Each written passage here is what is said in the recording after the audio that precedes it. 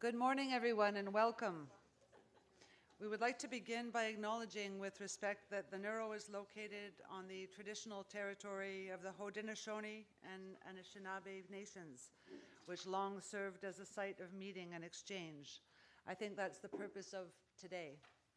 So welcome to the first Open Science in Action Symposium. It's nice to see so many people here. It was a beautiful morning. Apparently there's a waiting list, but no one needs to miss out because the day will be live streamed on YouTube. The Twitter hashtag will appear once in a while, hashtag Open Science in Action. So engage with your contacts, and there will be additional material that will be available throughout the day.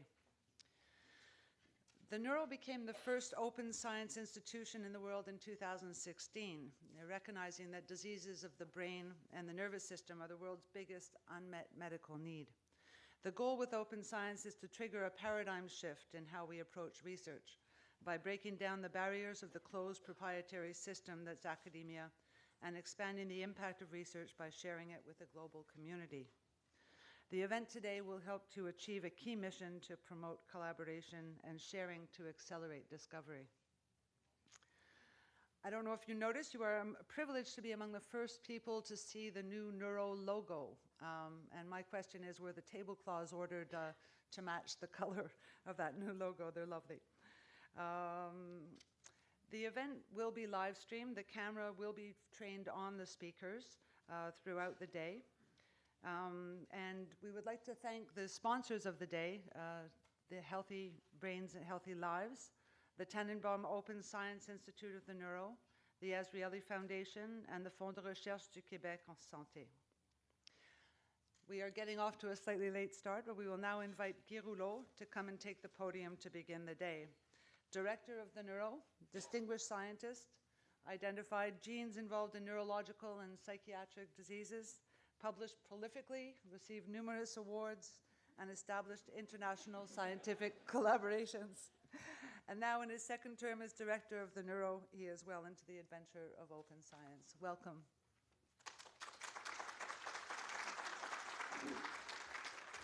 Thank you, Suzanne. I'm just not used to being introduced at the Neuro, so thank you. I'd like to note my two bosses are here, Principal Fortier and Dr. Gfeller, and also some special guests, Dr. Opatrny, Dr. Quirion. Also, I want to welcome the speakers and all of you who are here today, and those watching online. So, this is a very happy day. It's the Neuro's inaugural annual, so we plan to do it annually, Open Science Symposium, Open Science in Action. Since 1934, the Neuro's mission has been to deploy scientific research in service of patients, families, and society. Our adoption of open science is entirely in line with that vision. I'm proud that in 2016, we became the first academic institution in the world to fully adopt open science. We had a lot of help to get where we are today. Visionary philanthropy from the Larry and Judy Tannenbaum family, support of other philanthropists like the Mofagian Foundation, the Azrieli Foundation, the Fondation L'Évêque, Brain Canada, and many others, support of the university, which is critically important, of the hospital, the MUHC, which is also critically important, the Structural Genomics Consortium, governments, provincial and city and federal, and many industry partners. We also had help from many of the researchers and clinicians, students, staff, nurses, all committed to making a difference to change the status quo. And most of all, our patients who challenge us to do better and for whom we are committed to always do better. They are the center of our intentions. I want to thank our various partners who have accepted our invitation to join us at this inaugural symposium.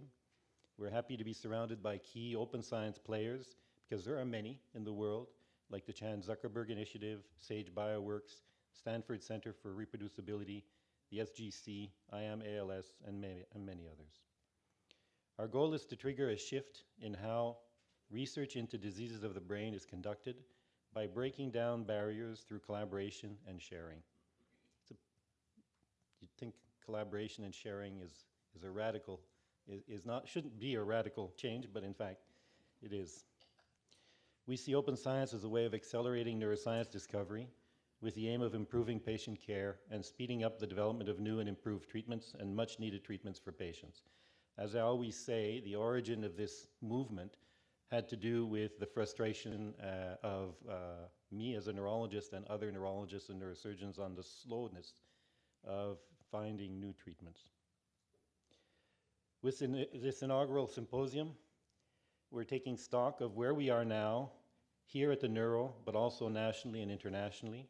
We will be looking at the challenges we and other practitioners of open science face, the roadblocks and solutions, and learn collectively how to do more and better. We are 3 years into this experiment, this open science experiment, and are in full swing.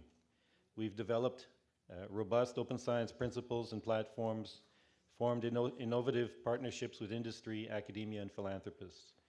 During the course of the day, you will hear how we are engaging industry and philanthropic partners through our early drug discovery unit, spearheading new open models for sharing research materials, open MTAs, ensuring both patient engagement and privacy. We want to share these experiences, engage with national and international partners, inform our community about open science practices, principles, and progress, and highlight the unique features of open science. We want others to learn from our experience and us from their experiences, and we want to share tools and knowledge. We want to learn from all of you, researchers, patients, foundations, companies, all our existing and future partners. However, it is important to say that for the Neuro, open science is not an end in itself, but rather a means to an end, a way to more quickly fulfill our ultimate mission, which is delivering discoveries for benefits of patients and their families while making a better use of public resources. We still have a long way to go. But we have an evolving roadmap in front of us.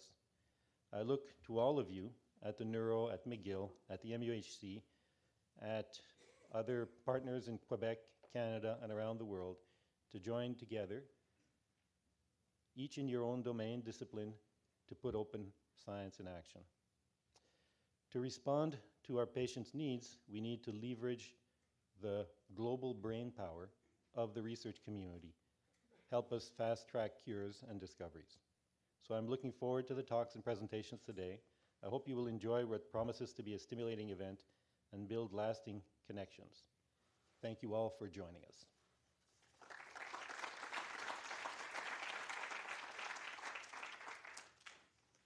Thank you very much. I know that you are known very well by most people here, but I thought there may be a couple who strayed in who could use an introduction.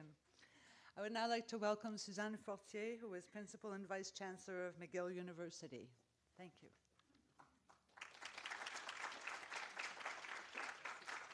Merci. Madame la Sous-ministre adjointe, chers étudiants, collègues, amis et distingués invités, quel plaisir de vous recevoir aujourd'hui pour ce symposium qui, je suis certaine, va être très, très intéressant. You know, it was 3 years ago that we were in this room with Prime Minister Justin Trudeau and, of course, Judy and Larry Tannenbaum to make the announcement of the Tannenbaum Open Science Institute. And today we're gathered again to see what has happened since, to look at the progress that has been made, and particularly to see the engagement of people who work here, the researchers, the clinicians, the industry, other philanthropists who want to see this movement grow. So it's a very special occasion, and it's an occasion I'm very happy to share with the other boss of Monsieur Rouleau, my colleague Pierre Gfeller. It's really great to have you here. You know, we are approaching a 200th anniversary at McGill, and so we're very much thinking of what matters to us. What do we value? What do we want to do as we start another century? And certainly, being a university that is committed to solving some of the world's greatest problems is one of them.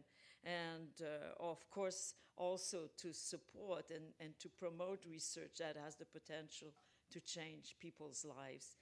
We are seeing here at the Neuro a perfect example of what we want to achieve, a perfect example of people who believe in this goal and where they have committed to this model of open research so that they can join force with everybody in the world to accelerate solution to many of the problems that people have with neurological diseases and disorder.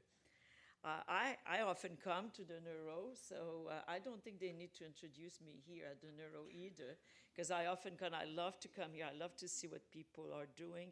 I tour the laboratories. It's always a thrill to see how much potential there is, how much new tools people are building, but also the results of their research and how much potential we have for the future.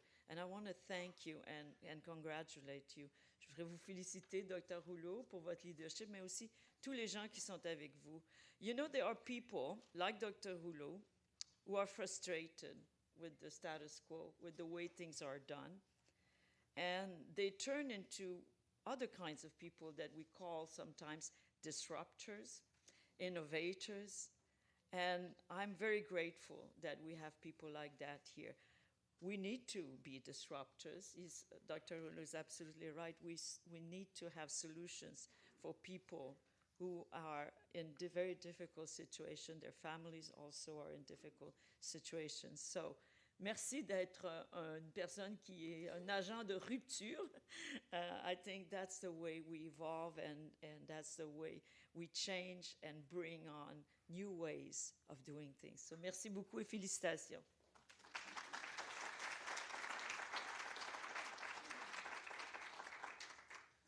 Thank you very much. And now we will hear a few words from Rémi Quirion, Chief Scientist of Quebec. Thank you.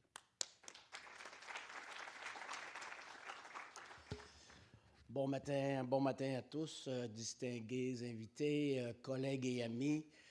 La principale de McGill disait qu'elle vient ici assez souvent visiter les laboratoires. Je dois dire que je suis un peu jaloux. Depuis quelques années, j'ai moins d'opportunités de visiter le Neuro. Je vais être assez bref. So first, I would like to really congratulate Guy, the MNI, McGill University, all the scientists and clinicians here at the Neuro. It's a global leadership role. And why are you doing that?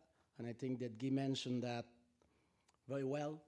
Open science to improve the life of patients. So that's the bottom line, and that's critically important. But at the same time, it's a huge challenge. It's a major culture shift. And I was interacting with some of my colleagues at the Fonds de Recherche over the past few days, and I say in terms of open science, even just open access to publication, it's like a big elephant, and you have to eat it a small piece at a time, otherwise you'll fail. The Neuro and the team here is leading the way. I'm kind of sad to say that the rest of us in Quebec and in Canada, we are lagging behind. We must catch up. And again, just in the area of open access to publication, we have some kind of guidelines, some kind of rule at the federal level, the tree funding organization. A few years back, have some kind of regulation about that. But there is no teeth to it. There's no way to evaluate if this had an impact. My bias, very limited impact. Last year here in Quebec, we launched our own policy in terms of open access, again, to publication only. But the same thing, we were surprised by the reaction of the scientific community, saying that we have absolutely no interest in publishing in open access journal. We have limited interest even you helping us to publish in the regular journal, but make it in open access faster. So there is a big culture shift with some of our colleagues, and that's very, very, very important to do. For us in Quebec, sadly, we have discussed with colleagues in France, with colleagues in Europe, in the context of Coalition S, Plan S, and will become partner. Of course, we're not there yet, but over the coming year, I would really like to make sure that we are partner in this global movement. And again, this is just open access to publication. So what you're trying to do here at the MNI, open access to data, huge challenge still in Quebec and in Canada, open access to material, reagent, and so on. Big, big culture shift, but we must do it. Et vous pouvez être assuré ici au Neuro et à McGill que certainement au Fonds de recherche du Québec, on va être partenaire avec vous et on va essayer d'aider dans ce mouvement global qui, j'espère, ne pourra pas être arrêté. Merci beaucoup.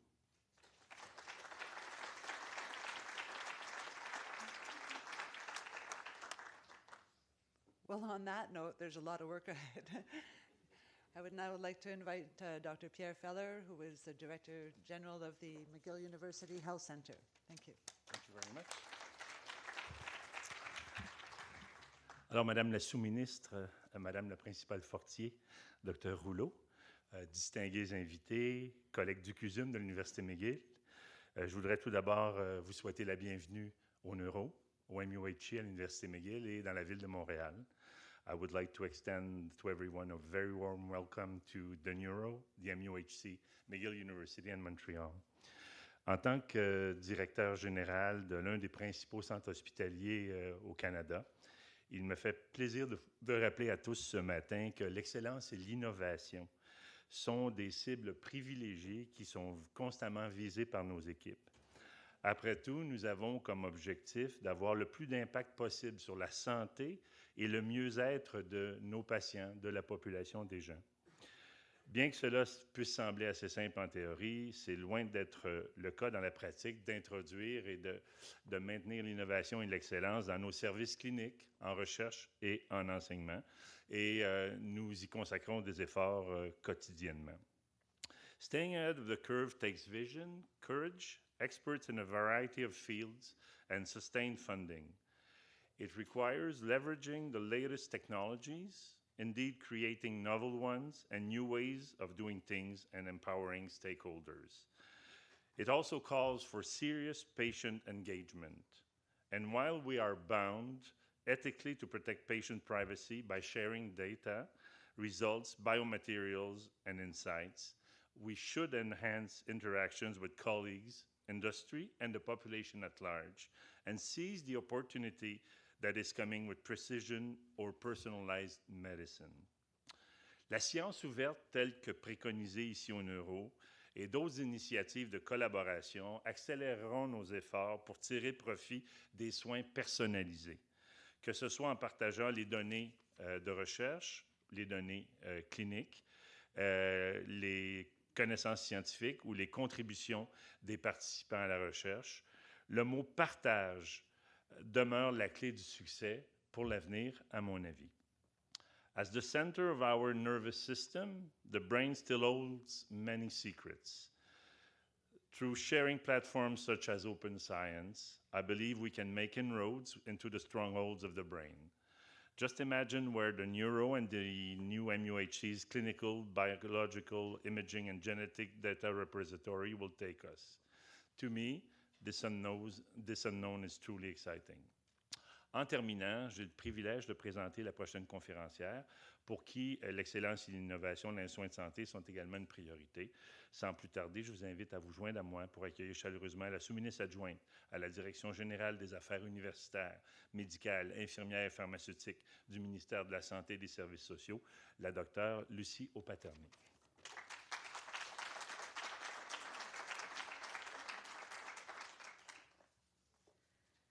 Merci beaucoup, Dr. Gfeller. Mesdames, Messieurs, docteur,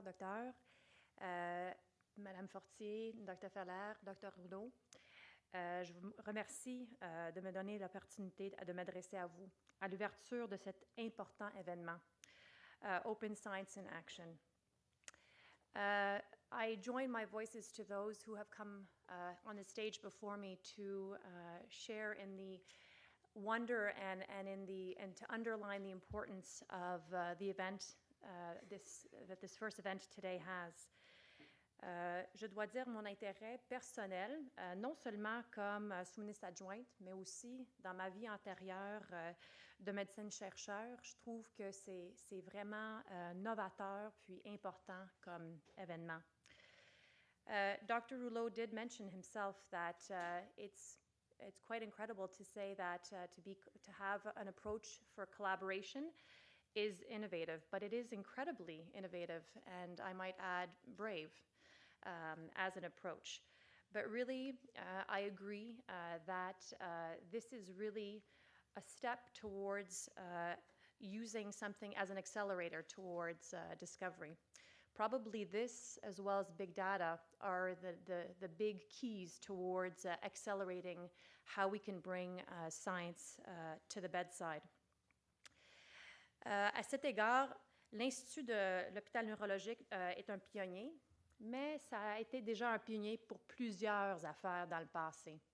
It feels wonderful to be back to my alma mater, McGill, not the Neuro itself, but McGill, the MUHC, and I certainly have spent many nights on call wandering through the corridors of the Neuro.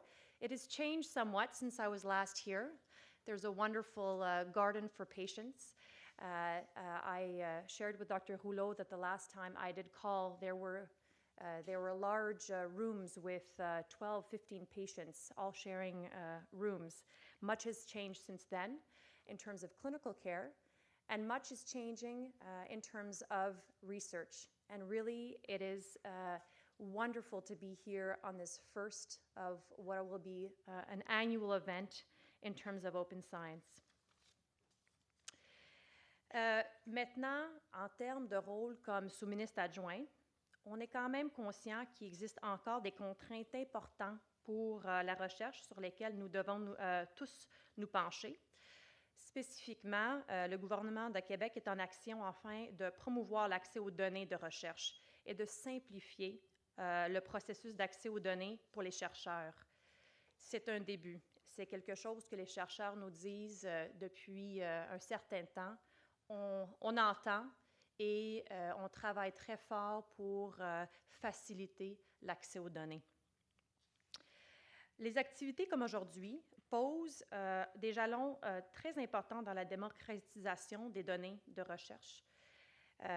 Alors, je profite aujourd'hui, en terminant, de savoir que oui, il y a des contraintes qui existent, mais des événements comme aujourd'hui, vraiment, vont pousser la recherche. Je vous souhaite à tous et à toutes une excellente journée de sciences ouvertes. Merci.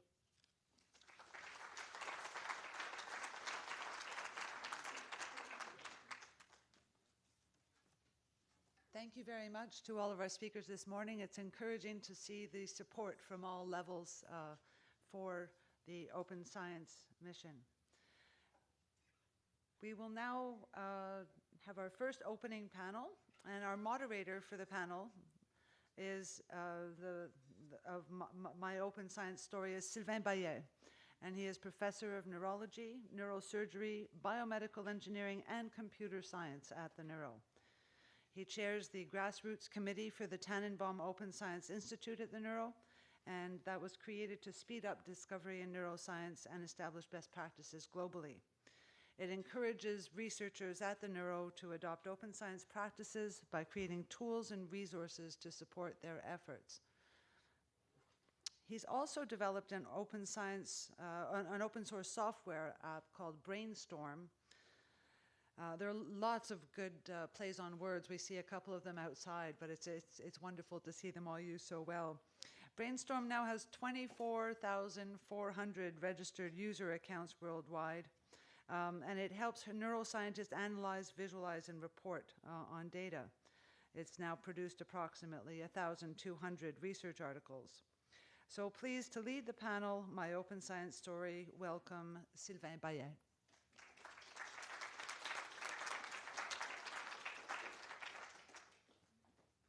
Merci beaucoup Suzanne, merci à tous d'être ici aujourd'hui. C'est un grand plaisir de vous accueillir en effet dans cette Open Institute. So the doors are open and the minds are open. And so I think it's very significant that we start the day with a panel that is focused on scientists, because our point of view, we think, is that there is no open science without great science. So we must not forget the science and the scientists in the concept and the notions and the tools to enable open science today. So we're going to travel from humans, patients actually, to mice and back to patients and humans with the three panelists who graciously accepted to come and share their first-hand experience with, you know, taking the extra mile to go and get into the open science journey. And so without further ado, I would love to welcome to the podium Professor Jean Gotman, who's a professor here at the Neuro. Is you know, a leader, a world leader in the quantitative assessment of epilepsy through electrophysiology and multimodal imaging, and is going to share with us his open science story. Thank you, Jean.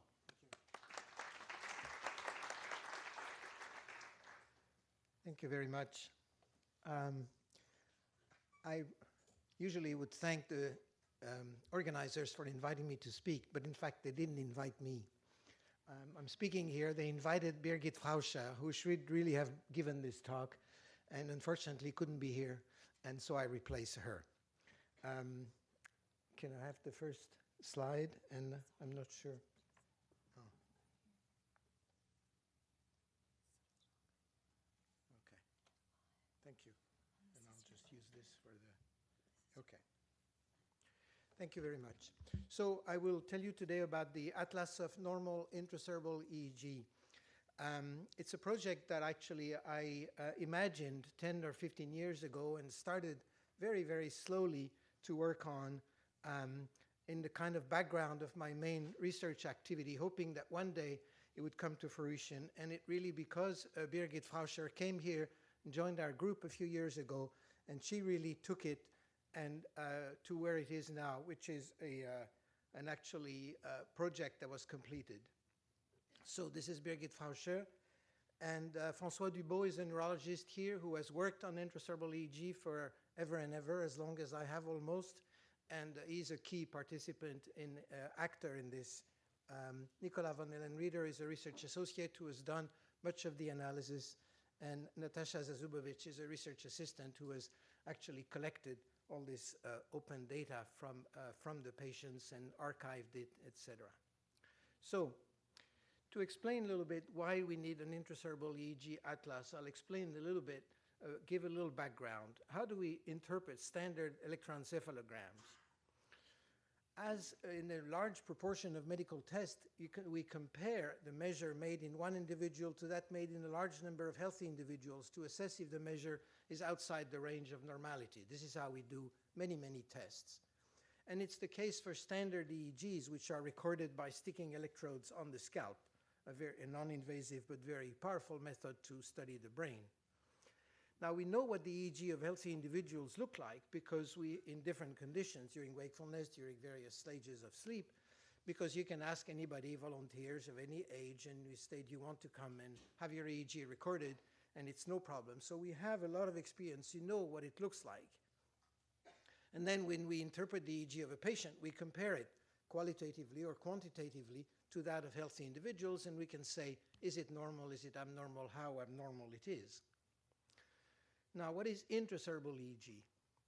In patients with medically refractory epilepsy, surgical resection of the part of the brain generating seizures may provide a cure. This is, of course, the work of Penfield, who started this procedure, but it remains a key treatment in patients refractory to medical treatment of epilepsy. The pre-surgical evaluation consists in many tests that attempt to localize this region of the brain that generates seizures. We use EEG, we use MRI, we use PET, neuropsychological evaluation, and other methods. The EEG is particularly important because we can actually record it during an epileptic seizure, unlike any of these other tests. We can record the patient for days and for weeks until we actually capture a seizure, and we can see from the EEG which part of the brain seems to be affected most. Most of these tests are non-invasive or minimally invasive. Now, in some patients, these tests do not provide a clear answer regarding the localization of the epileptogenic zone. We do all these tests, we say, well, it might be around here, it might be around there, but we don't really know with enough precision where do the seizures start, which part of the brain needs to be removed to cure the patient. Now, it is possible to insert electrodes inside the brain to overcome the fundamental weakness of scalp EEG, which has a relatively poor spatial resolution and particularly has an inability to see deep in the brain. You put electrodes on the scalp, you can see what's happening near the surface of the brain or not too far deep, but you really don't know what's happening deep in the brain. So it's actually possible surgically to insert electrodes inside the brain and see what's happening anywhere in the brain. Of course, this is an invasive procedure, which is not done lightly, but it's done when it is necessary, when it's felt that it can really help to find this epileptogenic zone. So, why now an atlas of normal intracerebral EEG? Intracerebral EEGs have been recorded for decades, relying almost exclusively on trying to localize the origin of epileptic seizure. You put the electrodes, you say, where does the seizure start? And hopefully you find that this is the region that will cure the patient. But the background EEG, the rest of the EEG outside of seizures, also carries a lot of information about the condition of the brain, but it's almost impossible to interpret because we do not know what the intracerebral EEG of a healthy brain looks like in different anatomical regions and in different conditions. Unlike for the scalp, we don't know what the intracerebral EEG of a healthy adult or child looks like. So how do we obtain the atlas of the normal intracerebral EEG? We can ask healthy volunteers to have electrodes inserted in their brain. Well, we tried that, and the ethics committee didn't really agree with that. And in fact, we didn't really find any volunteers. So, and anybody here can probably contact us if they would like. So the alternative, and this is what really I started quite a few years ago, is to select in each patient with intracerebral electrodes the few electrode contacts that are very likely, and I really mark carefully, very likely, to be in the healthy part of the brain. So we collect data from a large number of patients in the hope that putting together all their, quote, normal contacts will give us a complete picture of the intracerebral EEG in the different parts of the healthy brain. And this is the key to the project. So when electrodes are placed in the brain, they are targeting different regions, which the clinicians feel are important to assess the epileptogenic region. But on their way there, they may go through parts of the brain which we think are really quite normal, because the brain of a patient who has focal epilepsy is largely normal. It has one small region that is abnormal. So on the way there, we can capture a region. We say, we are really quite sure these are normal brain. We'll never be 100% sure, but that's as close as we're going to ever get, because of the reason I mentioned before. We cannot put electrodes in healthy brains. So this is an example here. We see here, do we see the, yeah, you see the mouse. So we see a scheme here of intracerebral electrodes. It's collapsed on one plane. It's actually in three dimensions. These are the ventricles here, but you see the various electrodes going in the brain, in the different parts of the brain in both hemispheres. And then in the dispersion, for instance, as an example, we assess that the contacts that are here and the contacts that are here are really quite far away from the region that we suspect may be epileptogenic, and we think that this part of the brain is really quite normal. So in this patient, we collect some data and say, here, we look like we have some normal pieces of EEG from this part of the brain. And we do that carefully. These are examples from presumably normal intracerebral EEG, and these are the criteria that we use to determine that these are really normal. We say first, they're completely outside anything that looks on MRI like a lesion. They have no epileptic discharge, interictal epileptic discharges or slow wave abnormality, which are abnormalities we can recognize in the EEG. So we say there is none of that.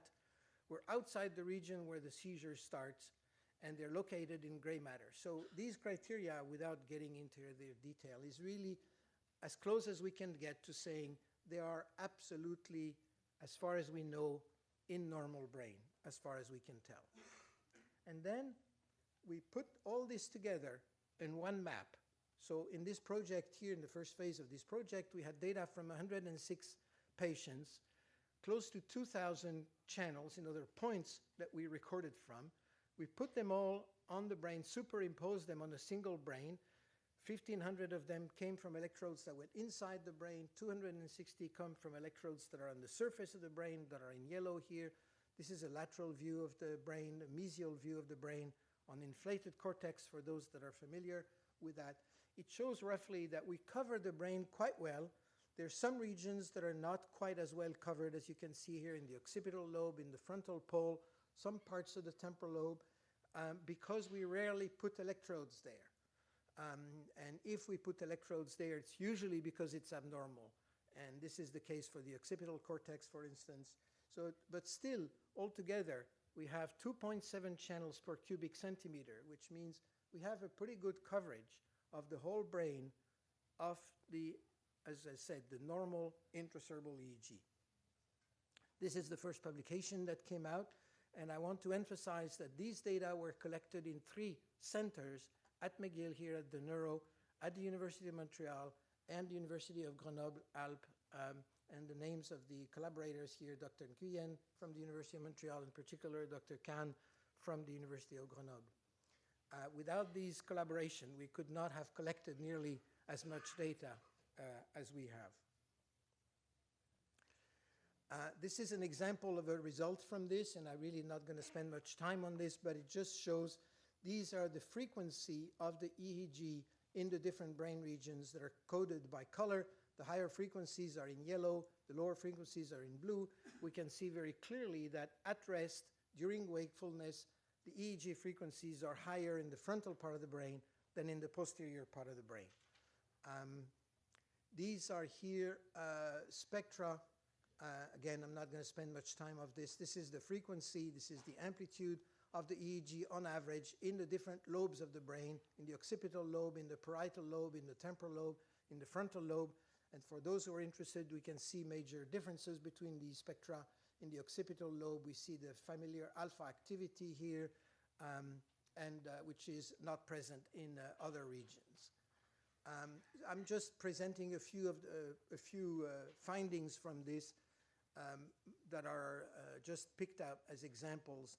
Alpha activity, you know well, which is mostly present in the occipital lobe, but as we can see here, is also present in the parietal temporal region at frequencies, however, that are lower than the classical alpha activity. And this is something that was not well known until we were able to record specifically small brain regions and define the activity that are specific to these brain regions. Interestingly, also, we found several brain regions that have high delta peaks during wakefulness. Delta activity is typical of sleep. It's usually not present during wakefulness.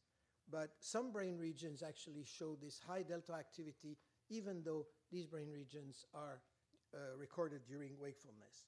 So these are some of the discoveries we made through the study of this atlas. Now I shift to another atlas. I'll spend a few minutes talking about high-frequency oscillations. I've talked until now about the EEG the standard EEG, which is recorded in the frequencies of about up to 60 or 70 hertz. High-frequency oscillations are high frequencies between 80 and 500 hertz, which have recently been found to be a potentially important biomarker of the epileptogenic zone. This is a recent discovery. We did not know that there were activity in the EEGs at these high frequencies until a few years ago.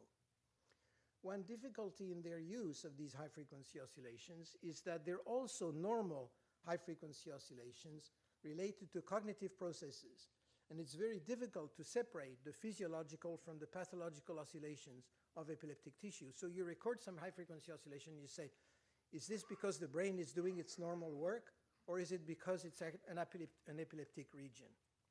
So we made another atlas of high-frequency oscillations in the normal human brain using the same methodology. Again, this is primarily the work of Birgit Frauscher, and this was published last year.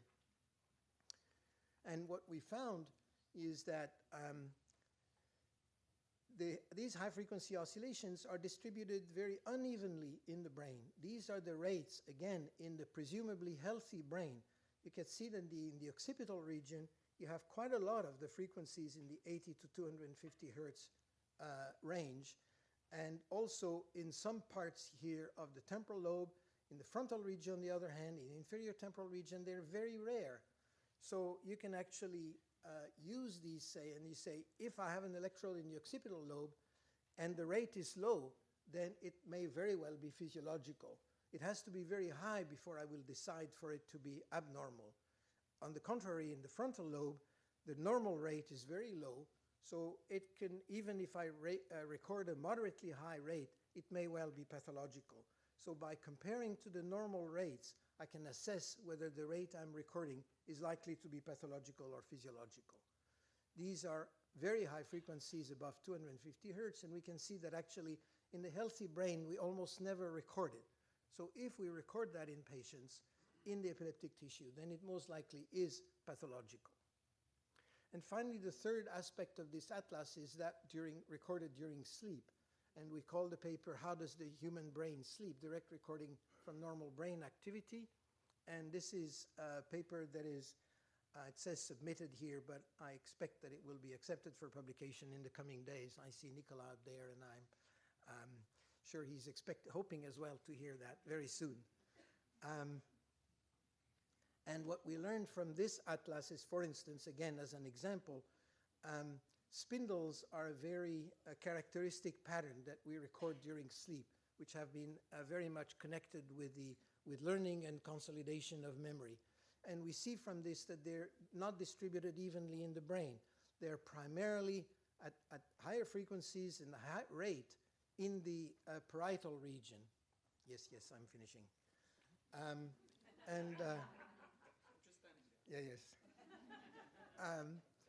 On the other hand, the spindles are very infrequent in the frontal lobe. So again, just an example, we can see how the different parts of the brain don't sleep. The brain is not just one big mush that goes to sleep. The different parts of the brain sleep differently. And we have here a baseline of how specifically each small brain region sleeps. I'll skip that. This is another aspect of the uneven distribution of slow wave sleep in this case. Now, how did we make this open access? And this is available on the web. This is the address to research, to get access to all these data are all open access. You can go on the website. You can select a brain region you're interested in, the temporal lobe, the frontal lobe. You can select a subsection of the frontal lobe and say, I want to particularly this sub part of the brain. It will show you on the map where is the part of the brain you're looking at. So you select your region, and then you see where in the brain exactly you see, and then you can see the EEG of that region. You can say, these are all the sample EEGs that we can see in this part of the brain. This is what the healthy EEG looks like in this part of the brain. You can do that in any part of the brain. And we have, it's getting worse, 380 individuals have asked to access the atlas. New registration at about 10 per month.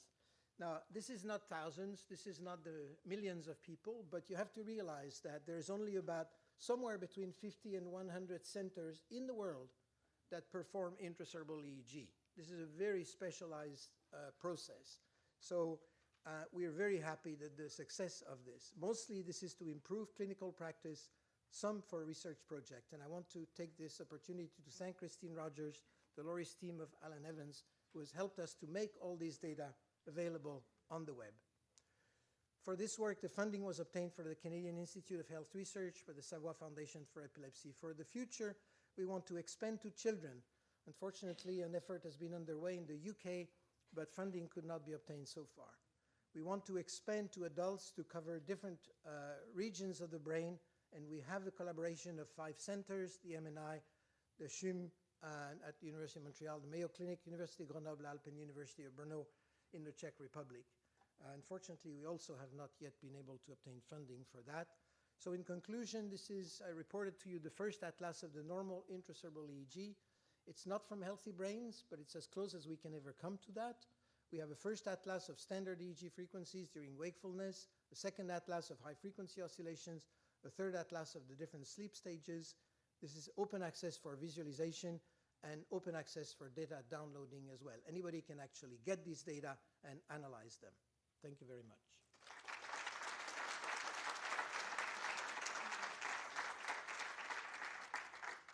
Thank you, Jean. I think this was a great example of, indeed, a neuroscience and open science story, starting with a very relevant clinical question from patients and observations of phenotypes and complex phenotypes in complex disease and syndromes. And I think it's also great that you show at the end that, it's a little bit of a struggle to get funding for these kind of adventures. So I'm looking at Rémi, and I'm looking at other partners in the room. But I know Rémi is a great, sponsor and supporter of this endeavor, like he said. But this is a message we need to carry through different channels to actually put forward the difficulties, but also the great opportunities of pooling data together that would lead to new observations that are not accessible with small samples. So thank you, Jean, for the talk, and hopefully we'll have time for questions to the panel at the end. That's why I'm keeping my watch in my pocket. So typically, we make observations in patients like Jean has shown, and then we go to the wet lab and we develop animal models and computational models of the observations to understand the mechanisms. And the second panelist, we are very lucky to welcome Dr. Marco Prado, who's Canada research chair in neurochemistry and dementia at the University of Western Ontario, and he will show you exactly this, basically how he has developed an ecosystem, let's say, of observations in the mouse model for neurodegenerative disease, and he will tell us his neuroscience, open science story. Marco, please.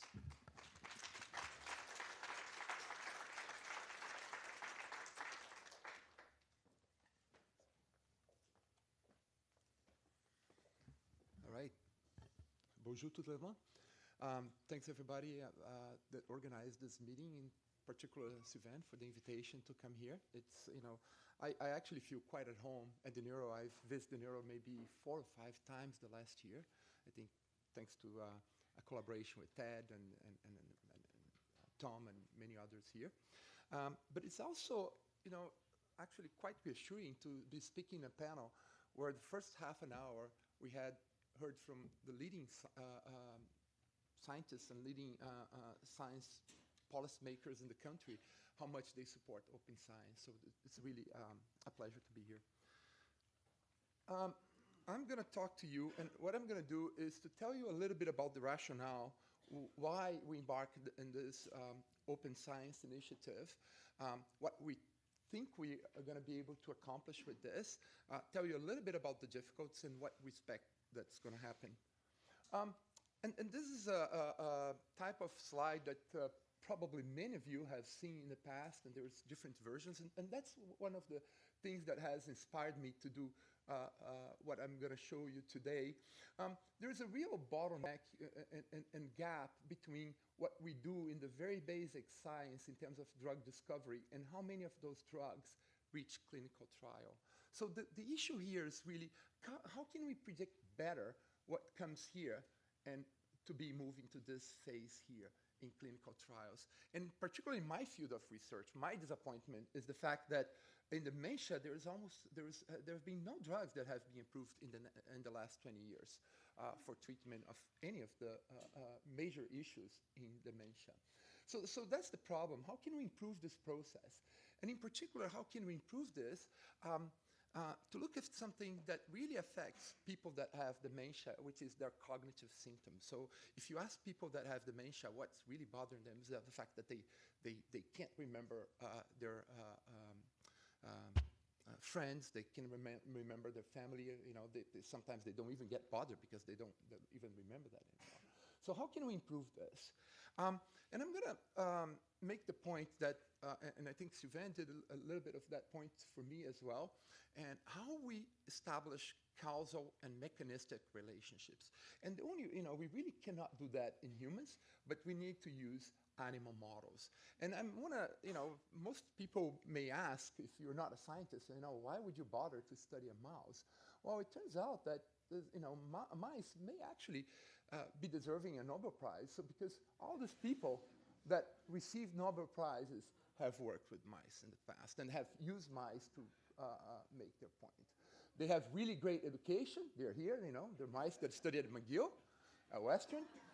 But really the reason that we use mice, there are two, particularly for me, they are here. One of them is the fact that the mouse genes are very similar to human genes. So 90% of the genes that we have are shared with the mouse, and more than 80% of those genes are very, very similar between mice and men. The other thing that's important is that we develop technology, and when I say we, it's really we as a community, have developed a number of technologies that allow us to manipulate the mouse genome and change the mouse genome. So we can actually make mutations that are very similar to the mutations that we have in humans. We now, for example, I work with mouse models of Alzheimer's disease that have been what we call humanized. A number of the genes have been made to be identical to human genes. And that allows us to understand pathology and understand perhaps some of the cognitive deficits that arise because of those pathologies. But the problem is, your mouse, and we're very sophisticated to make these mouse models, your mouse is just as good as the type of cognitive testing that you can do to test this cognition in these animal models. And in particular for dementia, in people, you have to have two cognitive domains that show deficits. But how do you do that in terms of asking the mouse? You can't really just go and ask the mouse. The mouse is not going to tell you anything. You got to observe what the mouse does. Unfortunately, we've been, as a community, very unsophisticated in the way that we ask those questions. For example, one of the major issues is how we translate those findings from mice to humans. And most of the, for example, the literature for cognition in mouse models of Alzheimer's disease, the number one test that people use is so-called the Moore's water maze, okay? And there's nothing wrong about this test. So basically you put a mouse in a swimming pool and the mouse has to find an escape platform. And then you do this several times and then you test whether the mouse remembers afterwards. Well, if you go to the doctor and you have memory problems, you're not being thrown in a swimming pool and asked to find your way out, okay? So that's a problem. There is a huge component of stress there.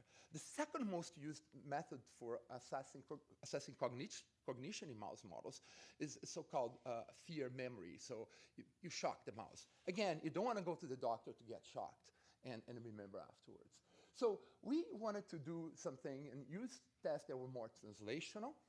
There's a number of reasons for that, because if you do this conventional type of behavior, every lab does a little bit differently, and that can be a problem. So we wanted to do something that would be easy to be standardized, and that because we want something that's very rigorous and reproducible. We want automation and that standardization. So we want to be able to do something that's automated, because we want to do this also in a high throughput way. So the technology that I'm going to talk to you about allows us, for example, at Western nowadays, to investigate cognition in 500 mice a day. And we're hoping to expand that to 1,000 mice a day in the next few years if we get some CFI support. So this is the technology. So it's basically iPad-like touchscreens that we use that we test the mouse, and they are similar to some of the tests are very similar, if not identical, to the tests that have been developed in humans. This is technology that's been developed by two of my colleagues, Lisa Saxid and Tim Bussey, and they, over 20 years, have made this a turnkey system. They originally developed this in Cambridge, but a couple of years ago, maybe 2 or 3 years ago, we were lucky to recruit them to Western. So, and now we're part of a large rodent cognition core. And I'm going to show you just one example of why we think this is very useful. So this is called a paired associated learning task. And it's actually, there is something very similar that's used in humans that's sensitive to impairments in patients with Alzheimer's disease and mild cognitive impairment. In this particular task, and you got to see to believe, the mouse really needs to find out that there is always two images, but just one of them is the right location. So you see different images here.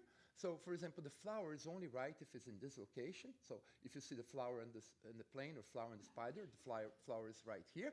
But if you see, again, the spider and the flower, now the spider is the right one here because it's in the right location. So they need to associate location with the image. And amazingly or not, if you see it, I think you'll believe it. I sped up the video a little bit for the sake of time. And you're going to see, and I think, I'm hoping that you're going to remember what you see because we can test you afterwards and see if you do as well as the mouse does, okay? So this is a good control mouse. And see the spider is right here, so the plane would be here and the flower here. And we see it does this about 4 times. And it takes a while to train them, but you do get to train them for about a month and a half, and they perform quite well. And they get 8 out of 10 trials right, if you believe it. And that's a mouse model that we developed many years ago, or about 5 years ago, that mimics some of the neurochemist tests in the why did I do that? Mimics some of the neurochemist tests in dementia. Let's see if that works now. Yeah. So this mouse is very confused. It knows it has to do something. It gets to the screen but has no idea what it's doing. And you see that light is because it touched the wrong side of the screen. And that particular guy, if I had the graph that I decided not to put here, you see that it really performs at chance. So whereas this guy gets 8 of 10 right, this guy gets about 50%. So it's chance, gets one of the, knows it has to touch the screen. It can't figure out which is the right one.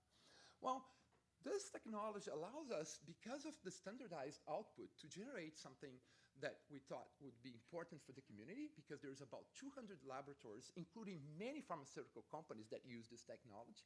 So we thought, not only we should generate a repository where people can deposit their data and reuse their data, but that should be open science. And one of my colleagues reminded me about this cartoon that really represents what open science is about. You try to reach your goals and you're competing, and it's really hard. But if you're working together, maybe you can do that better and well. So that's, these principles of open science, I think, are incredibly important. And we got to stop really valuing just people that discover things, but actually we have to value the discovery. The discovery is the important thing, not the people that made those discoveries. So, the idea is that as a community, we should be able to move forward and address some of these important gaps in science, and particularly in drug discovery. So this is just a summary of what we're doing. Our first choice was to create a repository for data sets for mouse models of Alzheimer's disease and other neurodegenerative diseases. For example, right now we have 4 or 5 mouse models of Alzheimer's disease that we tested in collaboration with Ted from here at the Neuro. We're doing some Parkinson's disease mouse models. We have actually now 3 or 4 mouse models of TDP43 mutations, including the latest knocking mouse model. And the idea is that run through a series of cognitive tasks similar to the one that I showed you. So in the beginning, I was actually quite naive, and I was thinking, well, maybe we're going to be able to find this one cognitive test that we can use to do drug discovery. But mice, again, are very complex like humans. And in humans, what you have is a battery of different cognitive tests, and that's what we're doing. These are just 3 of them, but we have about 15 that we use very common. We do this in different places. We can do this in different labs. The first thing was to look at reproducibility, so we did it in 2 different sites. And in fact, we did see that 90% of the data from one site is reproduced in the other site. So it's quite nicely reproducible. And when I say data, it's everything. We can get a lot of different types of data because it's all automated, and you get, from time to touch the screen to the number of times you touch the screen. There's a number of data that you get. And the idea that we developed was to create some sort of automated quality control, and that was thanks to Flavio, then Palmer, and Sarah that developed this procedure. And Sarah took this notion that we had, and we had an initial database that was really designed for just us to use, and made this in a way that people can actually use from all over the world. There is a nice web interface. I won't have time to go over this, but there is a nice web interface. We use a solution for data visualization, and people can download and reuse the data as much as they want. You don't even have to sign in to download the data. You have to sign in to upload the data, so we link the data set with labs. You can link your data sets with your paper through digital object identifiers. You can put them together. But there's a really neat feature that we have in this, and I can show you, let's go back here. There's a really neat feature in this, is that if you publish a paper, you know what I'm talking about. Each of the graphs of a paper that we have with this, we can link a hyperlink that allows people to, by touching this, to go and download that data set from this repository. So we have two initiatives. One is knowledge sharing, and it's touchscreencognition.org, and I have some cards that I'm going to leave on the front desk where people get their badges with information about this. This is just a map of all the places in the world that have use this technology. And data sharing, which is this repository that I told you about, which is this mousebytes.ca. This is very briefly, so you do protocols. We have an online forum. We have a wall where people can post things, and that's all on touchscreencognition.org. So we share knowledge here. But then the data sets, we upload the data, and there is a number of different ways that you can not only extract, but you can visualize. You can visualize online, and then you can share this data through a unique link. So how you measure success with this, or you can actually argue in terms of failure. We want to increase reproducibility, and hopefully we'll have multiple users adding their data sets to MouseBytes. So right now we have about 1,000 performance of 1,000 mice that have been deposited, but the paper is not yet out. It's almost accepted as well. Hopefully in the next week or so. The last interaction with the editors. And then we hope that more people are going to start using this. We expect that there's going to be reuse of data and crowdsourcing of analysis of this. And it is really not just to be able to not just have a graph in your paper, but actually have that data linked to the graph, increasing the data set. We hope that this will create platforms for drug testing where you can compare performance of your mouse of choice with hundreds and thousands of different mice, and synergize efforts for preclinical testing of new drugs. So these are the people that have been involved in this work, particularly Flavio and Sarah and Dan Palmer. This collaboration started with Boyd Winters and University of Guelph, but also Steven Strother helped us in the beginning with databases. Sarah took over this 2 years ago. So this started really 5-6 years ago, but 2 years ago we recruited Lisa and Tim to the lab and to the university, and they have really have been quite helpful with this whole process. And obviously everything that I do is together with my partner, make sure that I don't get in trouble. And I just want to, obviously without funding we can do anything. The initial part of this repository was funded by the Western Brain Institute in the first transformational grant.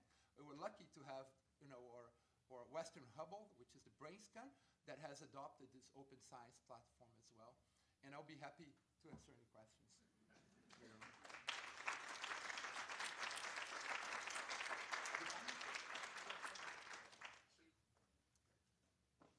Fantastic. Thank you so much, Marco. I think this was very inspiring, and thank you for sharing also the, some of the difficulties and some of especially integrating the parts together and bringing in other partners so that they can reproduce and replicate your own observations. So we want to keep time for questions for everyone at the end. So we will continue our journey along these open science stories. And we started from the clinic, went to the, let's say, wet lab for development of models. And now we're going to look at the big picture with our next speaker, Dr. Jeanne Ross-Cams. She holds joint appointments at the University of British Columbia and the University of Washington.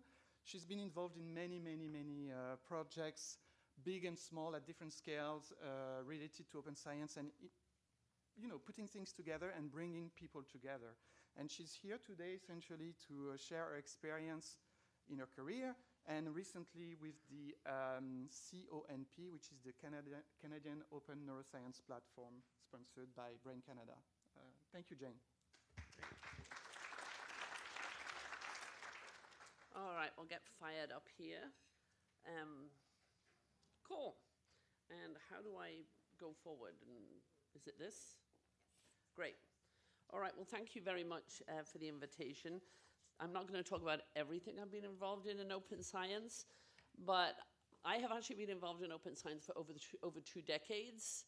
I had a year of living dangerously because I had a delay in my move to UBC from Hopkins, and I got invited to be an editor and a co-writer of this 4-volume tome, Genome Analysis.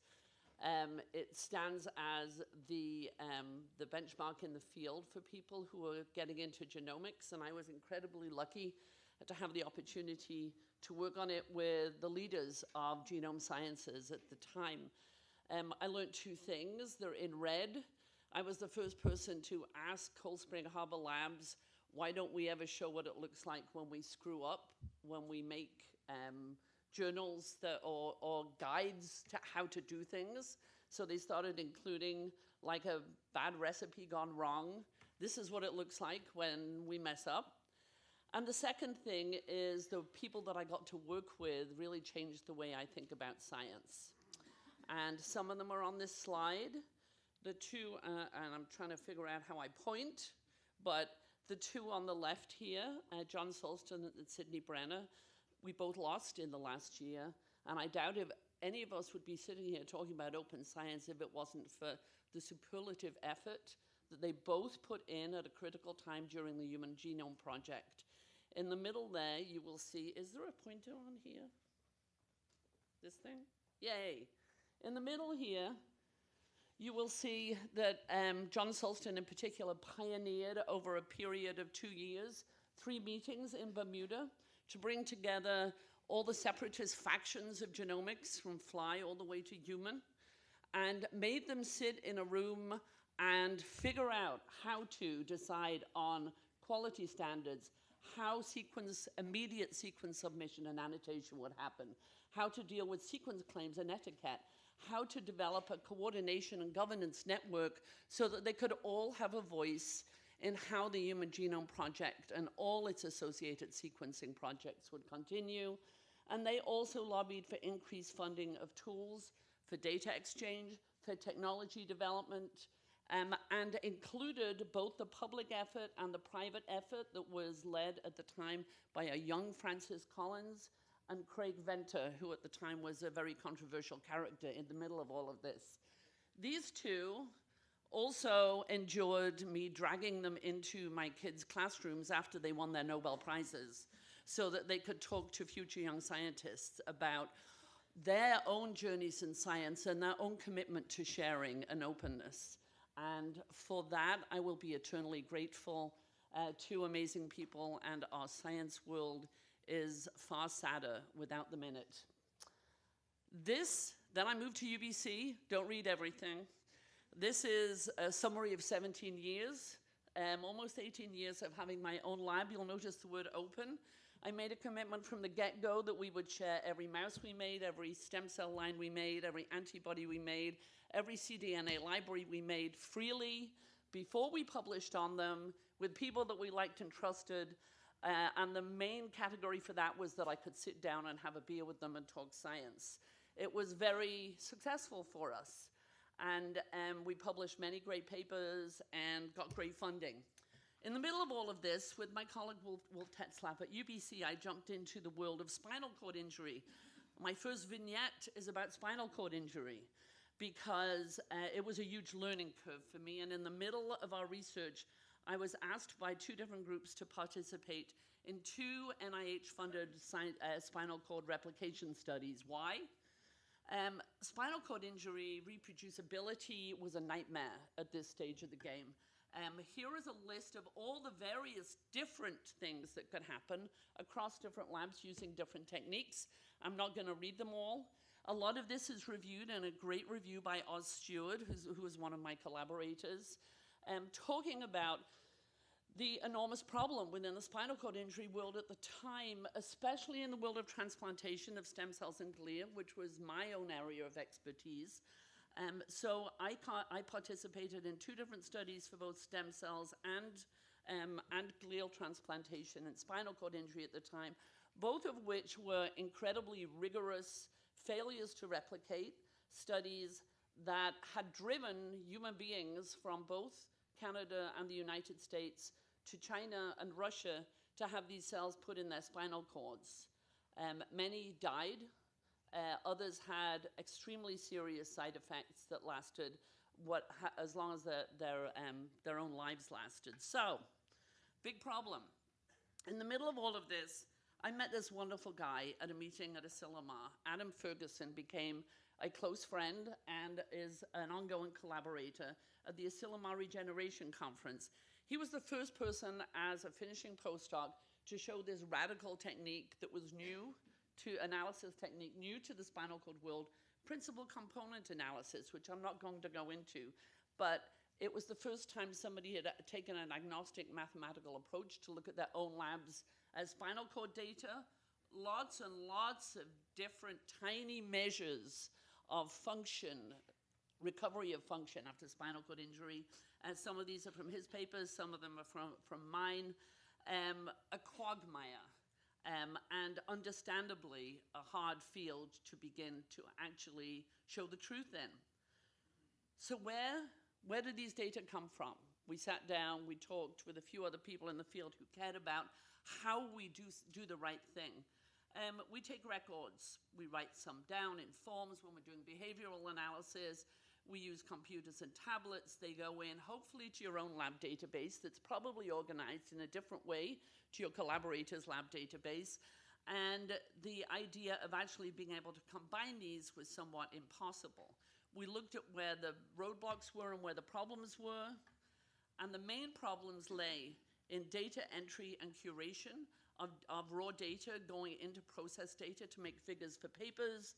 So Adam led a group of us to have 3 different meetings that were funded by both philanthropy and NINDS to begin to generate a community that would begin to try and fix this.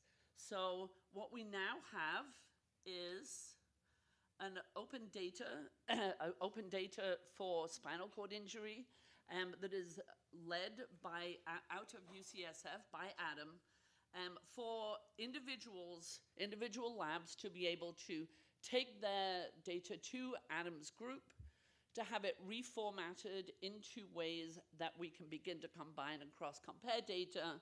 And this has been co-funded again by a number of different foundations. This is data from the US and Canada and various EU countries to be able to actually try and see where the truth lies in the middle of a lot of spinal cord data that has been generated over the last 2 decades.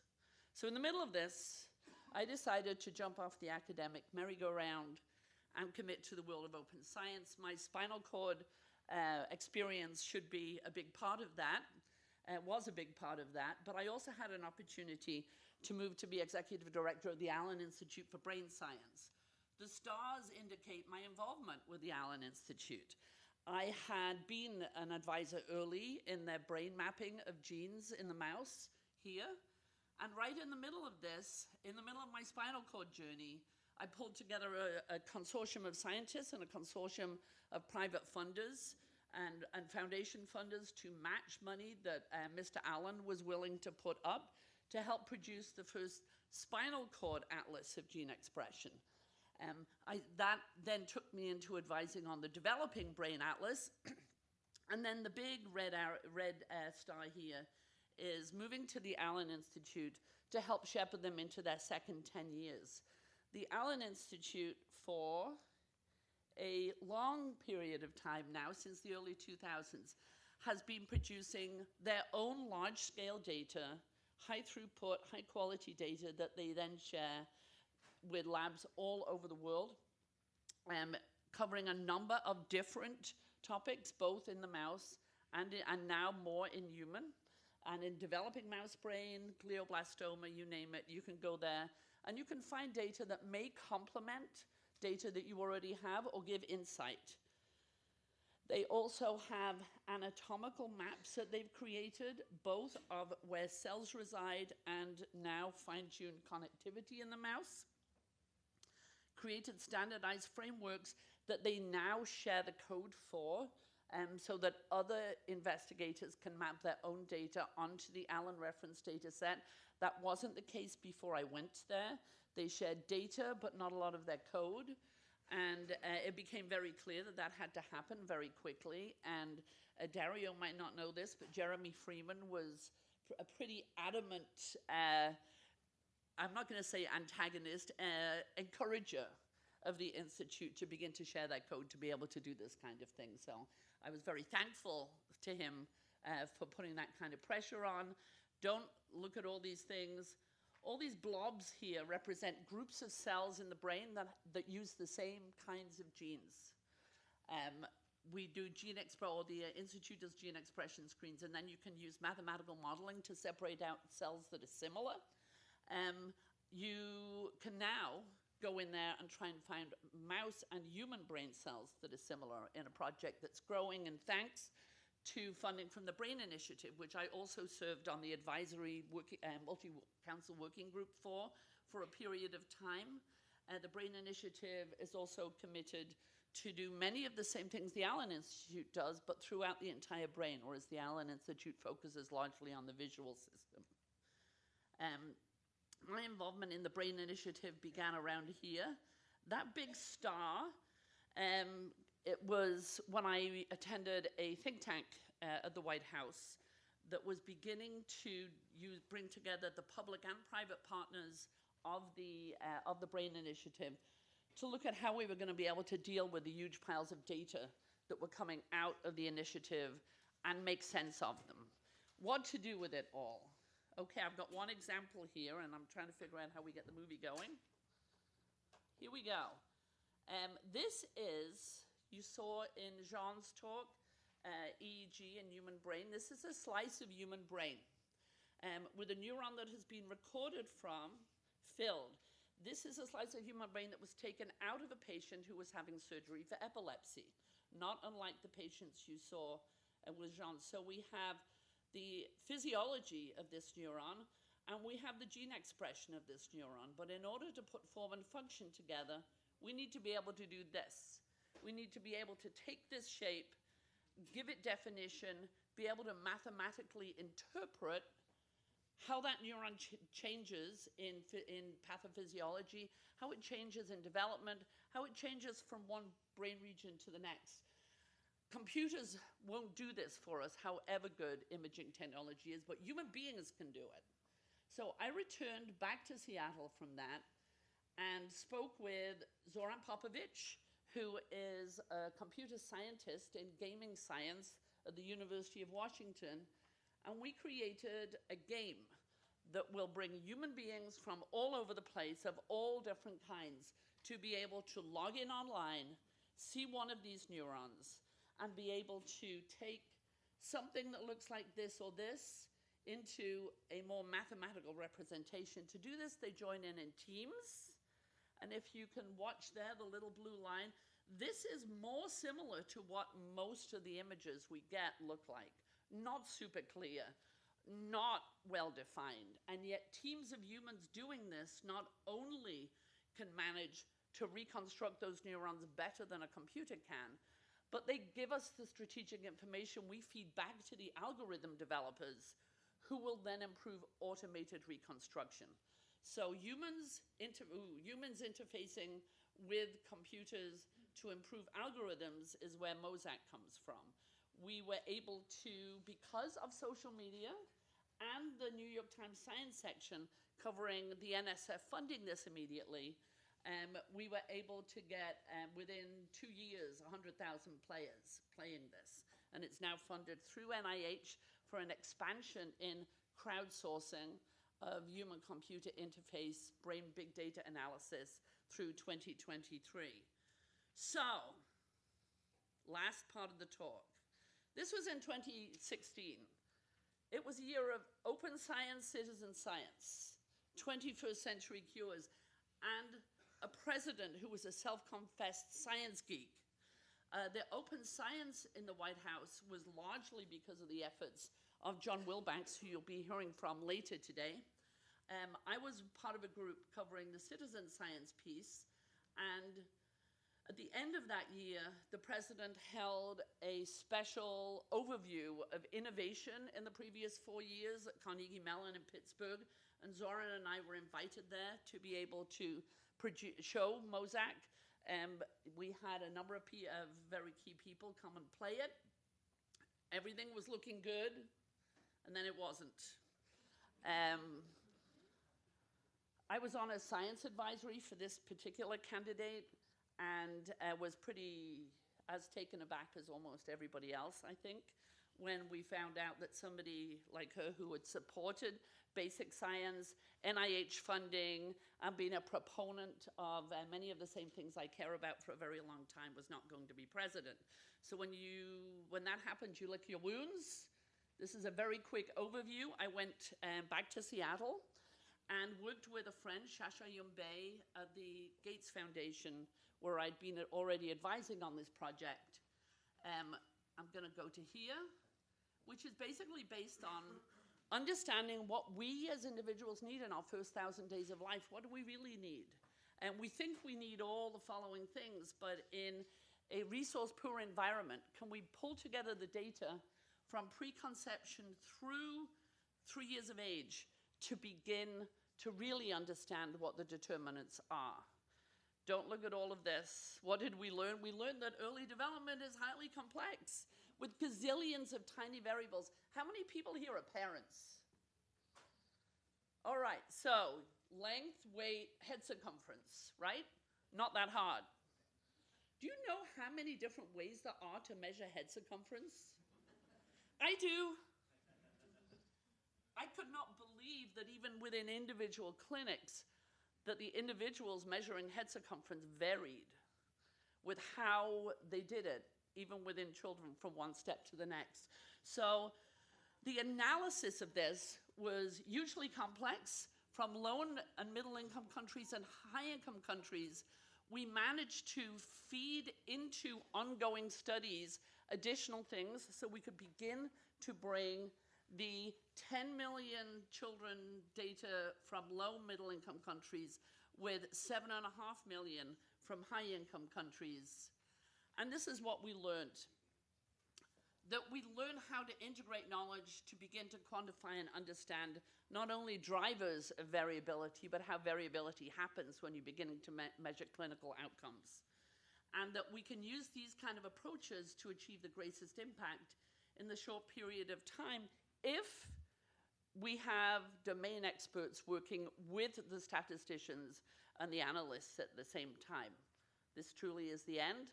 I then decided to bring that back into the brain. When that project finished, I spent a year as the founding executive director of a project called the Brain Commons, which was funded by Cohen Veterans Biosciences, largely based initially on post-traumatic stress disorder, another condition I cared a great deal about. Bartha will like this. This is the main thing I learned during that period of time. Massive obstacles in regulation, governance, legal obstacles across studies, when you're beginning to bring together military data, first responder data, and health data from a variety of clinics. Canadian Open Neuroscience Platform was one of the things that tempted me back to British Columbia a year ago, and you'll be hearing more about that later today from people based here. I'm now also heavily involved in the International Neuroinformatics Coordinating Facility, who are regrouping right now to spend a lot more of their focus on being a standards organization and a training organization for the next generation. Okay, we were asked lessons learned. I can leave this up if you like while we're talking and answering questions. The part at the bottom I wanted to highlight. I was lucky enough earlier this year, because I'm advising on a dementia and an AI prize for X Prize, to be at the UN at this AI for Good Summit, where there was an enormous amount of energy from the tech sector and the academic sector about open AI and being able to develop a commons for open AI that we could could share. So I wanted to highlight that. Don't read this. I want you to focus on this bottom part. That's fine. Thank you. No, I want to.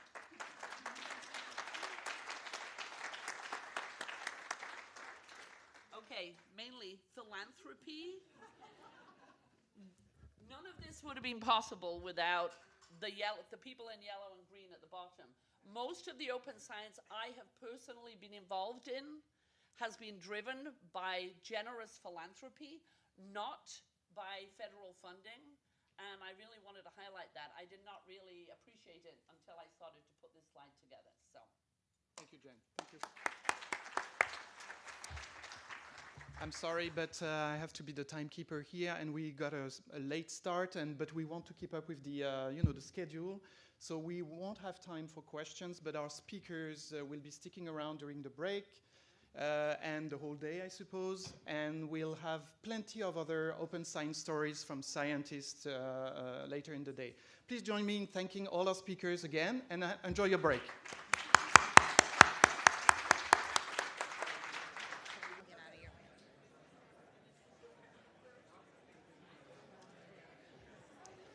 Well, welcome back. I wonder if everyone could take their seats and we'll get on with our next session.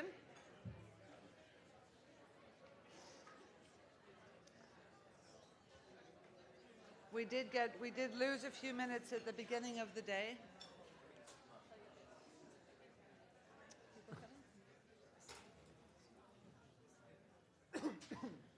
So we'll just remind you that the hashtag Open Science in Action, you can engage, tweet away. We have a keynote presentation here, and following that we're going to move to breakout sessions, and there will be guides to bring you to these rooms located in secret parts of the Neuro, and then we will come back for another couple of presentations before the lunch break. Do you want to close the door? Is that, oh, there, okay, we'll Guy Rouleau is coming back in, so maybe we'll wait for him and then get started. Yeah. Thank you.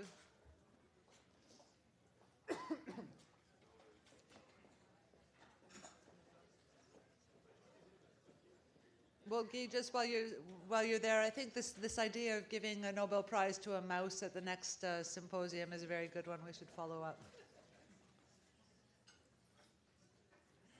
So our next keynote, Living Your Cure.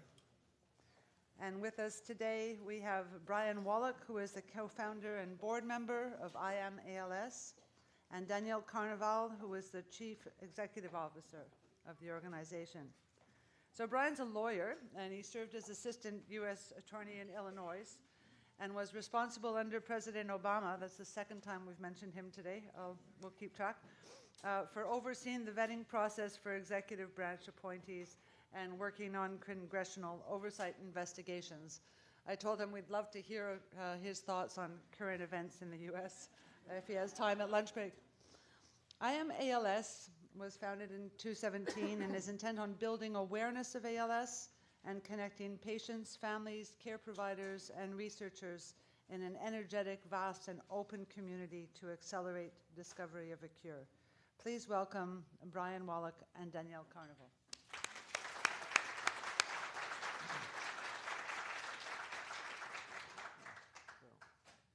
Good morning, everyone. Can you hear me, first of all? Excellent. So I'm the unicorn in the room. I'm actually a patient living with ALS. And we are here to talk today about the fight that we've been on for the last 2 years since I was diagnosed. But we've also learned that any good presentation should start and end with a video. So we're going to do that. And then we'll get back to speaking in a moment.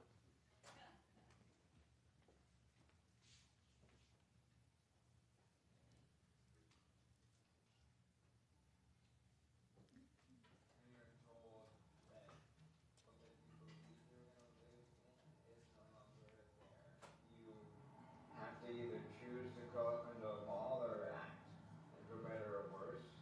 Some describe me as a golden retriever who sees bright shiny objects and runs at it, and this is a bright shiny object that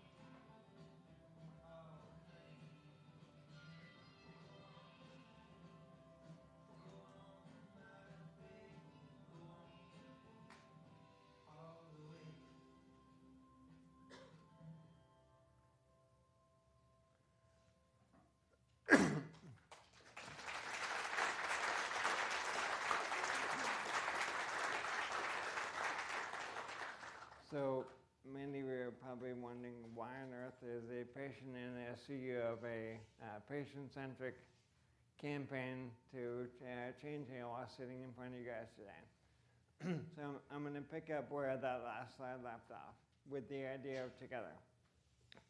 So I realized very early on that if we actually want to change this fight, if we actually want to find a cure, it's not enough to be outraged as a patient. You actually have to build bridges, because the people that will ultimately find the cure are the people sitting in this room. So we're here today to start and finish with the same message, which is, how can we help you do what you do better? Period. How can we help you save my life? So let me go back into who I am. And I, as was mentioned in the intro, I'm a lawyer, so I'm way out of my element here. But what I do know is I can give you a couple of data points about me that will help orient who I am and how I came to be sitting in front of you guys today. So I am 39. I was diagnosed with ALS when I was 36 years old. I'm a father of two amazing girls. I've been lucky enough to work on the Obama campaign in 2008, where I actually met my wife. I was lucky enough to work in the White House for 2 years. I was a federal prosecutor prosecuting violent gangs in the Chicago area, and I'm a graduate of Yale and Georgetown.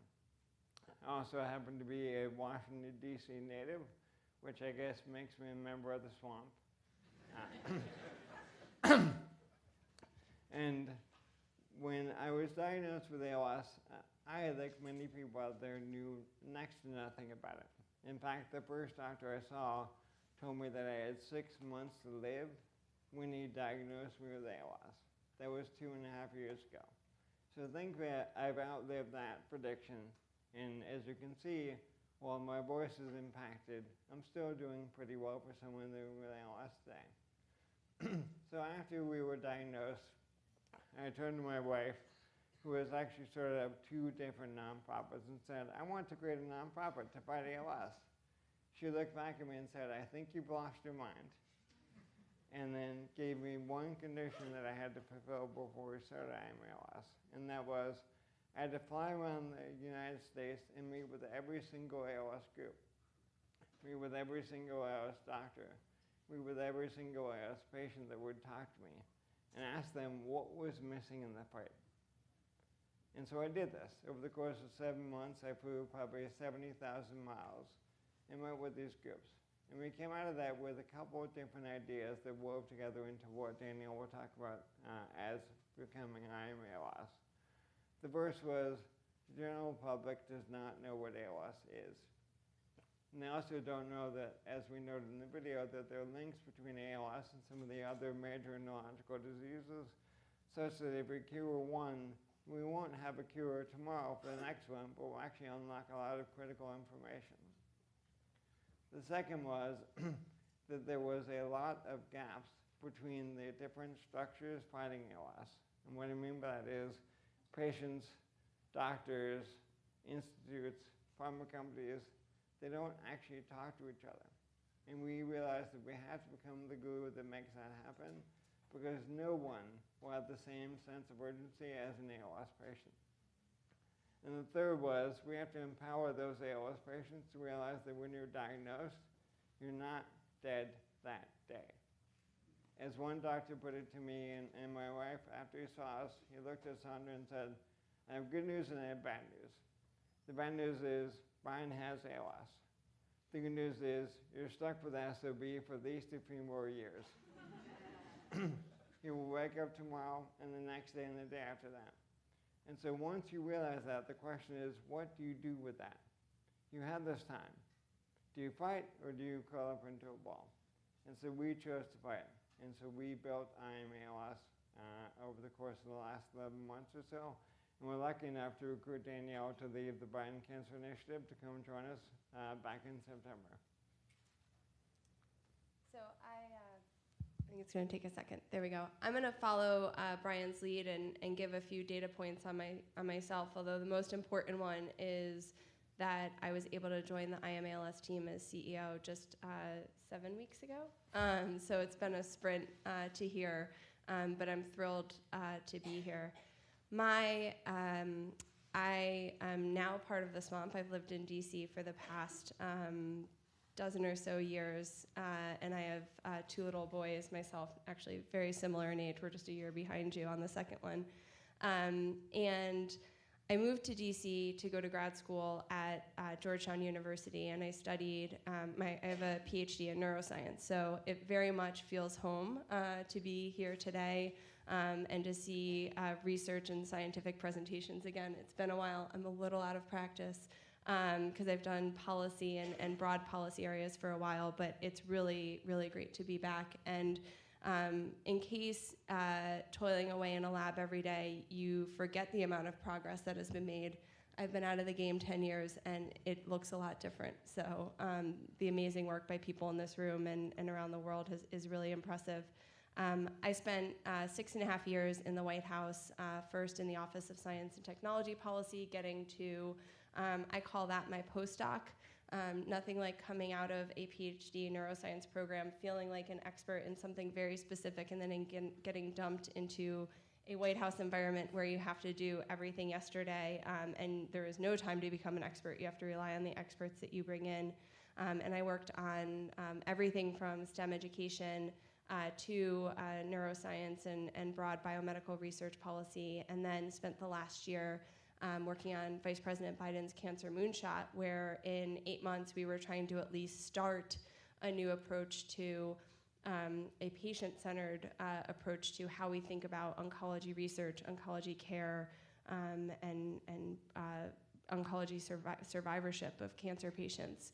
We got a lot started. 8 months is a short timeline. We're not as good as these guys and what they were able to do in 10, 11 months. And so I left with Vice President and Dr. Jill Biden and started the Biden Cancer Initiative to continue what we were doing with the Moonshot as a nonprofit. And completely leapt at the opportunity to come back to the neuroscience side. Was, I hope, as inspired as you all have been so far already by Brian and what IMALS is doing, and am thrilled to be here to help continue that momentum, to expand on that momentum, and to make a difference for Brian, for ALS patients all over the world.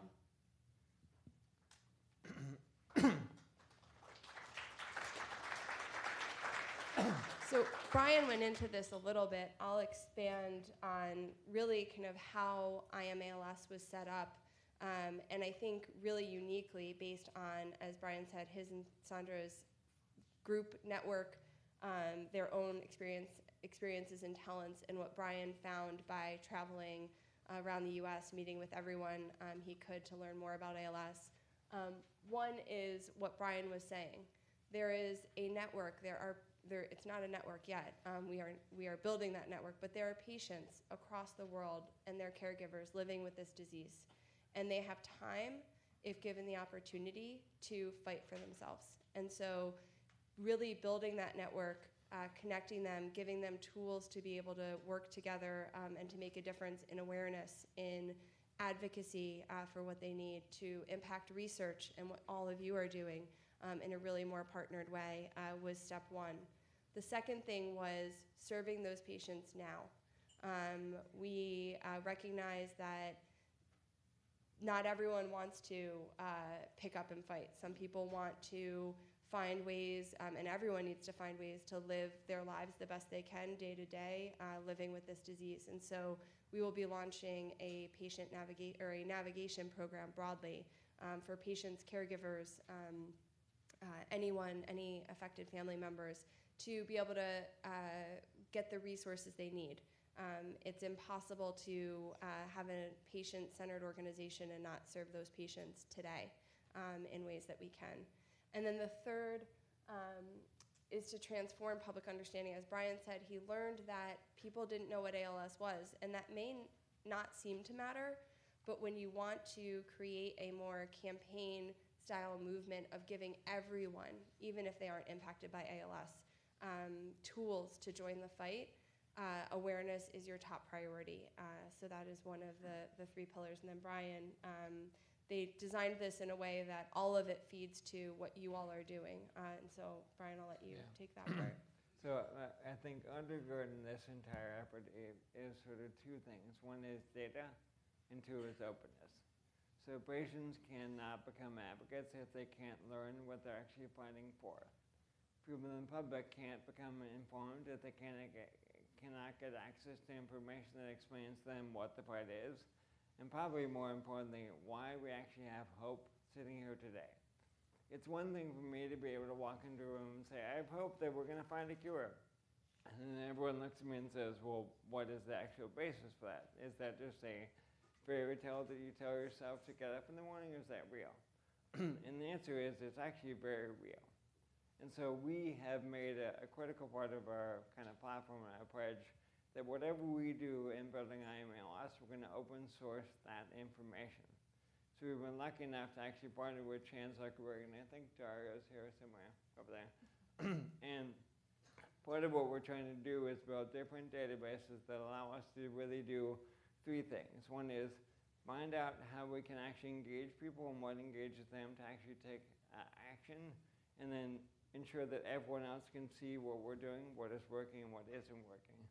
Same thing on the patient navigation front. We want to create a direct feedback loop that allows people to see which resources are really helping them and which resources are not. And then the third piece that is kind of outside of my bailiwick the most is we want to actually work with everyone in this community to find ways to make research and data more accessible to everyone. Because once you have that kind of openness, there is true power. I mean, I will never be able to speak with the fluency of the presenters this morning. I can agree that a mouse should probably get a Nobel Prize. But beyond that, there is a capacity that I have and that others have to be able to walk into a room and say, look, I heard that presentation. I understood probably 40% of it, but what I understood gives me hope. So let me see that. Let me become the voice that actually backs up the research you guys are doing to Congress, to Parliament, to whatever body needs to hear from us. We need to be out there fighting in the way that other successful diseasers have done before. And we've never had that capacity before. So for us, this three-step process may seem relatively simple, but it was revolutionary in this fight, and it's had amazing, amazing consequences already in just under a year. So some of the things that we wanted to highlight to really show the breadth of what has already been built and what we're trying to do.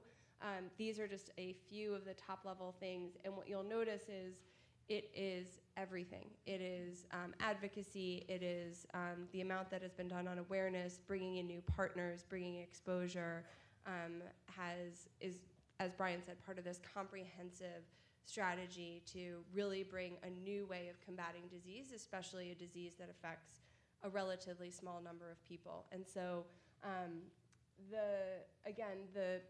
in 1 year, this organization and Brian have built the largest social media following of any ALS organization worldwide, and gotten attention in the US national news outlets. That will change, and we're measuring as we go people's awareness of the disease, people's understanding of the disease, that it can impact anyone, and people's willingness to really jump in and do something about it. I think the remarkable thing about what IMALS has done in that side is really put a face to a disease and many faces to a disease that haven't had that in the past.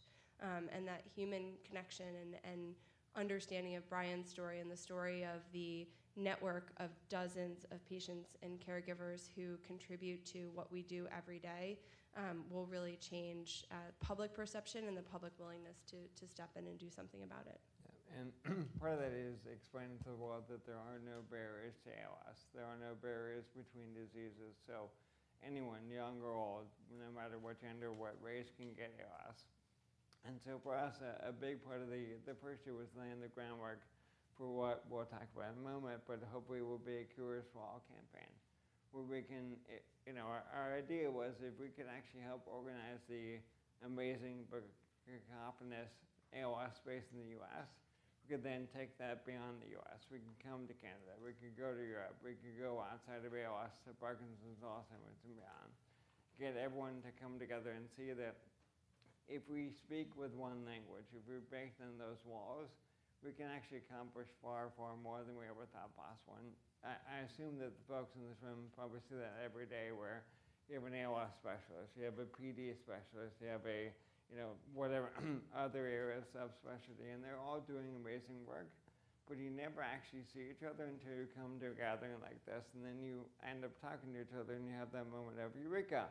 You're doing this, I'm doing that, someone in the middle is doing the third thing. What if we actually got together? And that kind of synergy is what we're trying to build out and make normal. So it shouldn't be the exception, that should be the baseline. And so we want to work with this community in any way possible to make that real, because every time we make another connection, that moves us incrementally closer to actually saving my life.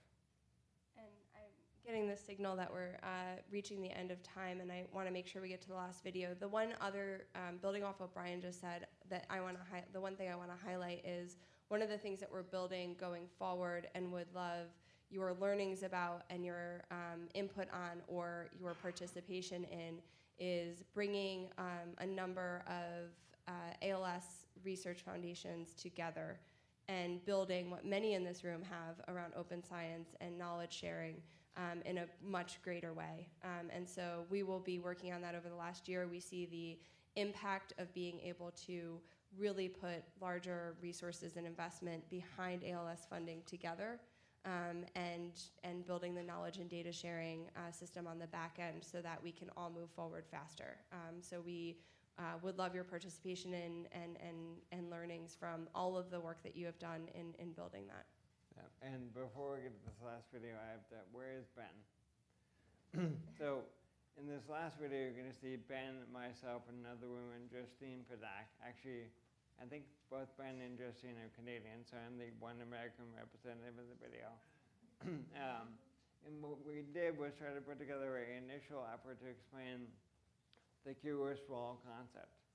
And so what was amazing about this moment in time was actually seeing someone with PD, seeing someone with MS, seeing someone with ALS in a single video. And the reaction was incredible. People began to look at each other and say, okay, I may not understand all the connectivity between our diseases, and they may not be, perfectly overlapping, but there is a lot that we can do together.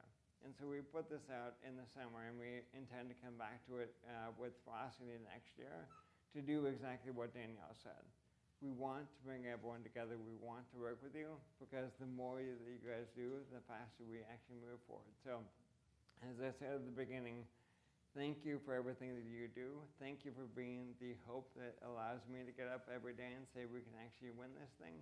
And thank you to whoever in the room will ultimately cure ALS. I know one of you will.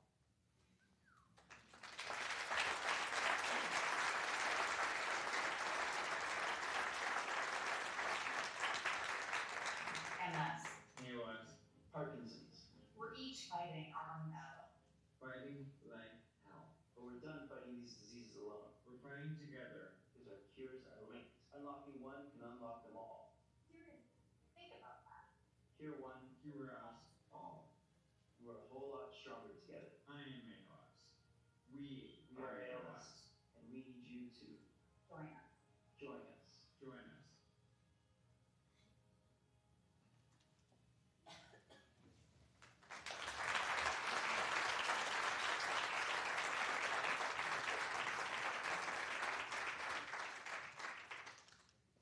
Thank you so much, Brian and Danielle. Now, I could pretend that we have time for 2 questions, but we are running 10 minutes late. Is there someone in authority who can say yes or no to that? Do we have time for 2 questions? Yes. Thank you. I don't want to make these important decisions by myself.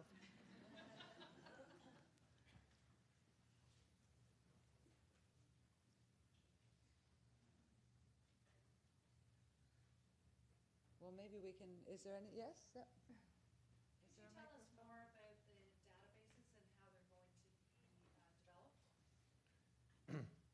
That is a great question. We're working with Suzanne and others to figure out the best way to integrate what would be commercially available databases with kind of the unique platform that you need to actually be able to track and launch a patient-led, patient-centric database.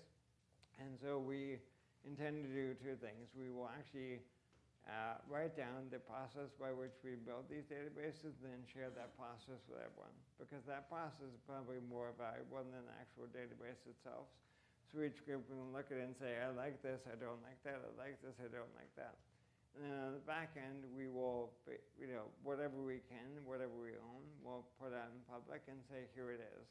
So there's a plugin that you can add to an existing database, like the ban in political campaigns, that will allow you to actually track every time a person reaches out to Congress, every time a person makes a phone call to a friend, every time a person hosts a house party. Those databases are kind of the key to what we do, because they allow you to see, is our message actually working? Are we actually activating people? It's great to come up with a pithy message, but if it doesn't move people to actually act, then the question is, what good has it really accomplished? And so for us, being able to quantify that is really important. So in the same way that you guys want to create a science, that can actually be replicated, we want to create a methodology here that others can replicate quickly and easily. And we're talking about 3 different parts based on what you saw as our priorities. So we're talking, as Brian said, about measuring the impact of awareness and kind of activation of this movement of people participating in making a difference in ALS. We're also serving patients and caregivers today. And so we'll be providing navigation services, and that's a database in and of itself that a lot of different disease groups have to maintain, but if we can, how do we integrate that with all the protections built in with what we're doing on the activation side? And then the third is when we build a research investment area, which we're doing right now, how do those intersect? How do you actually have a patient-led, patient-centric movement that accomplishes all 3 of those things? And as Brian said, when we know that answer, we're going to tell everyone. Is there one more question? Not so much a question, just, ALS Canada is a very strong supporter of open science, and they're putting together a pan-Canadian open collection of data and such projects. So I think that I just want to hear anybody from ALS Canada here. They're a big champion. That's great. We would love to learn from them, and we'll be back here for the International ALS meeting next year, which will be in Montreal. I think to that point, that is one of the most important things to note, is that everything we do, we try to build a coalition to work together with. So we realize that everyone out there is doing amazing work, and so our first question is anyone already doing this? If the answer is yes, we just want to partner with you and help you. Because there's nothing worse than wasting time. As a patient, we're often fond of saying, I don't care if mine's secure, I just care that there's secure. So our driving ethos is, if we can help support something, we're in. If we can lead something because no one else is doing it, we'll do it. Whatever it takes to get things over the finish line, we're a part of it. And so to that point, my first email when I leave here will be to some of the folks at ALS Canada, see what we can learn about what they're doing and become a partner. So thank you for that, Guy. Well, thank you very much.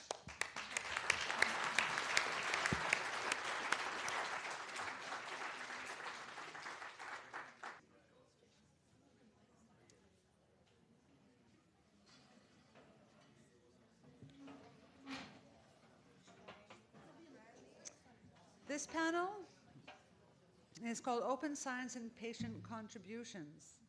And I would like to introduce our moderator, Jason Karamchandani, who is Associate Professor in the Department of Pathology at McGill and Scientific Director, Clinical Biological Imaging and Genetic Repository at the Neuro.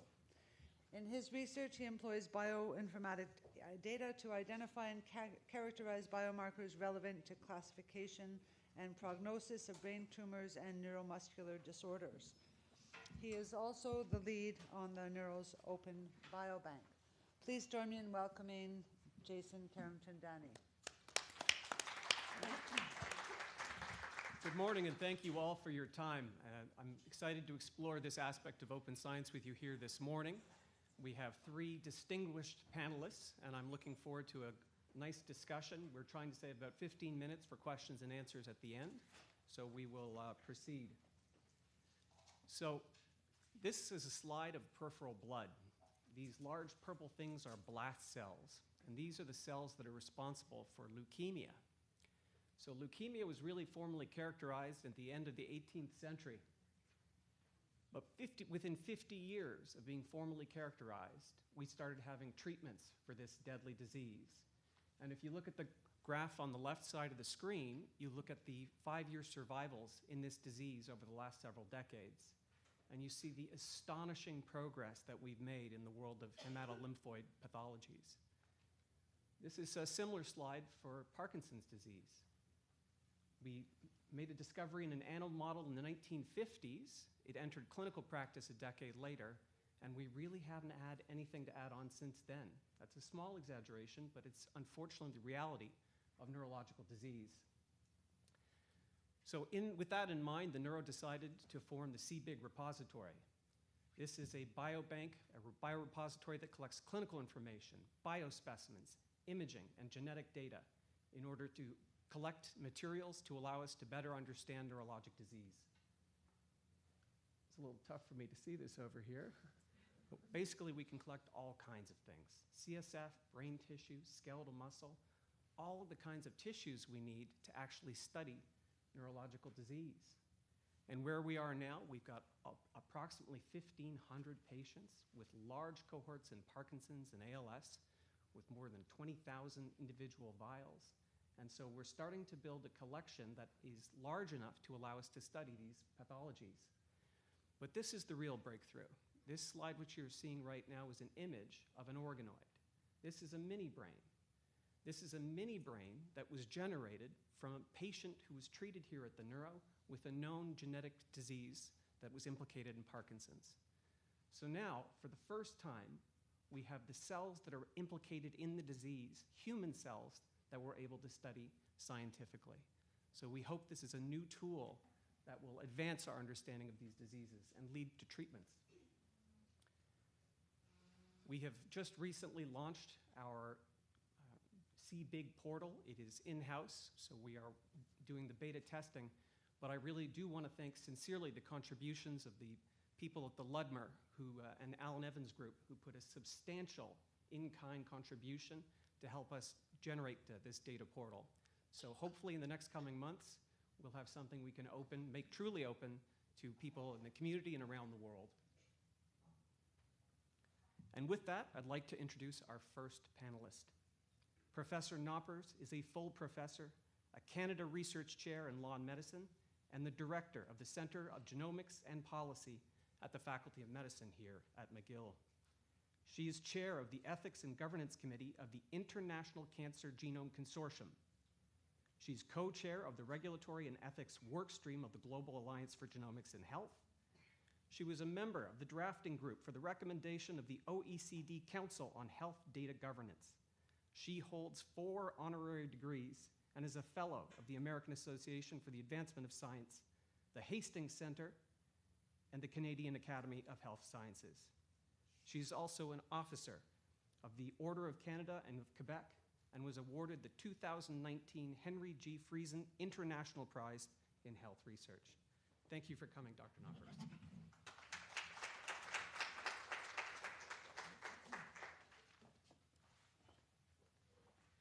Thank you, Jason. I'm quite humbled having a session on patient engagement after what we just heard prior. Very moving as well, and also, I must say, very inspiring as we try to move towards open science. So 10 minutes, I'm a lawyer. We're supposed to be able to count our time. Open science, I'm going to take a particular approach to it. You notice that the right to science was in my title. But let's just start with definitions, which is what we're need to do in order to understand why there are different approaches emerging in terms of open science and patient engagement. So what is engagement? Are there any examples, particularly here in Canada? And what are the difficulties? You heard Jane Roskams have that big ethical, legal, line at the bottom of her slides explaining some of the difficulties. So CIHR, and I note there are representatives here present, defines it as when patients, community members meaningfully and actively collaborate in the governance, priority setting, or design and conduct of research. Excuse me. Also, coming from the literature, patient participant engagement is the recruiting, engaging of patients, participants in activities that previously would have been conducted exclusively by staff and professionals. And I'm also going to bring up another topic, and I must say this slide set was prepared by Adrian Thorogood, who's here in the room, on citizen science, also a phenomenon that builds into the open science movement, which is simply defined as non-professional involvement in scientific research. And the basis for my interest in the work with the Canadian Open Neuroscience Platform here in Canada is the Global Alliance for Genomics and Health framework. This is a framework guiding a global alliance of over 500 institutions, thousands of members, building tools for data sharing, policies and tools for data sharing, irrespective of the disease or the area or the body part or whatever, or the country or the legal system. And it wants to do this on a different foundation than in the past with your traditional legal rules, or well, you can't ignore them, or your traditional ethical principles and so on. And simply went back to the United Nations Universal Declaration of Human Rights of 1948 that said everyone has the right to share in scientific advancement and its benefits. Now you say, oh, it's a declaration, so it sounds good, it's United Nations, sounds even better, but it was actually transformed into a legally actionable tool in 1966 in an international covenant on cultural, social, and economic rights. So it is legally actionable, and this is the foundation of the Global Alliance mission to build these tools to activate and realize open science and open data sharing. And it's been picked up by different, not just ethical legal persons such as myself or policymakers, but it's been picked up by the citizen science movement itself, who says that it sees this right of everyone to participate and to benefit from as a way for citizens to be more than just passive beneficiaries. So it gives a normative underpinning. It serves as a catalyst for citizen science. But the same authors do say that the way things are structured in terms of approvals and governance doesn't really fit the scientific model, the hypothesis-driven, overview by ethics committees and peer review and so on in terms of involvement and in terms of activating the right to benefit from science. So, some examples. This is a really complicated example because it involves an international effort to create a database called Missing on autism, where a lot of the participants are children, so you have pediatric protections. You have also the fact that a lot of the data and samples that are already there were given before the consent forms of the last decade that started introducing open science and participating. And yes, you may share internationally. Yes, you may use it for other conditions. And as we saw at the end, when they were crossing between the different neurodegenerative, you can't have limited consents. But they have legacy, limited consents. They have pediatrics with special protections. And then you have, as Adrian has pointed out in a manuscript, you have, as you have more and more patient control and involvement in what can or cannot or should be done with their data, you also have citizen science saying, we would like to actually do the science openly and have access to everything. And you end up with a bit of tension as well, or potential for conflict. Community engagement is one of the principles of the Canadian Open Neuroscience Platform, and it's part of both the framework and the mission statement of the COMP. Here in Quebec, again, another example. This is very large. It's the second time. It's perspective number 2. It's on breast cancer, and now it's moving out into cancers generally, creating consultative committees and citizens involved as the project unfolds and as it decides what tools to use or not, and what forms it should take. Count Me In looked a bit like the ALS. This is started with just breast cancer. It's really grown. This is just, it's like the patients like me phenomenon, where individuals themselves decide to contribute, answer a questionnaire, send in a saliva in a tube, and actually contribute across all cancers, even well beyond the United States. And if you look at the bottom, what's unique about this is by doing it this way, you sometimes get 1,236 institutions that only have one patient, but that patient then counts and is counted in the general research effort. All of it being saying, yes, I want to do this, use it, and please do research on it. Here in the comp, when you start these projects, you not only have the difficulties I mentioned in the autism missing project, sometimes ethics or other governance tools or requirements legally in different provinces require us to reconsent 600 plus participants in order to move beyond a controlled access approach to an open access model. Now, there are difficulties for international data sharing, the General Data Protection Regulation, which I will not go into, which really is putting a substantial brake on international open data, especially for genomic data considered to be sensitive, or health data considered to be sensitive, in the international open access. And our European colleagues are really feeling the brunt of this. So how do we reconcile openness then and sort of having community control at the same time? We don't think it's at the end when you say, well, who can or cannot have access. It should actually be discussed and considered at the beginning of a project in order to make sure that the governance of health research writ large incorporates what citizens want with their tax dollars in terms of the kind of healthcare they want, and the healthcare they want involves determining how research can fit into the healthcare system. Now, I would maintain that you're not going to get personalized health or precision health or whatever you want to call it. You're not going to get learning healthcare systems that go from patients, patient records to research, back from research back to patients, back to the MSSS here in Quebec in order to do targeting, to do allocation, to make priority decisions if we don't have automatic health data sharing. Now, there's a bit of a pushback. This is one of the detractors of patient engagement efforts, thinking that, you know, it goes too far sometimes. Patients really can't be peer reviewers. Even he understood 40% of the slides. I've been hanging around with scientists for about 40 years. I understood about 30%. So, you know, how far can you go in having the expertise to really determine the quality of the science?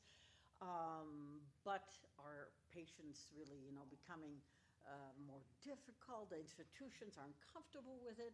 Are institutions using patient involvement to say, look, we're doing okay, leave us alone? So it's a science in action, let's put it that way. So when it's used as a hammer as opposed to an enabling tool, you really end up in difficulties with getting research approved. It should not be implemented mindlessly across the board. This is my last slide. The Global Alliance for Genomics and Health has prepared a small video with questionnaires. And Adrian, tell me, how many languages is it in now?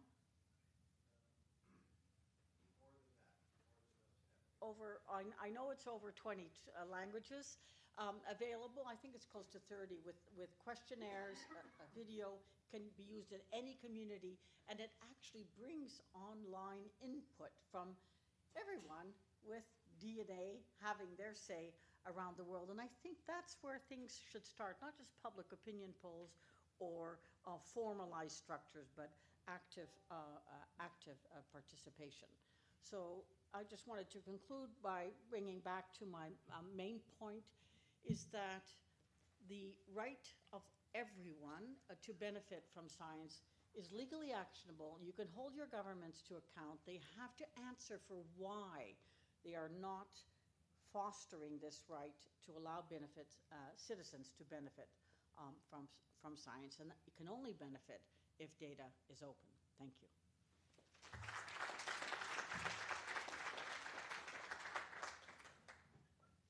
So again, we will have questions at the end after all of our panelists have spoken. Our next panelist is Professor Buckridge.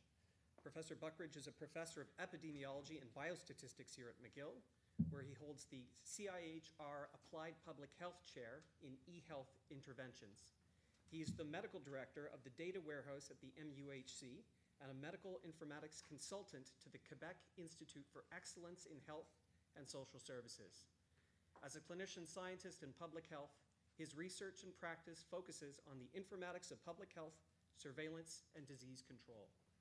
At McGill, Dr. Buckridge directs the Surveillance Lab, which is an interdisciplinary group of over 20 students and staff with a mission to develop, implement, and evaluate novel computational models for public health surveillance. He is an MD from Queen's University, an MSc in epidemiology from the University of Toronto, and a PhD in biomedical informatics from Stanford University. Welcome, Professor Buckridge. Thank you. Thank you very much for the invitation to be here, and I'll take I say more pragmatic or really perspective about in terms of making patient data available, obviously with patients' consent. What's the balance between going more towards open access and protecting patients' privacy? So we start, I guess, with the position which most people are fairly aware of, with privacy and patient data. Privacy is a fundamental expectation that patients expect their data will remain private, and we know that their harms are possible if privacy is not protected. And this has really tended to be the predominant consideration we think about data that's routinely collected in the healthcare system and how it is or is not made available for research. However, there is a case as well to be made for access to patient data for research, as we've heard about this morning already, and Bart was mentioning that this thinking about this learning health system, this idea that data are kind of the new oil, if you will. They'll allow us, if we can really just get our hands on these data and organize them, we'll learn patterns in terms of from routinely collected healthcare data, not talking data now collected in particular in a research study, but just data collected for the routine delivery of care. If we can really access that data and use it more effectively for research, then there'll be insights that can help us to improve how we deliver care and possibly to find out also new things about disease and therapeutics. So the social and economic implications are potentially quite large for really providing more open access to these kinds of data. However, it's really tended to be a secondary consideration. And in fact, many health systems, particularly in Canada, have really not even thought about routinely collected data as something for research or health system optimization, although there have been efforts in the United States and other places where a little more progress has been made. So in this context, we see, and this is an example recently, in fact, just from last week from Ontario, where word came out that they're actually thinking about how to make healthcare data more available to researchers and also to companies. And so discussions are happening, I would say, not just in Ontario, also in Quebec and in other jurisdictions about how can we move a little farther towards making these data open, but still making sure that we have the necessary protections in place. So I mentioned learning healthcare systems as kind of a big idea, but there are also other drivers to sort of push us more towards making large amounts of patient data available more for research. One, of course, is precision medicine, which you've probably heard a fair bit about, and this is the idea that we can really hone down in looking at individual cases and trying to really learn from other patients' data specifically about that one particular patient. And as you, of course, stratify and make that one patient's condition more and more unique, you have to look to larger and larger volumes of data to find sufficiently number of comparable patients to learn from. And so this is really a push, precision medicine in its own right, for access to larger and larger amounts of data. Also, as you may have heard of, we have this sort of new AI revolution happening, primarily around machine learning. And machine learning, particularly deep neural networks, require lots and lots of data, and they require sophisticated computing to be quite close to those data. So this, of course, creates a bit of a challenge now in terms of access to those data. We have to make sure not just that we can get access to it for research, but in such a way we can apply fairly advanced computing. And of course, if we only get partial views on patient data, because some patients' data are in the mix for research and others are not, well, then we know that this can lead to biased learning in terms of predictive algorithms we build and can even actually skew our analyses and reinforce inequalities. So there are a lot of pushes really to try and get closer, if you will, or make the data more open for research on a larger scale. So pragmatically, the true strategies we think about that are often used in practice to open up access to patient data while still protecting privacy are anonymization and access control. So anonymization is a process whereby you remove personally identifiable information, such as names, dates, locations, and of course it gets a little more complex when we talk about things like unique variables, unique combinations of variables, such that when an individual's data are looked at, it's not so easy, the risk is lower that they will be re-identified from those data. At the base of this strategy, what we're really doing is we're trading off information loss against a risk of re-identification.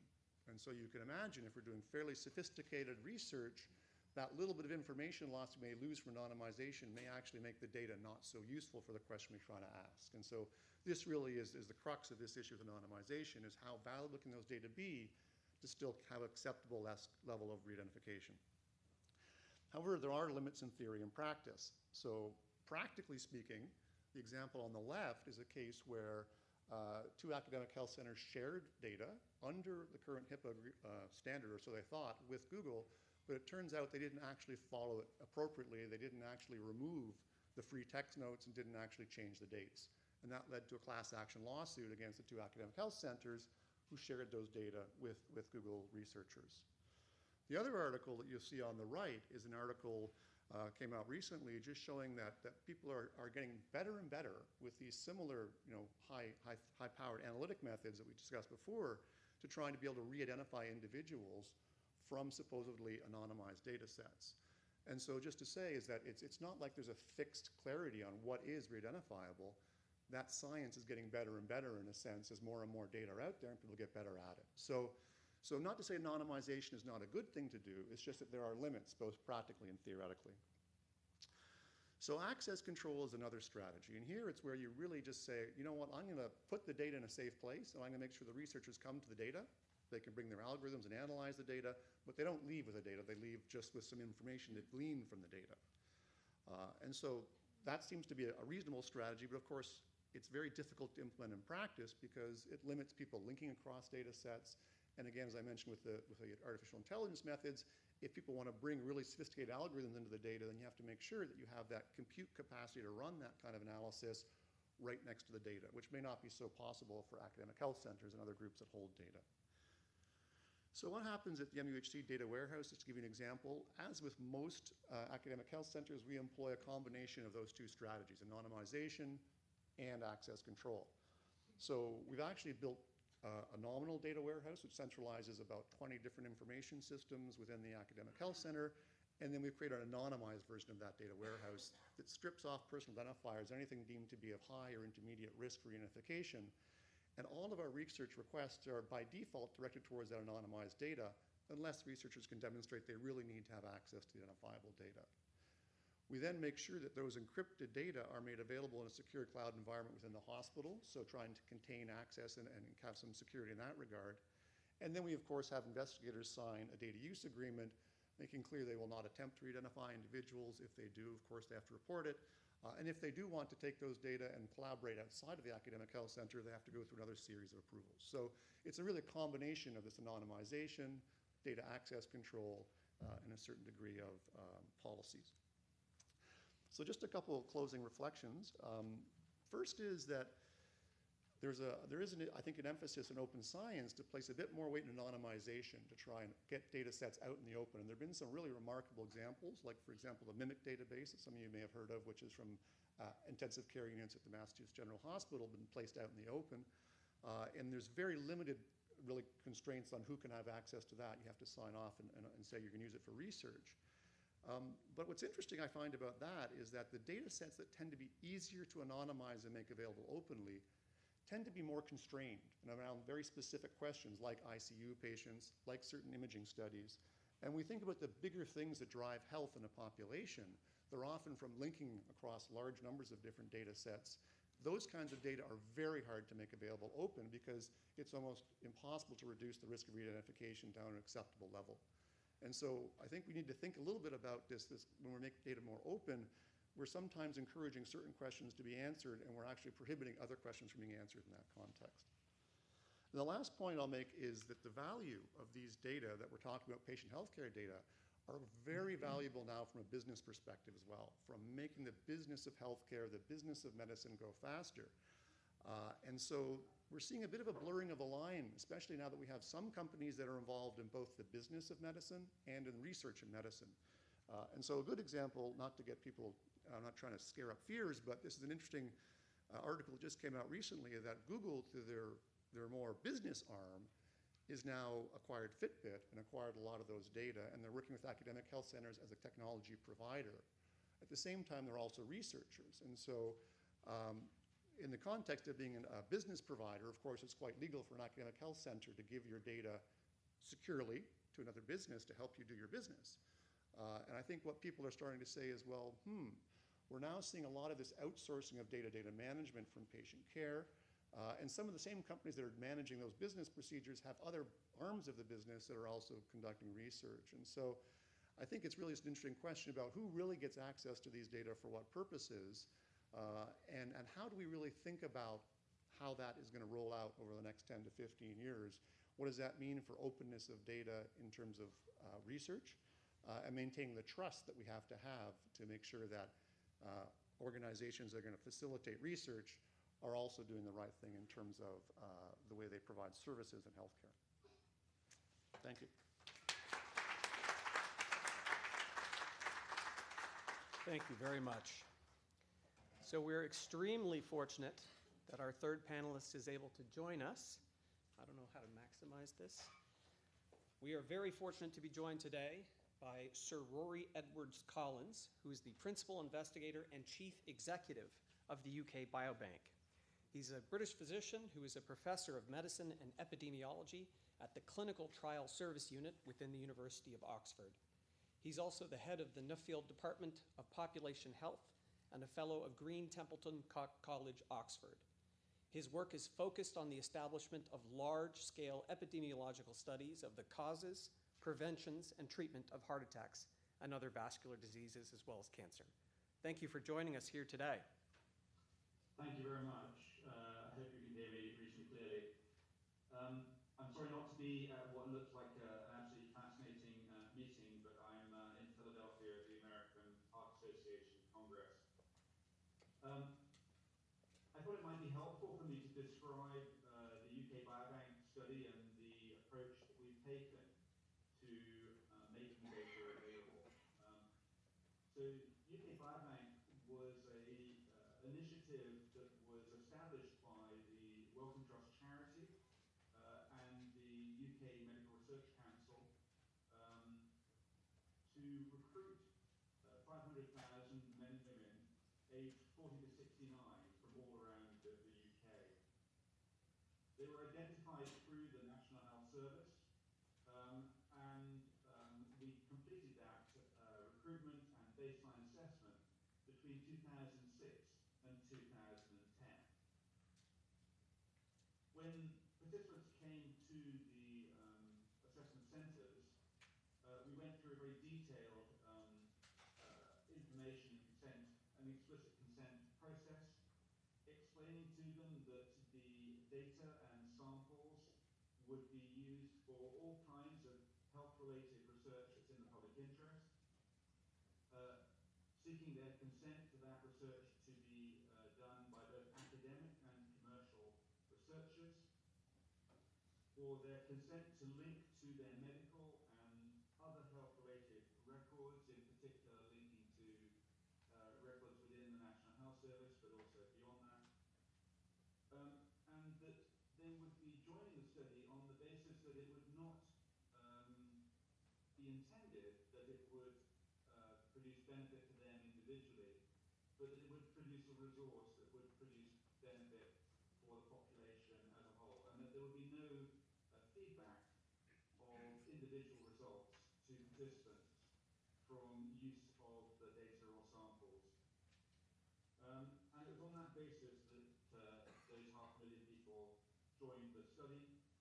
And the intention of the Wellcome Trust and the MRC in setting up UK Biobank was that from the inception it was being set up as an open access resource for all bona fide researchers to use for approved research that is health-related research in the public interest.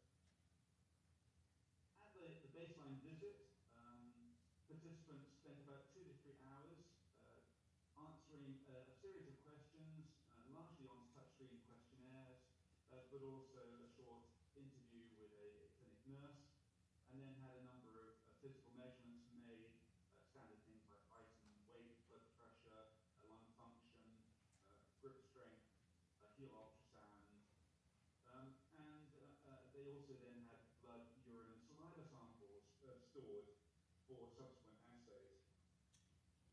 Since that assessment centre, we've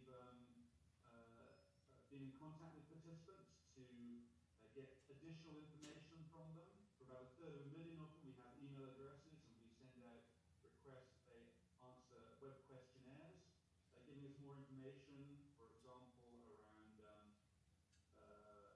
occupation, diet diaries, and we're now using those web questionnaires to enhance the information that we can get from linkage to health records, in particular assessment of health outcomes that perhaps are not well recorded or not picked up through the normal health systems around cognitive decline, mental health, and mood, pain, and quality of life.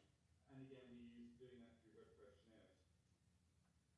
We're also inviting back participants to spend about another 4 hours with us to go through an imaging assessment where they have a magnetic resonance imaging of the brain, magnetic resonance of the body and heart, low radiation DEXA of bone, joint and body, carotid ultrasound to look at the arteries in the neck, and then a repeat of all of the questions, physical measurements, and sample collection that was done at the beginning. And that imaging protocol has been going on between 2016 and will continue until about 2022. And the intention is to image 100,000 of the participants, and we're about halfway through that now. So the way that we have made the data available so far is that researchers have applied through our access system online. We've checked their bona fides, in particular their institutional links, and then they have put in a research application which has been reviewed to ensure that it is consistent with the consent that participants gave. And then if it is approved, with a small payment to cover the administrative costs of the access application, but nothing else, we have largely been sending data to the researchers in a de-identified form. They have had to sign a material transfer agreement before we do that, and in that material transfer agreement, they are required, amongst other things, to not try to identify participants, and if they inadvertently do in some way, let us know. To inform us if the research they've done may be potentially contentious in some way, and in particular, to publish the findings of their research and to send back to us any derived data that they generate from doing research so that can be used by other researchers. We have also been now doing assays of the samples. So when the samples were first collected, we did hematological assessments, so white cell and red cell counts, hemoglobin, things like that, because that has to be done on fresh blood. Subsequently, we've done about 40 biochemical measures on the samples. We've genotyped with a genetic array that measures about 800,000 markers across the genome in all 500,000 people.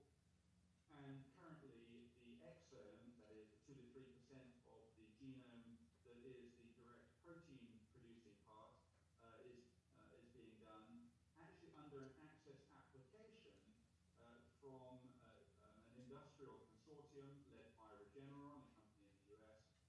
And we are now starting to do whole genome sequencing on all 500,000 participants. We've done about 50,000 of those, and that too is now being done under a separate industrial and Wellcome Trust and Medical Research Council consortium process. And all of those assay data go into the resource and are made available to researchers to use. With respect to the access applications for, say, the exomes or the whole genomes, there is a limited exclusive access period for the applicants where they can do research on the exome or the whole genome sequence data linked to other data before those exome and whole genome sequence data are made available to other researchers. And that exclusive access period is around 9 months. So in conclusion, we've had so far about 13,000 approved researchers registered to use the UK Biobank resource. There are now more than 1,000 active research projects going on. Initially, the applications were predominantly from the UK, but particularly when the genotyping data became available, there has been an increase in use by non-UK researchers, a lot from Canada, North America, other parts of Europe. And in total now, there are some 77 countries involved in doing research on the resource. Because the scale of the data are now increasing with the sequence data that is being generated, we are planning to move from an approach where we have been providing de-identified data to the research groups to one where we are going to develop a platform where researchers can go to the data, a cloud-based platform, and work on the data there. They will, if they wish, be able to download de-identified data, but the intention is that that platform would be set up in such a way that it would be easier for researchers to use the platform. And particularly, we hope that it will increase the democratization of the resource, because given the current state for researchers to download the data unless they have very large research capacity. And so we have not seen much in the way of use of the resource from, say, South America, from India, from Africa, from researchers in Russia, and relatively limited use from researchers in China. And we're not sure the exact reasons of that, but one reason may be that to download the scale of the data we have, even the scale we have now, requires a IT capacity that may be difficult for some researchers. So we hope that this platform will make it easier, much lower cost, for researchers from all of the places around the world where there are smart researchers to do research on the data. So I'll stop there. Thank you very kindly. Perhaps I could welcome our panelists back to the front of the room for the question period. And if I could like to ask the first question of Professor Collins. You talk about having your researchers return the data generated from analysis from the data stored within the UK Biobank. What was that like in terms of the culture of science? Was there a blowback from that? Were the scientists immediately accepting of that somewhat new policy shift about returning their results? So in particular, if, for example, researchers derive useful variables, then we ask that they provide that back. And one example might be that the genotyping we did, a research group used those genotype data to impute large numbers of estimated genotypes based on combination measured genotypes, and information about the genetic structure of the UK population. So they were able to estimate or impute more than 90 million markers. And those data then went back into the resource, and the imputed data are used by many researchers. Similarly, with the brain imaging, in many ways, imaging data is a little bit like a blood sample. It's not much use to most of us. And so there are groups, particularly in the brain imaging area, that have analyzed the brain images and turned those brain images into hundreds, if not thousands, of different measures, if you like, assays of the brain imaging that, again, are going into the resource and being used by many researchers who are perhaps not imaging experts, but are interested in looking to see what are the relationships of, say, cognitive function with various markers or measures in the brain. So those are the kinds of data that we're putting back in. One interesting example I just wanted to draw to your attention is that we talk about peer review in the scientific setting. And of course what happens is someone submits a paper, someone reads that paper as a peer reviewer and tries to see whether there's any obvious issue with it. But in most cases they don't actually have access to the data that are the basis of the paper. With UK Biobank, we had a recent example whereby a researcher did an analysis, thought they had found a really important finding. It was published on via review as a fast track, made available for comment. Another researcher had access to the UK Biobank data and checked that finding and realized that there had been an error in the way in which the UK Biobank data had been interpreted, and was able to draw that to the attention of the original researcher, who then retracted their finding. So it was, if you like, a very pure form of peer review. It was rapid, and it was based on actually being able to reanalyze the data. Well, that's very interesting. Thank you. So questions from the group? Professor Evans. Professor Collins, one of the problems that we find increasingly a problem is the fact that regulatory oversight mechanisms are usually set up to deal with new data acquisition. And they're not quite sure what, I think, to do with secondary use of de-identified or anonymized data placed in the public domain, especially when one comes to data exploration, which is often not hypothesis-driven. So I wonder if you have a comment on how we should proceed here to try and change a culture of regulatory oversight for publicly open data. Well, I suspect Arthur is better placed to comment on that because, of course, we were in the fortunate situation with UK Biobank that after about 2 years of discussion and consultation, both with the research community and with the public, that was coordinated by the Wellcome Trust, it was decided for UK Biobank that it would go for this very general consent model. So that is based on which we're working with UK Biobank. But I'd be very interested in Arthur's comments on how one retrofits those circumstances where the consent has been more been narrower. And of course there have been a number of examples where explicitly commercial use has been excluded. In our experience with UK Biobank, the commercial use, which is a minority of the use, I should say, in UK Biobank, about 75% of the research use is now from outside the UK, but a very small proportion is commercial use. But the commercial use of the resource is actually turning those companies into funders of the resource because they are the ones who are now creating exome and whole genome sequence data that can be made available to all of the researchers, in particular academic researchers, far earlier than would otherwise be the case.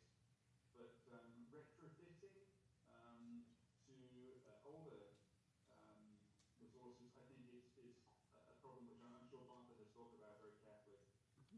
Professor Knoppers. Yes, thank you, and good to hear from you, Rory. Yes, the UK Biobank was one of the leaders about a decade ago in attempting to convince regulators and policymakers and funders of the need for a broad consent to future unspecified but approved research. So it's not the wild, wild west we're talking here.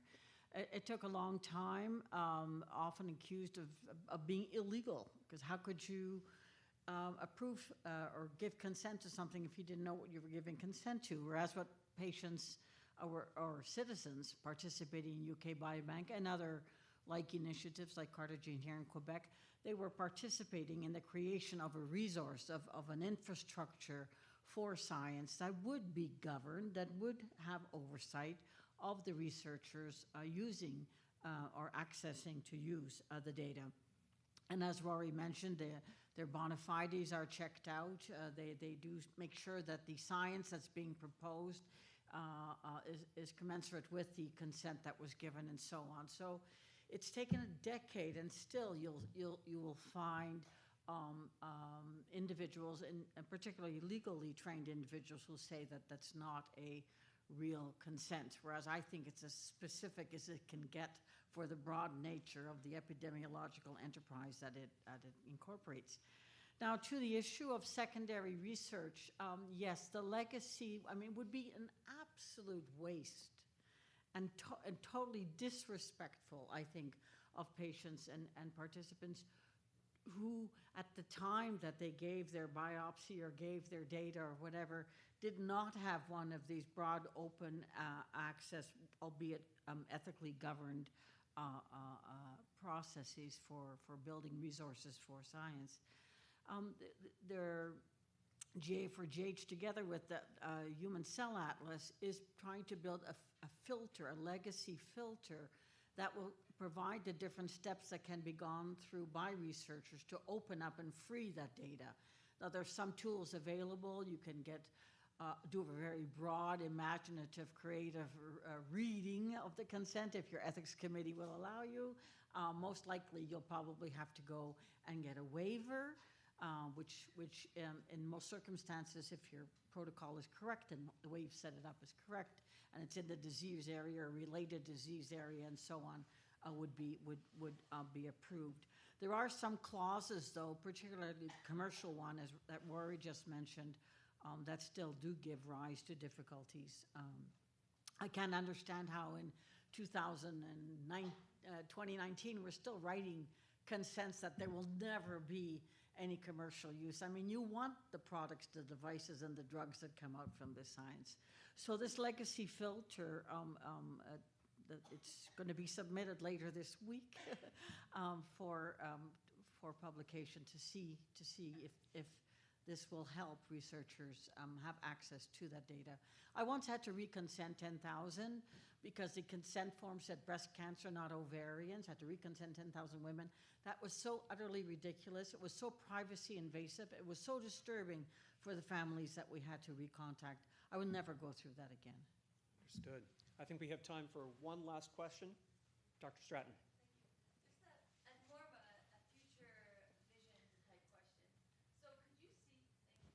Very interesting talks by everyone. Thank you. Could you see a future where the consenting could happen just like our donor system happens when you sign up for your driver's license, you sign some forms? Could that be the future?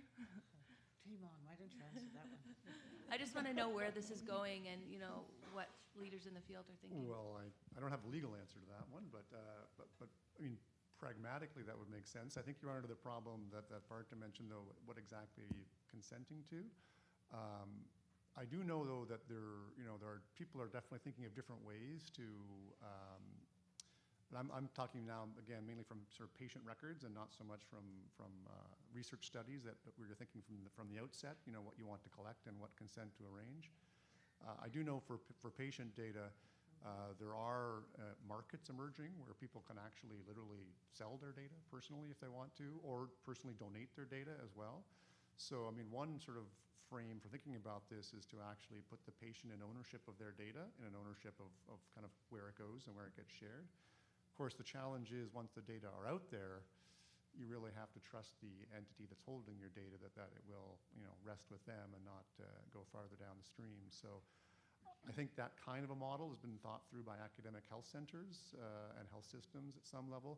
I don't know if it could go scale more broadly or not, but you could imagine something like that, certainly working within a health system where people could give some degree of open consent like that. And then I think there are technical challenges to keeping track of who actually uses the data and keeping the patient in the loop, but we're getting smarter at being able to put in place systems that can actually sort of have the transparency you might want for that kind of a model. With that, I'd like to thank all of our invited panelists. Thank you very much for these interesting talks. They may be able to answer one or two questions out in the hall. Thank you very much for attending, and I believe we're supposed to move out.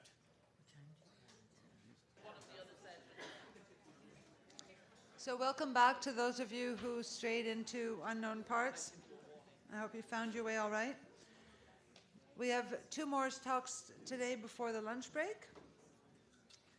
And first I will introduce Dario Taraborelli, who is giving a talk on supporting the invisible foundations of science. Now, Dario is Science Program Officer of Open Science at the Chan Zuckerberg Initiative, which is a long-standing open access advocate, he is. He develops technology to support open, reproducible, and accessible technology, accessible research, sorry. He was previously head of research at the Wikimedia Foundation. I gave my $20, did all of you? Yeah. And co-founded the Initiative for Open Citations.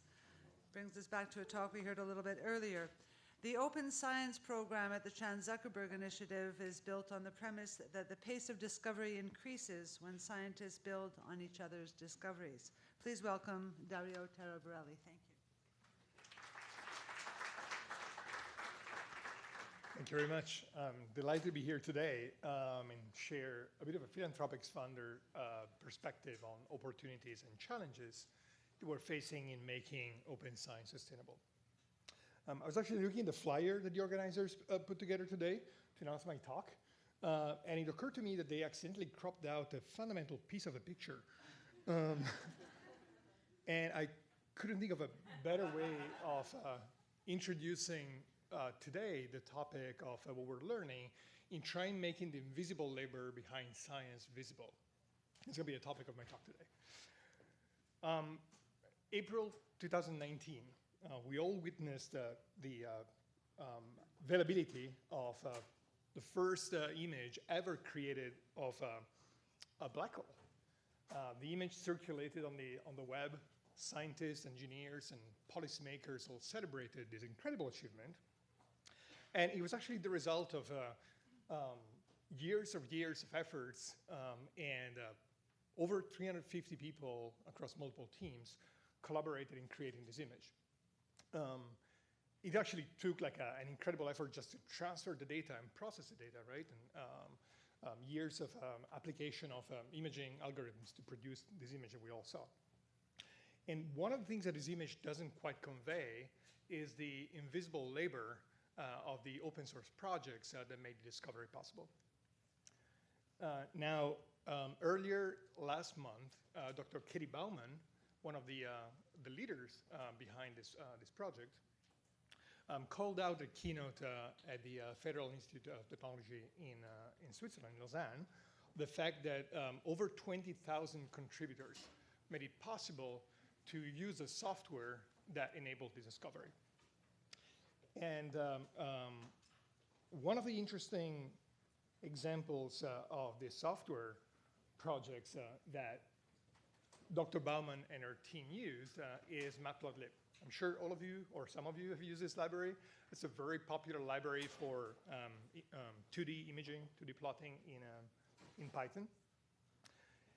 And if you consider the number of dependents that the software library has today, it really stands out as one of the most impactful achievements in science. If you compare it with what is, to the best of my knowledge, the most cited paper in the history of science, the Lowry paper, the infamous Lowry paper of 1951, it's a paper that's been cited over 300,000 times, and arguably we're in the same order of magnitude in terms of impact rate. However, a project like MATLAB has never received any dedicated funding for its support. It's always received funding as a byproduct of research. So how do we get to a point where we can reward and support this critical piece of infrastructure for science in the same way as we support the actual output of research? So these are some of the challenges that we started thinking about the Chance Zuckerberg Initiative.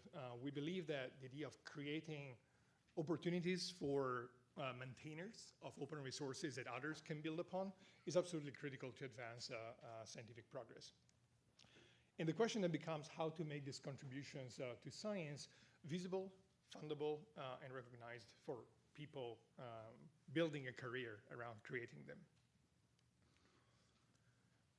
As we learn from the communities we support through the various programs at CZI, the same challenges of invisible infrastructure apply across a large spectrum of outputs, apply to open data, apply to methods, but they also really apply to open source software. And this was the main motivation to build this program that we launched earlier this year, starting from the realization that, again, the vast majority of these projects is currently undervalued, lacks dedicated funding, specifically for maintenance, growth, community engagement, those problems that these projects face once they reach maturity and they're basically used by large parts of the scientist population.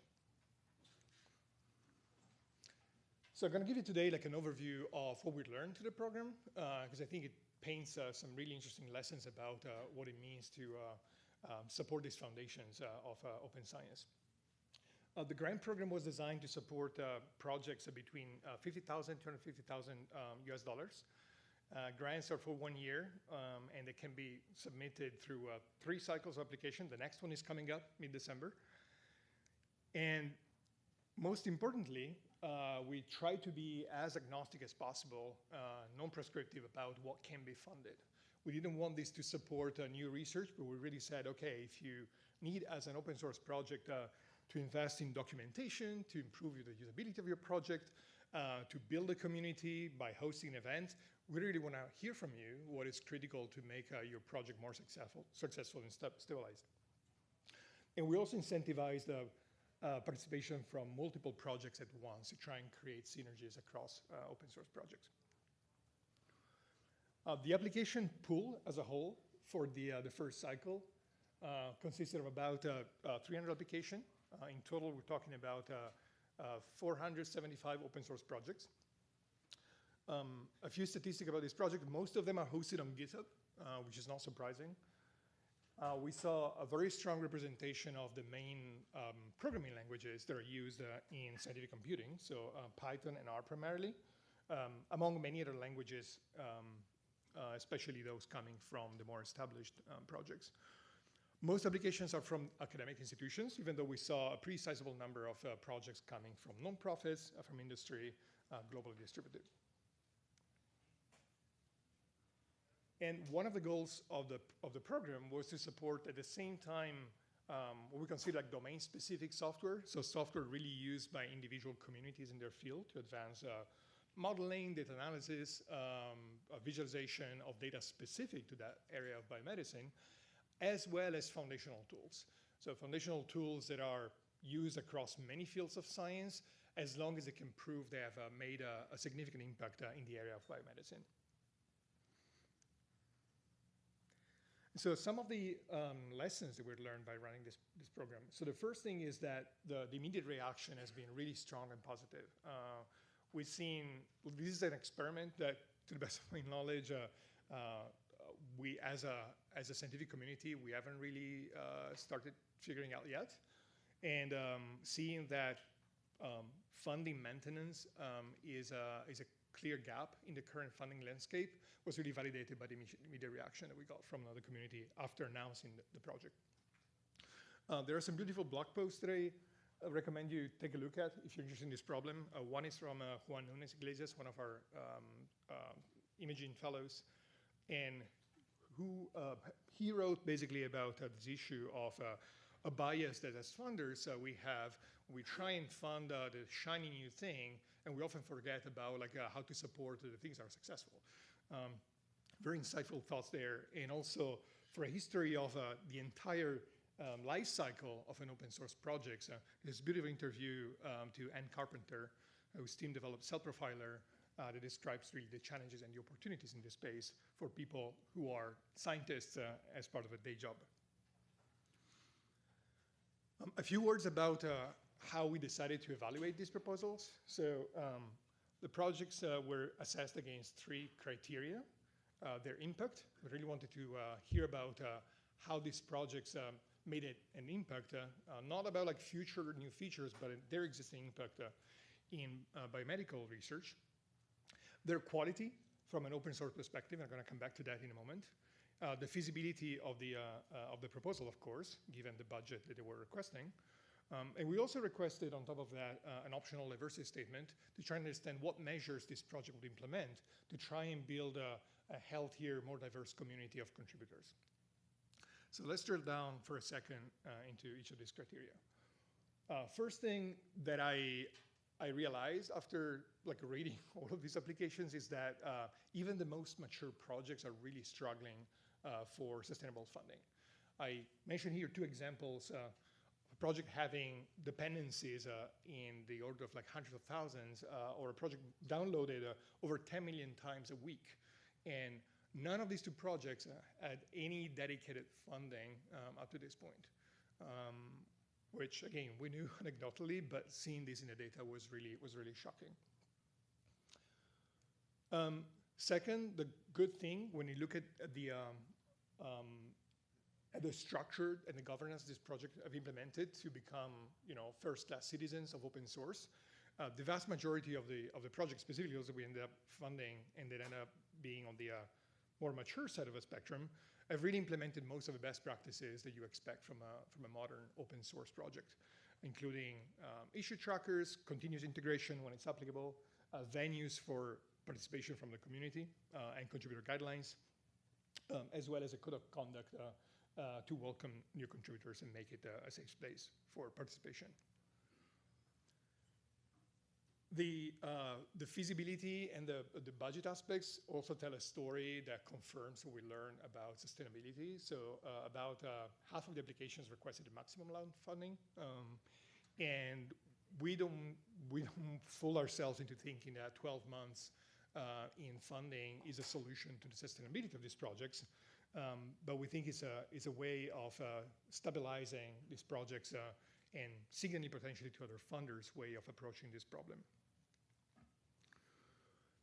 Finally, and this should be no surprise, the most mature open source projects are still by and large led by white men in the West. And the more you focus on the more established projects, the more this bias exists out there is reflected in the applications you receive. We had 60% of applications include this diversity statement.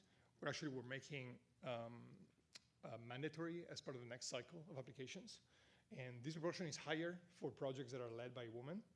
And we'll be working to make sure that all projects get funded, adopt a code of conduct as part of this grant. So there's little we can do to really change with a single grant the overall composition of these teams and the systemic gender and demographic bias behind these projects. But I think we have an opportunity to work with them and think about what measures they can implement to support a broader community of contributors. This is the list of projects we're currently supporting. I'm sure you recognize many names if you're involved in like a computational science. It's been humbling to just be in a position to support all of them. Many people I speak to tell me that this is like 90% of their stack they're using on a daily basis for their work. And a side product of this grant, which I'm really excited about, is that in virtue of collecting data from the application, we're also in a position to study what are the pain points of maintainers of open source software for science. We collected about 1 million words or 2,000 pages of qualitative data on self-reported pains and opportunities and challenges that these projects face in their maintenance. and we'll be conducting research and feed this research back to the community to try and understand exactly how we can build better programs and better initiatives to support these projects. So I want to step back for a moment and think of the bigger picture here. And not just what we're learning through this program, but also what we're learning about open science in general through the lens of this program. The Charles Zuckerberg Initiative has as a goal the creation of science and technology that can advance the possibility of curing, preventing, or managing all diseases by the end of the century. That's a pretty ambitious goal, as you can imagine, but we think there's something we can do in the short term, or relatively shorter term, by investing into open science. So the idea of accelerating the creation of tools and technology that enable open, enable reuse, enable building upon existing contributions is the way in which we think we can make significant progress towards that goal. And we're doing this through a variety of initiatives. First off, we're funding bioRxiv, the preprint platform that supports early dissemination of results in biomedicine. The community response to bioRxiv has been absolutely outstanding. There are many fields in which sharing preprints is becoming the norm. And it's still only 2% of the total output of biomedicine every year, but the wave is definitely changing, and it's been really exciting to see the success of preprints over the last couple of months. We're also building tools for supporting not just dissemination, but also discoverability of research. This is a screenshot from Meta. It's a free application, allows you to follow the latest results, including preprints from your field. So go and check it out if you haven't yet. We're supporting sharing of open methods. Protocols.io is a Wikipedia of methods and protocols that allow you to share in the open your lab's methods so that others can comment on them, reuse them, build on them, et cetera, and they're all citable as effectively as papers with dedicated DOIs. And finally, none of this really matters unless we also build a community of skilled practitioners. One of the things that we realized when we conducted surveys among our grantees is that access to computational skills is often very lacking in the scientist population, or is something that many researchers don't necessarily get through traditional institutions. So we're now working with an organization called the Carpentries that's been creating a global network of workshops and trainings that really try and address this gap by providing researchers, specifically early career researchers and trainees and PhD students, with the kind of skills they need to be able to interact with data and engage in computational research in biomedicine and also in other fields. But coming back to the question of maintainers of open resources, what is a data sets, what is open source software, what is protocols? Of course, we can try and support them directly through individual grants, but the fundamental problem remains that in science, these are contributions we don't value. These are contributions that are still by and large invisible, even at the very level of a citation, even at the very level of credit, at the level of all the data and the signal these people will need in order to be able to advance their own career, but also collectively the impact of their work on science. So I think these are like really the fundamental challenges that as funders, as academics, we need to start thinking about more than the actual direct funding of these projects. And I want to share like two challenges or opportunities that we have. The first one is a question of funding sustainable funding for these projects. CZI's contribution is really a drop in the ocean here, and we think that a few things need to happen. The first one is that we need to build a coalition of funders. CZI caters primarily to the biomedical community, but there are many of these open source projects that are absolutely critical to many different disciplines. And so the question becomes, how can we create a large coalition of funders to cater to a much broader spectrum of disciplines beyond biomedicine and also beyond the current horizon of the grant program?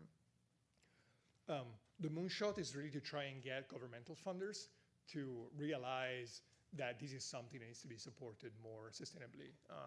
And I think foundations really have an opportunity to show the way and test, maybe carry the risk, try some pilots, break things, and see what works at a larger scale for governmental funders. The second thing I want to say is that as we talk about budgets and funding for open infrastructure, the elephant in the room is how much we're spending collectively for publishing. So all libraries are absolutely strapped for resources, and it's inconsiderate to think that academic libraries should be spending more of their resources towards these projects. So the question becomes, can we maybe start thinking about rebalancing what we're currently spending to support closed access paywall journals and hefty subscriptions, and rebalance some of that budget to support the critical infrastructure that we all depend on?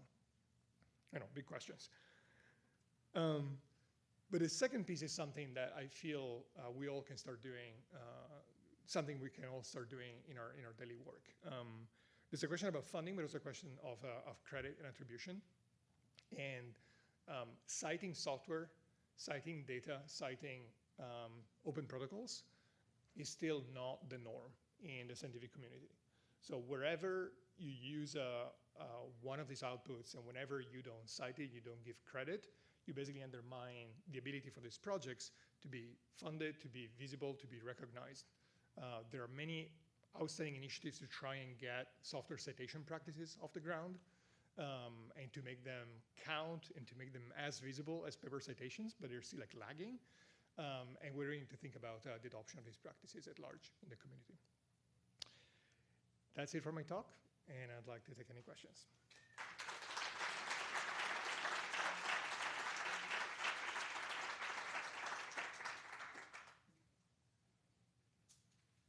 Yes. Hi, I'm Susan Fitzpatrick. I'm president of the James S. McDonald Foundation, so we're your partner in the Open Research Funders Group. I'm glad that you made this point about the rebalancing, because oftentimes there's this sense that funding can just grow exponentially, which we know it cannot. And nothing ever goes away in academic science, right? So we just keep adding and we add and we add. At some point, do we have to, as a scientific community, make a decision about the things that we're not going to do any longer because they just don't make sense? I mean, when the telegraph reached the West Coast, the Pony Express went away. And so what goes away while we make this transition into thinking about a very different way of doing science? Yeah, absolutely. And I think you're right that there's a question of deciding what we stop and what we incentivize. There's also a question of understanding what is the actual cost. You know, there are massive discussions around the fair cost of APCs in scholarly publishing. What is the equivalent of these discussions from an economic standpoint of like what is the cost of maintaining software or infrastructure? We don't know. So I think like one of the challenges to start getting data so that we can go back to institutions and start making a case about what we may want to stop funding and what we may want to incentivize through funding. Yes? Hi, this is Michael Lenzner. I'm just curious about, there's some projects that you're funding, thank you. There's some projects that you're funding that look like, that to my mind are applications, and other ones are infrastructure. So I think of archives or protocol IO being infrastructure, as opposed to an instance that someone would run something on their computer to be able to do computations.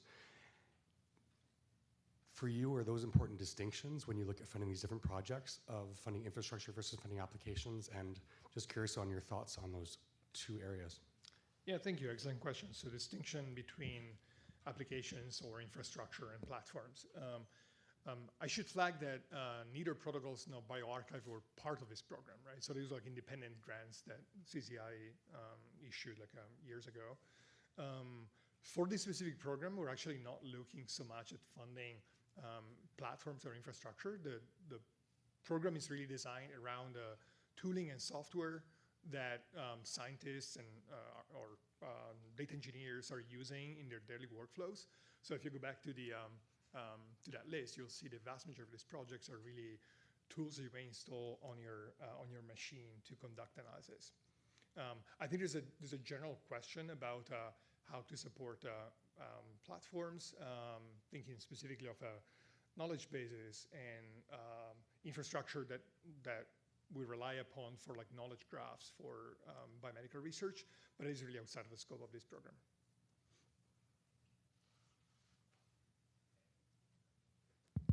Thank you for a great talk and fantastic, very, very long overdue initiative. So I've got a question about metrics and about evaluating impact, which is something that obviously you're driven by. So I've noticed that you've used dependencies of libraries and products to assess impact, which seems to be much more accurate right now than citations that just are not counted well, are not done well. And this initiative coincided in time to some extent with GitHub releasing new feature of counting dependencies and this like second, third order impact of a given library. Was it a coordinated effort? What do you think about it? Do you think it was a useful signal and where these sort of metrics are going in the future? Yeah, excellent question. No, there was no coordination between CZI and GitHub. I wish we had known about all the announcements that became live during the launch of the program or when we announced the grantees. Yeah, the question of metrics is really for the purpose of evaluating impact of these projects. I want to say it's really nascent. Of course, there's a ton of research into metrics for studying the growth and evolution of open source projects. But the question of how to redefine impact metrics, maybe piggybacking what we know from bibliometrics, but applying that to software, to my knowledge, is a fairly new area of research and exploration. We did not try and be prescriptive about the metrics that we use. So I gave that example not as of dependencies, not as a key metric that we use for, or we asked our reviewers to consider. We actually provided, we complemented the materials that we received from the applicants with data generated from the repository so that they could look at a broad spectrum of metrics, including, forks, number of contributors, level of activity. And the tricky part in cherry picking any single metric is that, as with any metric, is that there's a risk of gaming these metrics. And so we want to be mindful about not incentivizing inflation of metrics just for the purpose of getting funding, right?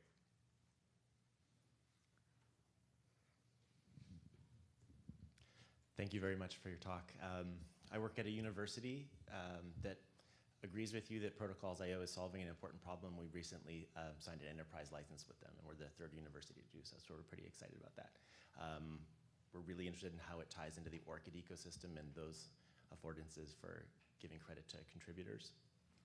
I'm also working with a group of research software engineers at Stanford that are really excited about your program. One of the challenges we face is how to apply when PI-ship is normally required to apply for grants. And I was wondering if you had anything structurally in your guidelines that might make it easier for the actual contributors in these types of instances to be able to apply.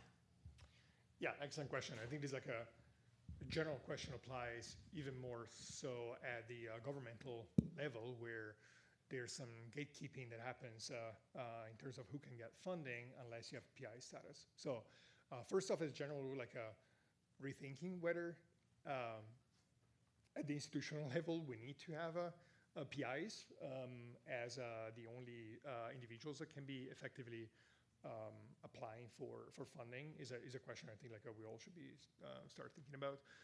Concretely on this specific project, we don't necessarily require PI status in general to be able to apply for funding. Of course, depending on who the fiscal sponsor is for the application, then you may have to go through somebody who is a PI. So that's a kind of tricky situation where, in principle, we'd love to open up an application to whoever is in a position to receive and disburse funding. of the reality. And I should say that there are many of these projects actually have mostly academic contributors, but they're also set up with a fiscal sponsor that allows them to receive funding. So like decoupling the notion of an academic PI from a lead developer or lead maintainer. That's probably a model that more projects should consider precisely to address this issue. But it's for projects that are hosted at institutions, it is really a major roadblock. I agree with you.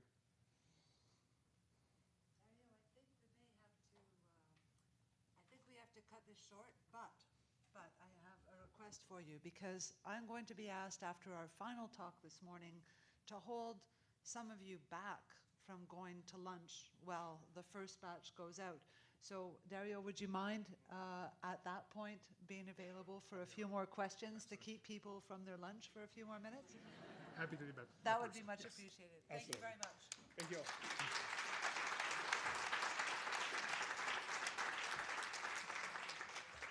And now I'd like to invite Dr. Rouleau will come up and invite our final speaker before the lunch break. Thank you very much. It's a pleasure for me to introduce Dr. Mona Niemer, who is the Chief Science Advisor to the Canadian Prime Minister, Minister of Science and Cabinet, who is here with us today. Dr. Niemer's mandate is to provide advice on issues related to science and government policies that support it. This includes advising on ways to ensure that science is considered in policy decisions and that government science is fully available to the public. Before becoming Chief Science Advisor, Dr. Niemer was a professor and Vice President of Research at the University of Ottawa and Director of the school's Molecular Genetics and Cardiac Regeneration Laboratory. And prior to that, she was just down the street, about 5 minutes away, at the Institut de Recherche Clinique. She holds a PhD in chemistry from McGill University, did postdoctoral training at Institut de Recherche Clinique and Columbia University. Dr. Niemer has a very strong commitment to open science. She led Canada's first federal open science panel discussion in January 2018, and I was very honored to be part of this along with Aled Edwards and others. And the main takeaway from that panel is that open science is a new way of doing science, that being inclusive maximizes impact, and that Canada is in a position to lead on open science globally, and we are believers. So, Dr. Niemer.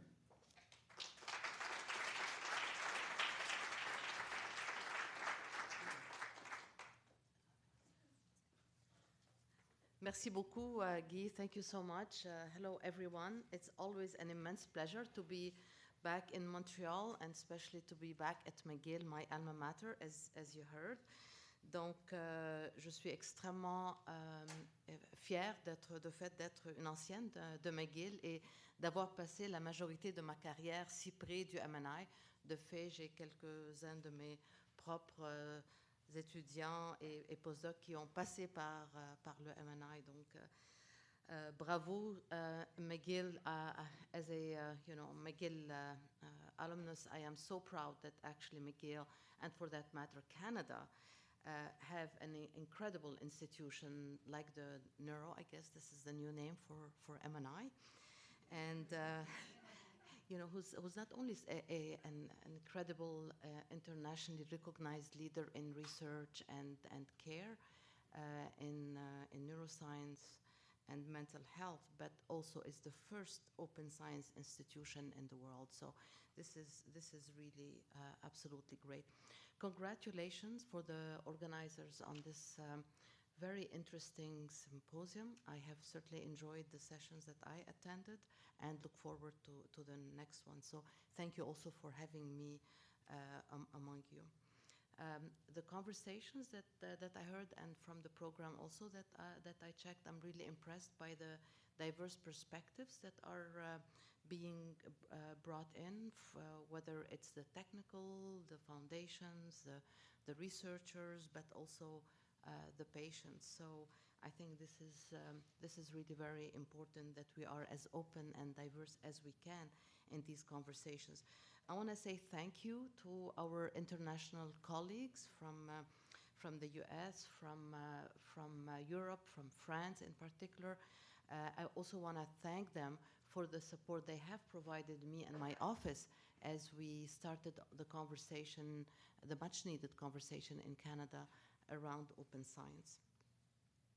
So you heard from Guy that my role is to advise the government on scientific matters and strengthen the science advice. And one of the key mandate that I have is to ensure actually the full access of the public to science and their understanding of science, because I think we all appreciate how important science is for our democracies these days, and that's something that's going to, I think, increase even more in the coming years. So it's very important. I just celebrated 2 years of survival actually in government.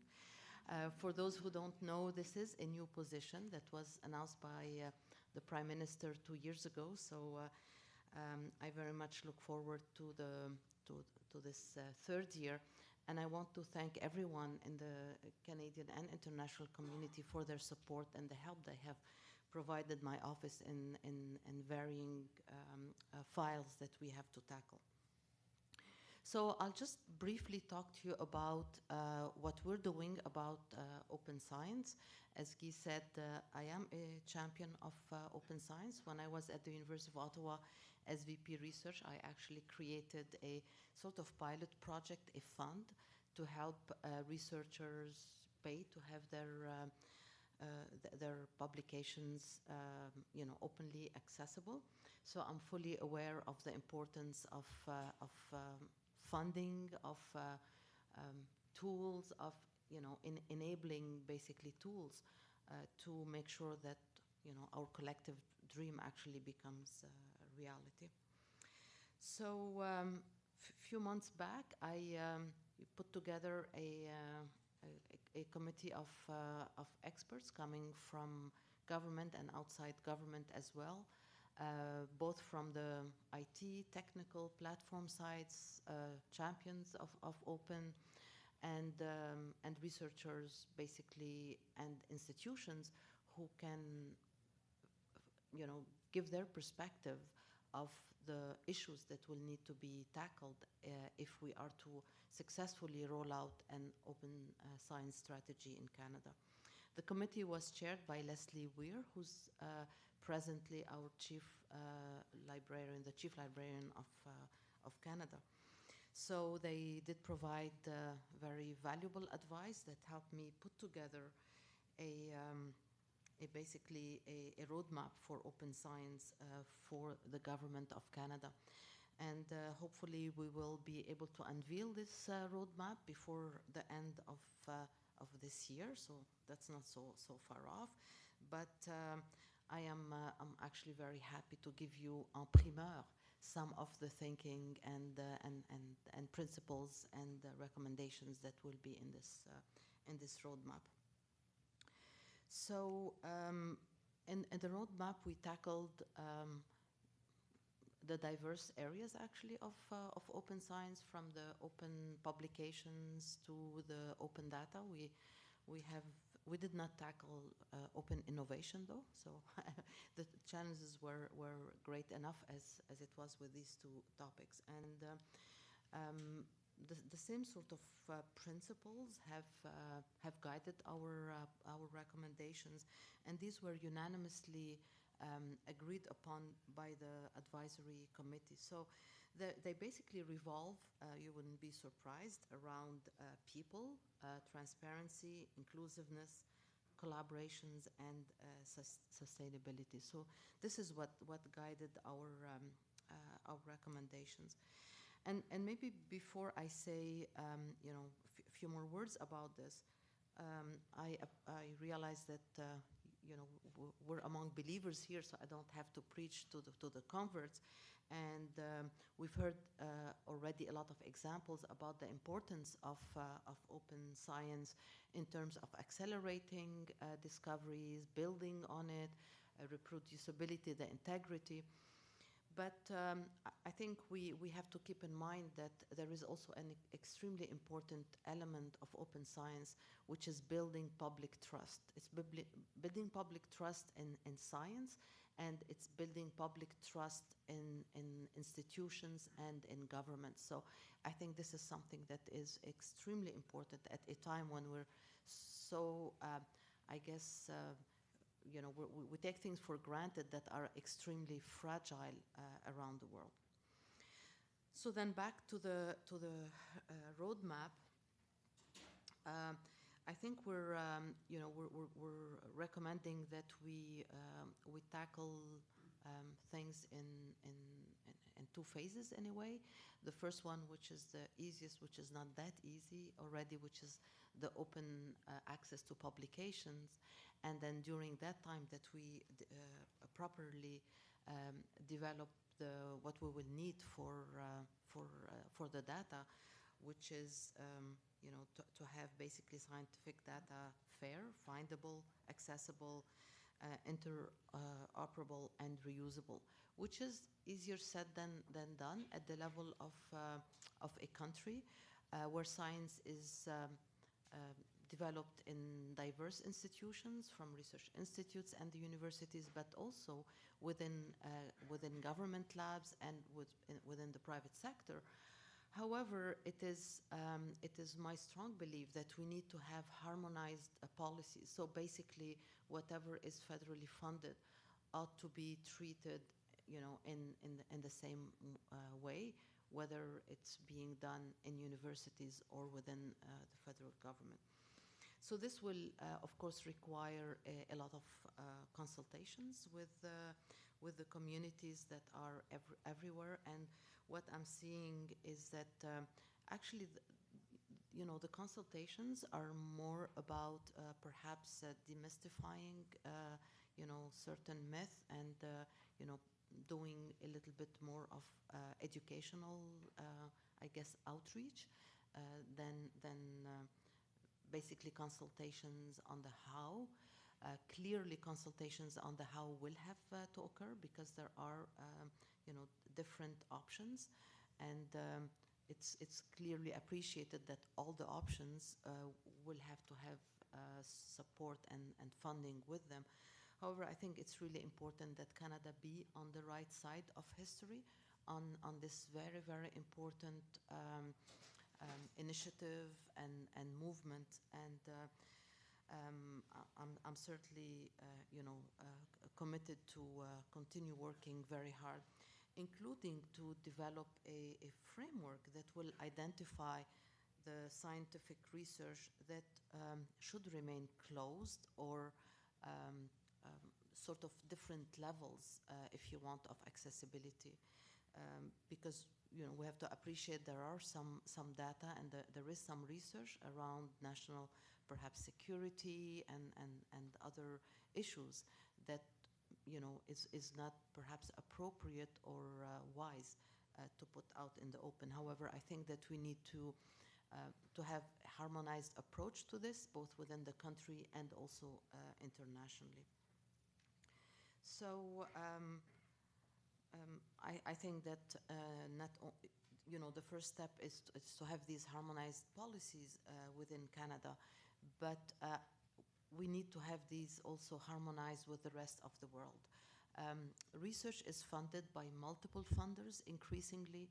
We're very proud that our researchers are part of international networks. So I think that the expectations and the requirements in terms of the data, its accessibility, and the output also need to be harmonized. So I think that we're at the beginning of the road here in Canada, and we're going to be, I think, needing a lot of work and a lot of volunteers like yourselves, people who believe in the value of openness. So I hope that I can count on you when the time comes for the consultations and for basically giving your story and helping demystify any of the fears or of the myth. I think we have to be humble here in Canada about where we are at present, and I can say that we are a little bit behind, if not quite a bit behind, on the open science movement compared to other countries, certainly other peer countries. So I hope that we can catch up. I firmly believe that we can. And I think that Canada is a peaceful country that's been known for so many years, actually in the past century, for maintaining peace in the world avec nos casques bleus. I hope that through our leadership in open science and diplomacy, science diplomacy, we're going to be able to be remembered by future generations for our leadership in science, in opening up data, and in basically helping make science reachable to the maximum number of people from around the world. Alors, je vous remercie de m'avoir avec vous. Je vais avoir besoin de votre aide. J'espère que je peux compter sur vous, et vous pouvez certainement compter sur moi pour continuer à pousser pour avoir encore plus de leadership du Canada dans le domaine de la science ouverte. Alors, merci. Je suis contente de prendre des questions, mais s'il n'y a pas de temps, je suis heureuse aussi de les prendre au lunch. Merci.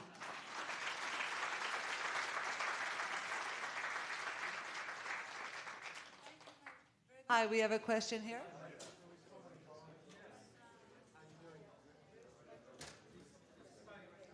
Is a mic coming? Okay. Hi, sorry. The website mentions the most unrestrictive software license would be applied. Now, in practice, what does that mean? Would you accept a GPL license, for example? Yeah, we do accept. So the question is about what kind of licenses we support with the program. We do recognize that the vast majority, well, a large proportion of open source software uses GPL style licenses, GPL or GPL. We actually do accept GPL licensed software or legacy software where it's really impossible to change the terms of the license. But for new work, say new code funded through the project wherever possible, we require MIT license, maximally permissive licenses. So the idea is that we still accept, for the purpose of this program, legacy. So applications from projects with legacy licenses that are GPL or GPL. But for new work funded through this project, we expect maximally reusable licenses, MIT style. Yep. I think we have time for one more question. And you can find me later. I'll be around the whole day. Yes. Okay. You described the way of attributing, say, contribution, and like GitHub is a very good example of where you can almost trace where certain things came from. And then you mentioned citations in the biomedical area. And I was wondering, are there ideas or models of better ways to cite in biomedical science? Because it's a process of claims built on claims, and we cite papers and say they have the evidence that supports the claim. I'm a young scientist. I have nearly 50 citations. I don't think a single one of those citations actually cites what the paper was showing or trying to point out. So I was wondering, what are the ideas that exist around a better way just to say what part of that paper you cited? Because otherwise I'm reading your paper for forever. Yeah, so the problem of like how to cite even papers in a more granular way is a really tricky one, right? I think we've inherited a system that predates the internet, it goes back centuries, and we're trying still to use that for defining impact, defining where funding should go, and it's a very imperfect system, but it's probably the best that we have in the current world of papers. Now, when it comes to software and data, that's even worse, right? Because these norms don't exist, and it's really hard. For example, I was at the Force 11 conference just last month, where a group has been trying to pilot for a couple of years best practices for software citations, And you can imagine like the problems they have even there when you have like a software project with dependencies, multiple versions, contributors. Who counts as a contributor? Is that the lead team? Do you look up all people on GitHub or on their repo to determine who should get credit? It's a real mess. And so I think you're totally right about the complexity of and the noise that comes with citations as a signal for reuse in science. I think it's even worse for other outputs. So the honest answer is that there are some best practices that now for software and data are being developed. And I think that funders and institutions should try and get ahead of the curve and try and figure out if they work, if they don't work, how to evolve them themselves, so like open resources that can be improved over time. But you're absolutely right. The way in which we provide credit and we track attribution, we track provenance is a total mess.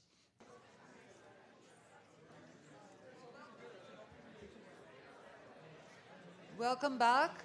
If everyone could take their seats, we'll get started.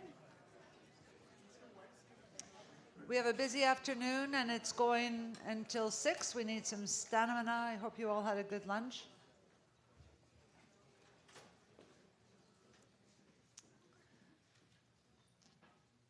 Well, thank you very much for your collaboration during the lunch hour. It seemed to work very well.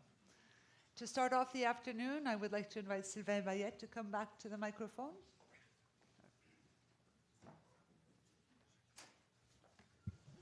Thank you, Suzanne. Thank you all for being back. I hope you have enjoyed the symposium as much as I did so far, I've had so far. And actually, we're kicking off the afternoon with a very, very important moment at multiple levels. And this is the announcement for the Cyril and Dorothy, Joel and Jill Reitman Foundation Prize for Open Science in Action. So let me give you a little bit of a background. So among other things, I was in charge of the so-called Grassroots Open Science Initiative Committee at the Neuro, mandated by Guy. And basically, we're here to help basically steer the actions and identify, possible gaps and bumps in the road towards, really putting this open science idea into action, which means, enabling researchers to actually do their research better, faster, and for a bigger bang for the buck, if you will. So that's the idea. So I would like to actually take a few minutes before we acknowledge the generous gift of the Reitman Family Foundation. I would like to acknowledge actually the hard work of my collaborators in the committee. So the committee is a nice mixed bag of different generations, different genders of researchers at the Neuro. And it consists of Christine Tardif, Stuart Trenholm, Ed Rutaser, Madeleine Sharp, Adrien Perrache, Peter McPherson. And we've hosted a visitor from Brazil, Roberto Silveira Reis. I don't know if he's here today, but he meant to attend and to look into how we were doing things to maybe export the idea and the different activities we are putting together to put open science in action. So I'm very grateful for all the help that my colleagues have brought to, and ideas that my colleagues have brought to the committee. So we've actually met with the Tannenbaum Open Science Institute Leaders Council 6 months ago, and we're going to meet them again soon.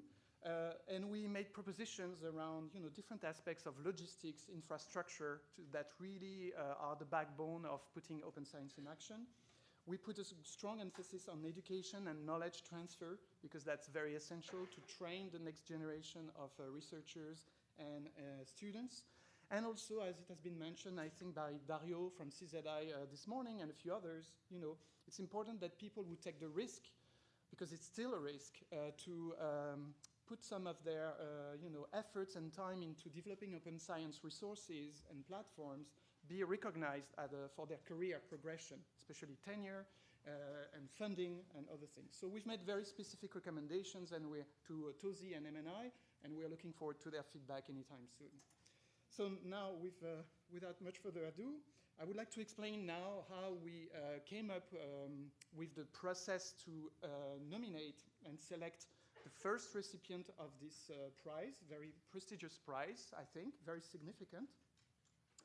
So it's through the generous support and contribution of the Reitman's Family Foundation, we had the hard task of actually giving away a $25,000 prize, an award, to a scientist who actually took those risks I was talking about and demonstrated, very early on, possibly in his or her career, this intention and tangible demonstration of putting open science in action. And so we thought we would look around, around the world, make an announcement internationally, but we said, no, let's have a look for the very first prize at the talents and champions we have in this institution, in this house, under this roof. And we said, okay, for this year, we're going to look at, giving away this prize to a talented young researcher from the Neuro, from the MNI. So I think I've covered pretty much all the points I wanted to raise. We are looking forward for hopefully the next round of this prize for next year. We are looking forward to opening further the call for nominations internationally, with a specific emphasis also not only on early career researchers, but also giving a prize for trainees. So we'll see how this goes. But for this year, I would like to call Mr. Joel Reitman to the podium, who will announce the winner of this very first Reitman Family Prize for Open Science. Please.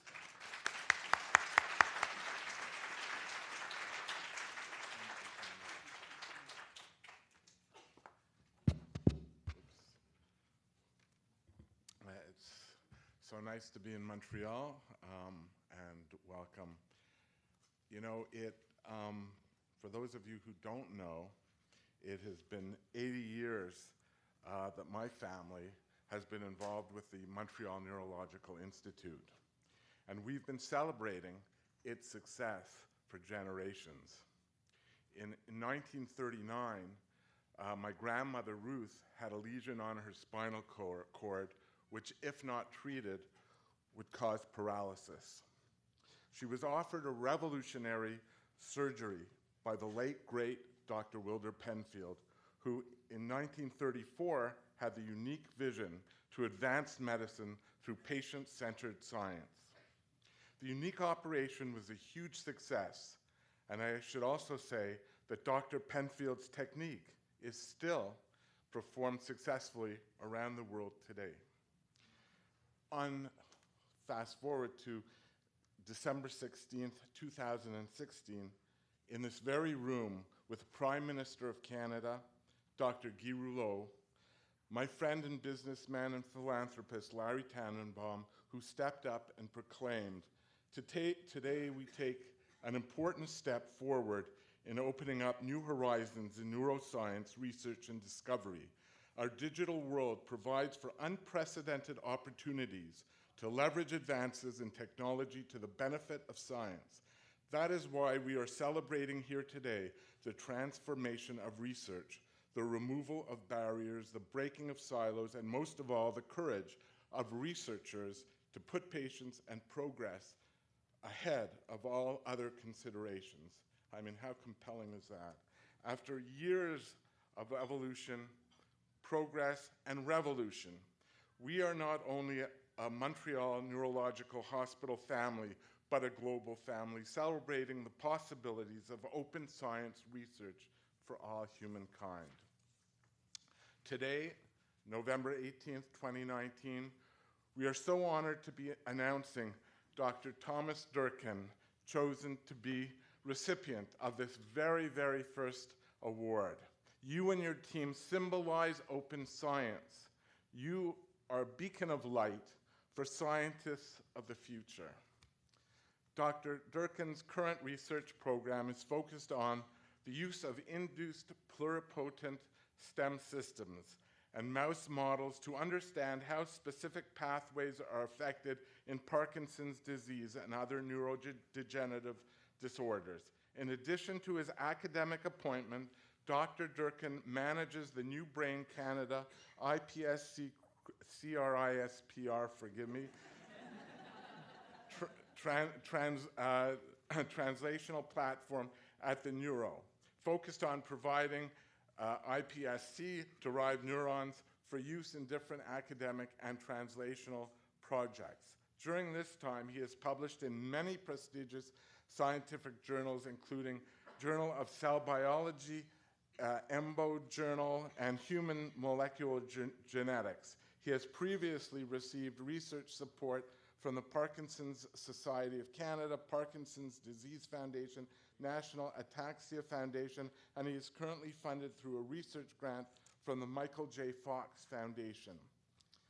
So congratulations. I mean, that's a mouthful, and it's really, you are so deserving, and you are certainly a pioneer, and we congratulate you. And I'm so proud that my mother is here today, and the rest of my family is here in spirit, and we'd love to present you the certificate, and again, wish you a very hearty congratulations, and hope that you might be here, or your offspring, in 80 years from now, where we can still be presenting this kind of an award. Congratulations. Thank you. Dorothy?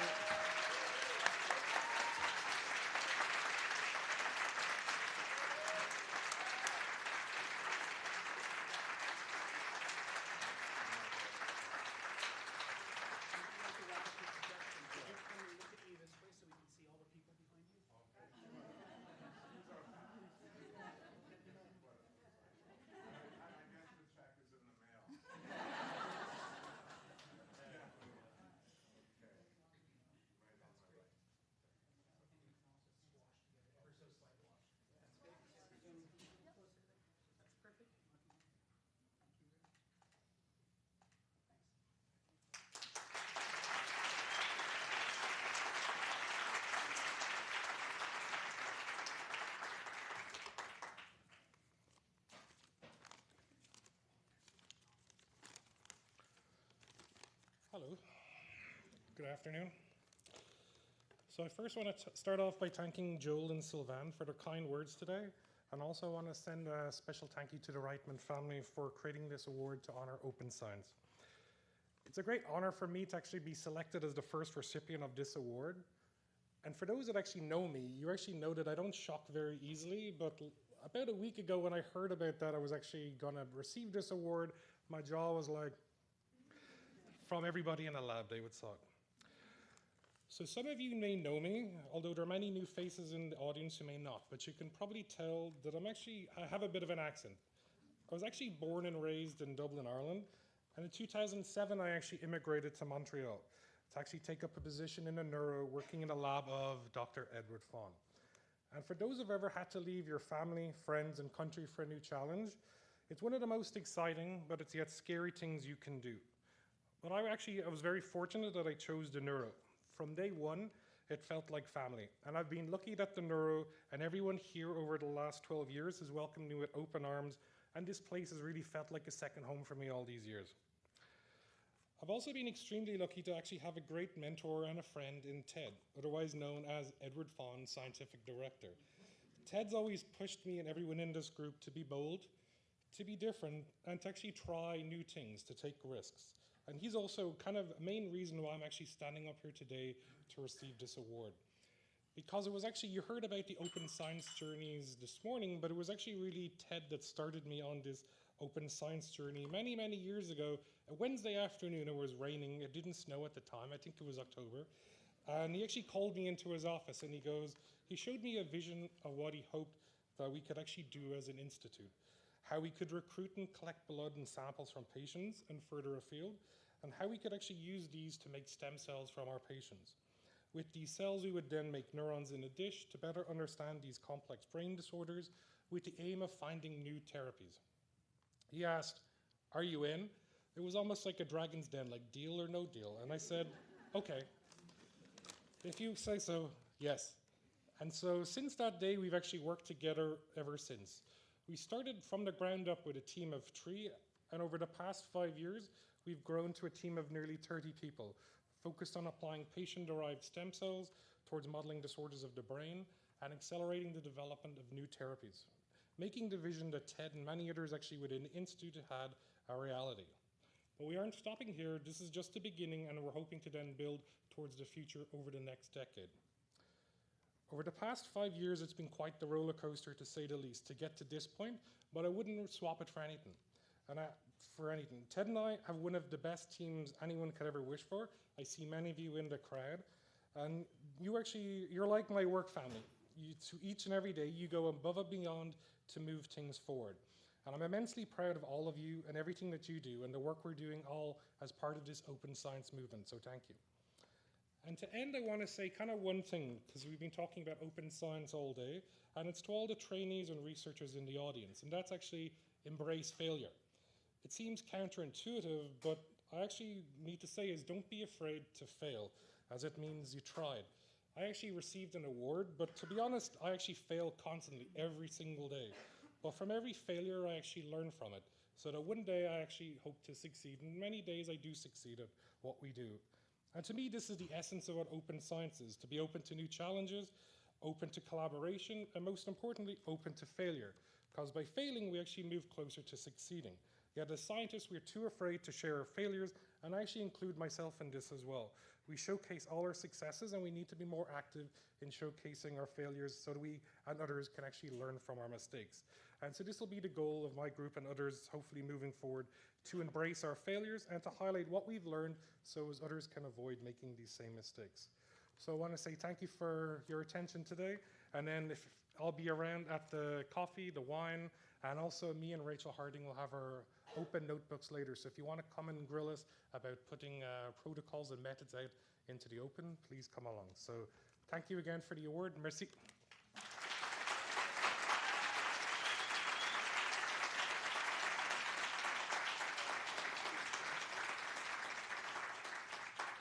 Thank you very much, Tom. I think Tom there's a poster in the healing garden of the work that Tom is doing, and he'll be available to discuss either the coffee break later this afternoon or the reception after the Wilder Penfield lecture at the end of the day. So our first keynote this afternoon, Open Science Methods for Communities. We are pleased to welcome John Wilbanks, Chief Commons Officer, SAGE Bionetworks. He worked at Harvard's Berkman Center for Internet and Society and was executive director of the Science Commons project at Creative Commons, and spearheaded a petition in the US signed by 65,000 people that led the US government to announce in 2013 to plan to open up taxpayer-funded research data and make it available for free. So please join me in welcoming John Wilbanks.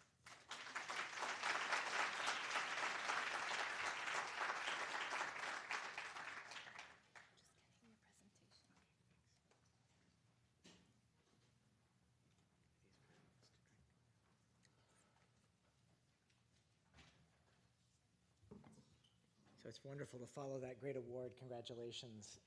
That's a fantastic thing. And it's great to be here. Thank you for having me here at the Neuro. I've wanted to come here for a long time, so it's really exciting to be a part of this today. And it's a tough act to follow an award presentation like that, especially after lunch. So I'll do my best, but you'll have to forgive me if I don't speak in French, at least as part of this. So I wanted to talk a little bit today about the spectrum of the way that we share. And some of this was previewed a little bit in the earlier session, thinking about the privacy issues involved in open data. But this is something that we at Sage Bionetworks, where I work, and I'll talk a bit about who we are, deal with on a pretty regular basis. And the idea is to talk about the spectrum of different things between open and closed. Because whether it's privacy or certain other issues related to legacy, permissions around data, it's often not possible to be as open as the Neuro is when dealing with sort of legacy processes and systems. And what I want to talk about is how community formation represents an essential part of the open spectrum and can contribute to open science in ways that are just really starting to be understandable because of the way that they can be facilitated by technical platforms.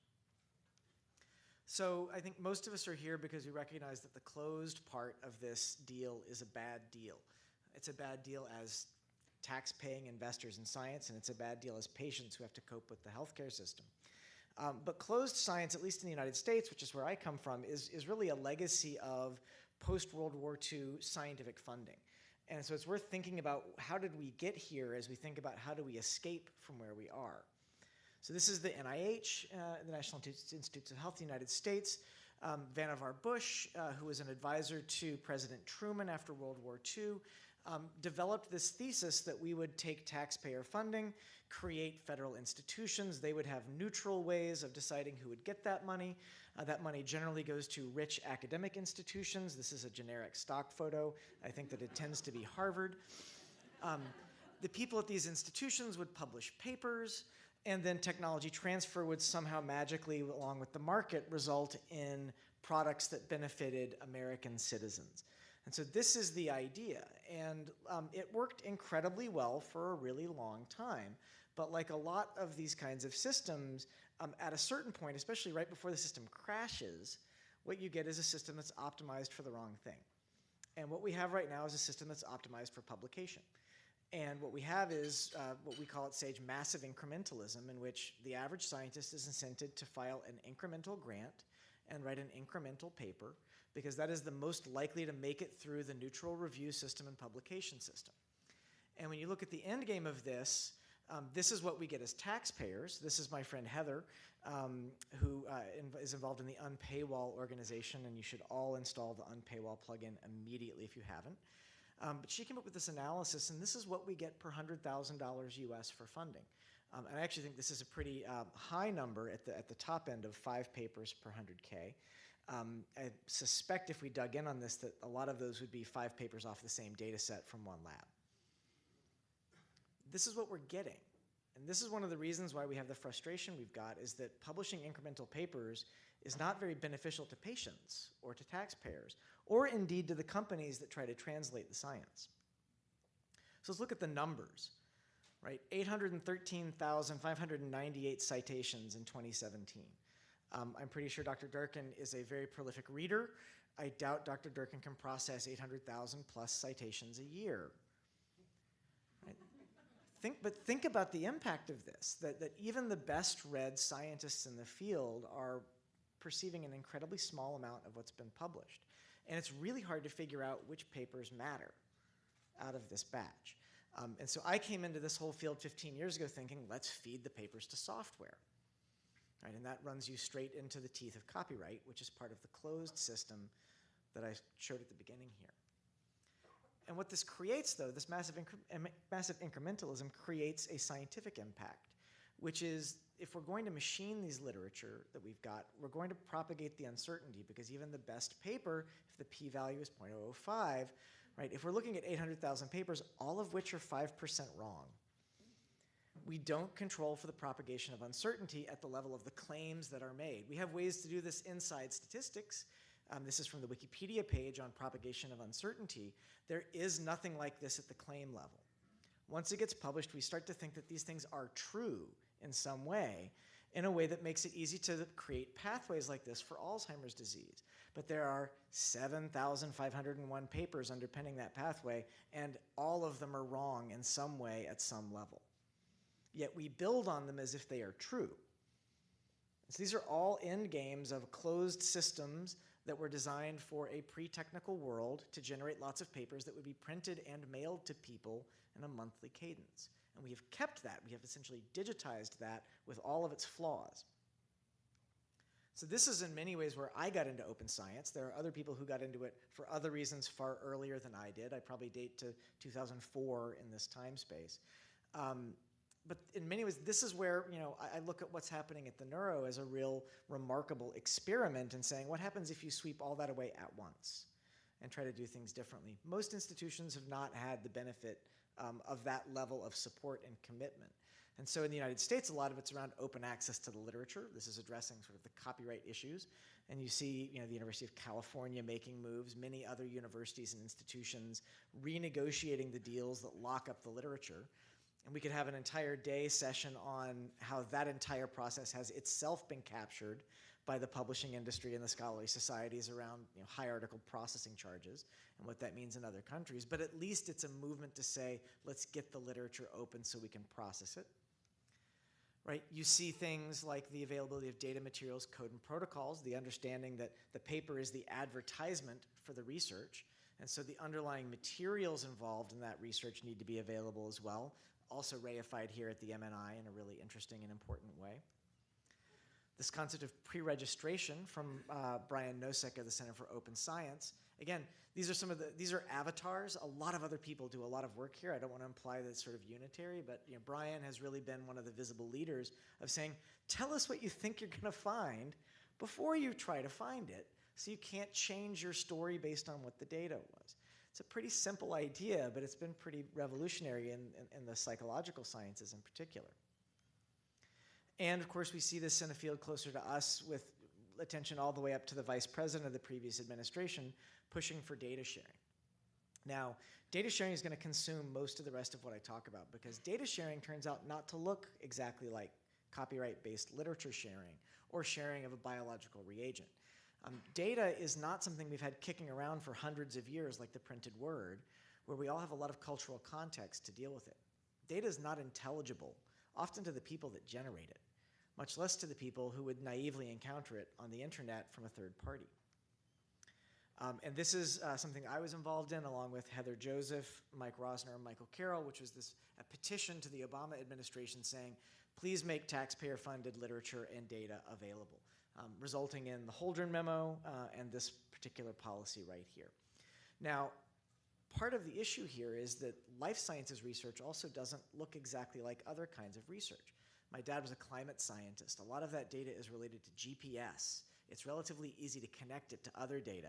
And there was still a 15-year effort on the Global Earth Observation Science of Sciences, the GEOS project, to link up all the climate models. But in the life sciences, we've got a lot of different work we have to do to make data contextually useful and reusable, and we have to think about things like privacy. And so that's going to lead me to talk about some of the rest of the spectrum here. So even when there was only open and closed, collaborations happened, but these were mainly available to laboratories and PIs who were part of sort of the powerful edge of the system. I grew up in East Tennessee. A lot of people trying to get data out of, who were University of Tennessee researchers couldn't get it from Harvard researchers because they could use their systemic power and say, we're only going to work with MIT researchers. Sorry, no rednecks from Tennessee.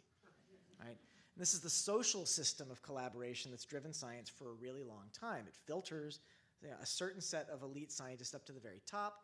They're able to collaborate. So they get lots of degrees of freedom, but it's not accessible to other people. And so one of the questions we try to answer at SAGE is, can we use open science and technology as a way to expand how collaborations work to make them more inclusive, more diverse, and more effective scientifically? So this is my mandatory, this is our brand, this is our tagline. We're a nonprofit organization, 10 years old this year, and our thesis is that science works better when groups work together. This actually is one of the most important pieces of what I want to talk about, which is the diversity of thought you get when multiple groups collaborate can be one of the most powerful ways to defeat the noise of any specific scientific approach that is taken. And finding ways to get groups working together earlier is one of the biggest potential powers that comes from open science. So the first I want to talk about is what we call sandbox. So a sandbox is something that was alluded to, again, in the earlier session around privacy, around access level controls and access controls. This is the idea that you can have, for a certain time period, a private space where a small set of scientists and laboratories work together, and they share early stage information about their findings in ways that they might not be willing to do publicly in the absence of a funder mandate, but that also might have the benefit of letting them share hypotheses beyond their top hypothesis. Because what we've found is that if you look at 5 labs looking at the same problem, they might each, if they were open from the very beginning to everyone, only chase their number 1 hypothesis. Or they might all collapse on one hypothesis immediately. Whereas if we say, share 5 of your claims at once, I swear that's not me, okay. Then you might be able to say, well, lab A, hypothesis 2, lab B, hypothesis 3, lab C, hypothesis 4 are all the same hypothesis. And you can find that sort of collective community consensus much earlier than waiting for everyone to write their papers, even if those papers are open, and wait 10 years for the Cochrane Collaborative to write a review. And this is a process by which you can get to reliable consensus much faster by using a mixture of private community that feeds open science. So here's an example that we ran in colorectal cancer subtyping. We have 4 papers. that came out in 1 year, each claiming to have the canonical molecular subtype of colorectal cancer. Each lab had a different group of patients and a different mathematical approach leading to the 4 papers. So several of these papers are open access. But that doesn't, the accessibility of these doesn't change the fact that we don't know who's right, and in all likelihood, none of them are completely right. So what we did was shuttle diplomacy. We went around to these 4 labs, plus 2 more who wrote 2 more papers on the same topic during the time we were talking to the first 4 labs, and said, instead of each of you working individually on your data with your algorithm, imagine if each of you could run your algorithm on everyone's data in the collective. And the offer was to each group the right to do this across the collective data. And then each of them gets to write a new paper based on the much larger sample from their first paper, but we collect the right as the convener to publish a consensus model, open access, publish the code, publish the pseudocode, so that it can very rapidly, instead of waiting 10 years for these groups to snark at each other through conferences and poster sessions and letters to the editor, that we arrive at this in 18 months. So we get 6 new papers plus the collective paper in an 18-month time period to move the field forward radically quickly compared to the traditional way of doing this. And so rather than forcing everyone's data out from the very beginning, the idea was that what mattered was the model be openly available as fast as possible and the paper that describes it be openly available. So what we have here is this deposit not of all of the data, which is what we might have ideally wanted, but that wasn't part of what we could negotiate. But we could negotiate that the consensus model and the publication of that made it into the open domain far more quickly than would have been possible during a traditional process. And this represents a community. One of the things that's interesting is that the curation required to make each lab's data available and usable to the other groups was much lower than the curation that would have been required to make it available to the general public, because of the context that's shared in that community. We also had simpler governance because the scientists were known to each other, and so they were much less likely to defect, scoop and steal, because this non-anonymity of the individuals to each other, which is a really important part of Elinor Ostrom's theory of the commons, is non-anonymity of resource allocation. So what we see is this then accelerating, and so I'm glad Susanna is here. So Susanna is one of the people who's worked on the Accelerating Medicines Partnership from the NIA. And we were very lucky to be part of the AMP-AD, Alzheimer's Disease Partnership. And so it's in many ways the same concept as the colorectal cancer subtype, but the intention is to generate drug targets in phase 1. So you have multiple different methodologies for target discovery in Alzheimer's, scientifically distinct methods, and this is important because, again, the noise of any one method is defeated by the collective sharing of information for target identification, and then going back out to a variety of labs for target validation. So you have a collaborative workspace, right, that comprises the individual workspaces, but because they're all on the same platform, all working all the same pipelines and the same workflows, you have cross-comparability from each of them across each other's data, and then we have quarterly depositions of the public data in the public domain into a data portal. And the idea is during that time period, each lab can share their proto-claims, their early stage targets, along with the relevant evidence to that within the community, and then that's what matriculates out. It's a way of parsimony helping you figure out where to do the work of what to make public, because the curation required to make the data public and usable is enormous. It's not just the digital things. One of the things I loved about the Dr. Durkin's award is the focus on the actual physical materials involved in the sciences. So this is not just the data, it's the mouse models, it's the RAV tools, it's all of the things you need to actually take this and move it forward. And so think about the difference between this as a publication and sharing and vetting method compared to the literature. A lot of the time we think about the literature and we think about revolutionizing the way that we review articles, as opposed to thinking maybe we don't need to publish articles all the time. Maybe we need to publish knowledge and methods and systems of review that come from these communities, right, and publish less papers, right, but better papers and more knowledge, because we have better ways to publish knowledge than to lock it up in a PDF. Even if you make that PDF open, it destroys the information in it from a computational perspective compared to this kind of approach.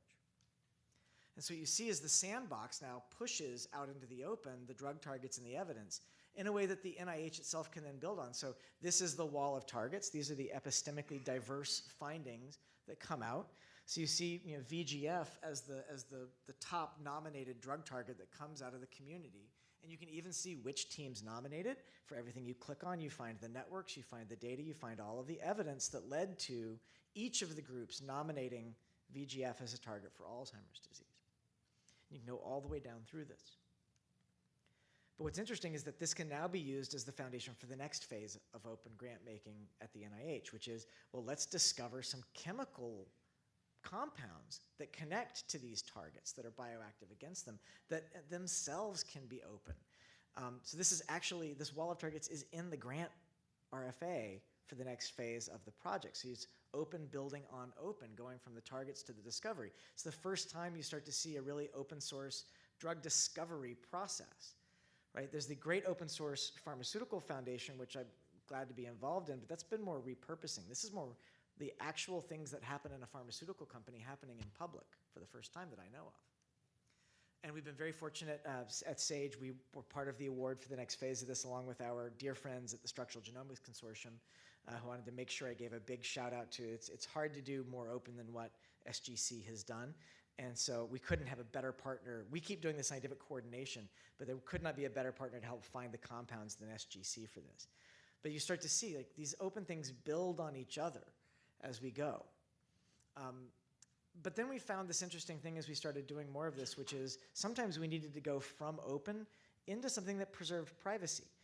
And so as we started working at the idea of bringing patients into what we do, right? Our core users are researchers who really like looking at a command prompt, right? And saying, well, if we're going to engage patients, what does it look like?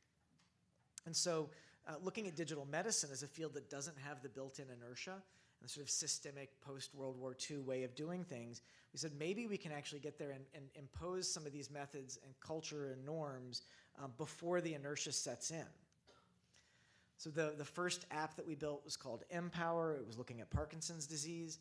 And you get these amazing numbers. 16,585 participants consented. 9,520 of them ordered us to share their data broadly beyond the study, which meant we had to figure out what that meant. Because we didn't really know how many people would want it, and we did it almost as a survey, and I can tell you that having 70% of people call your bluff is a hell of a thing. But this is why you might want to go to digital medicine. So for something like Parkinson's, you might go to the doctor and you would do dyskinesia-based tapping, and they would maybe look at you and give you a scale of 1 to 5, or if they were quite advanced, they might videotape you and count your taps over time. But all you get is the number of taps.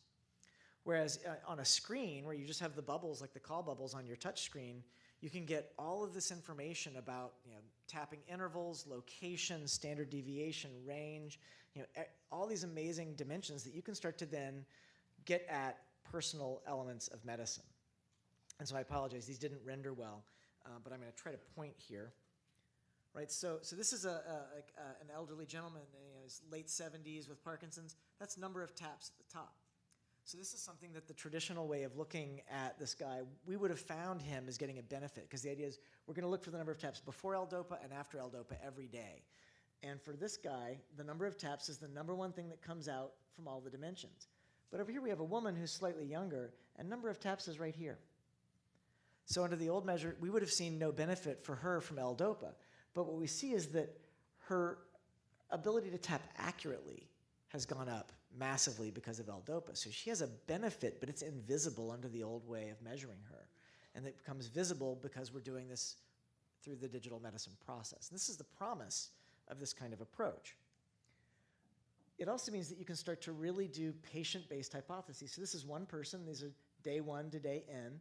And what you see is good days, bad days, good days. Because a good day is where you have a nice long up arrow, because that's before L-DOPA and that's after L-DOPA. So you have a consistent benefit for a couple of weeks, and then something happens. Something happens where we get random days that aren't very good. We get days that are actually worse after L-DOPA, and then we go back to relatively good benefit from the medicines. So this is an N of 1 hypothesis. You have 1,000 people in the study who have Parkinson's disease. You have 1,000 of these hypotheses all the time. So this is the promise of it, right? But it's actually quite hard to analyze the data It turns out that clinical informaticists and genetic informaticists, when faced with the fire hose of data that comes off of 1,000 mobile phones on a daily basis, right, it's very easy to find something that is publishable but untrue. So we published the first 6 months of the data 2 years before we published our first paper. And we made this data available, not open in the sense of open data, which is that it had to be available to people who registered and agreed to protect the privacy of the people whose data was donated. What you'll find is when you get into this kind of really high throughput mobile data is everyone's footprint and fingerprint is extremely easy to find. We have a paper coming out that is pretty specific on it. I'll only quote Luca Fascini from Evidation Health. They found that it's 6 days of Fitbit data alone will uniquely identify a person out of 100 million people. So just because this is digital doesn't mean that there's no risk of re-identification, and it doesn't mean that there's no risk of harm. So in order to run this challenge, because we said basically, please help us learn how to write the algorithms to analyze this in a meaningful way, right? Not in a p-value way that we can get published, but in a meaningful, accurate way. But in order to access these data, you're going to have to play by a small set of rules. You have to agree not to re-identify. You have to agree not to redistribute the data. The idea being that the best way to prevent the sort of context collapse that led to Cambridge Analytica was to prevent redistribution through contract, but make it really easy for anyone to come get it from the source. And we had over 150 registrants from every continent except Antarctica willing to take those terms and help build these algorithms and then again publish that as an open consensus model.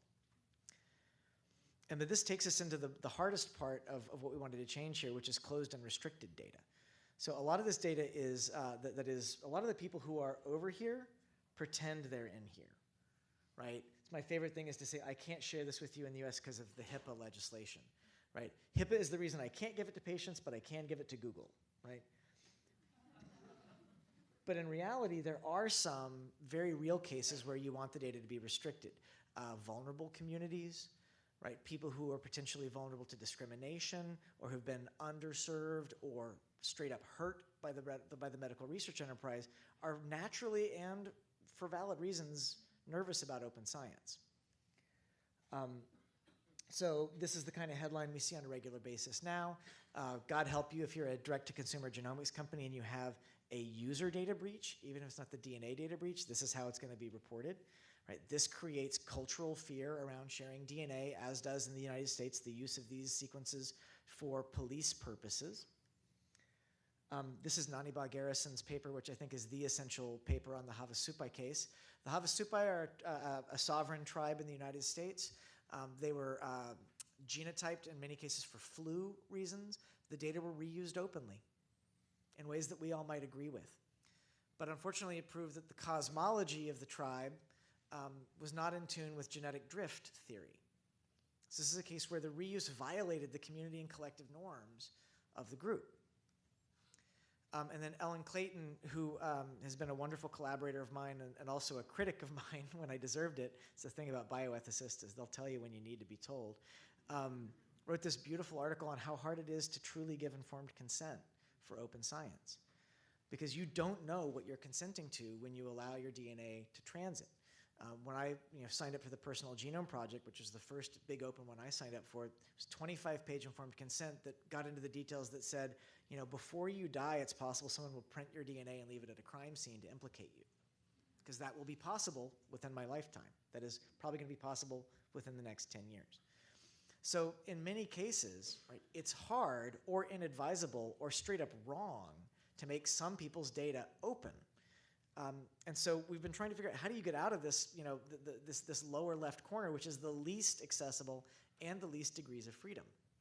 And we think there's a couple of different models that we can play with here.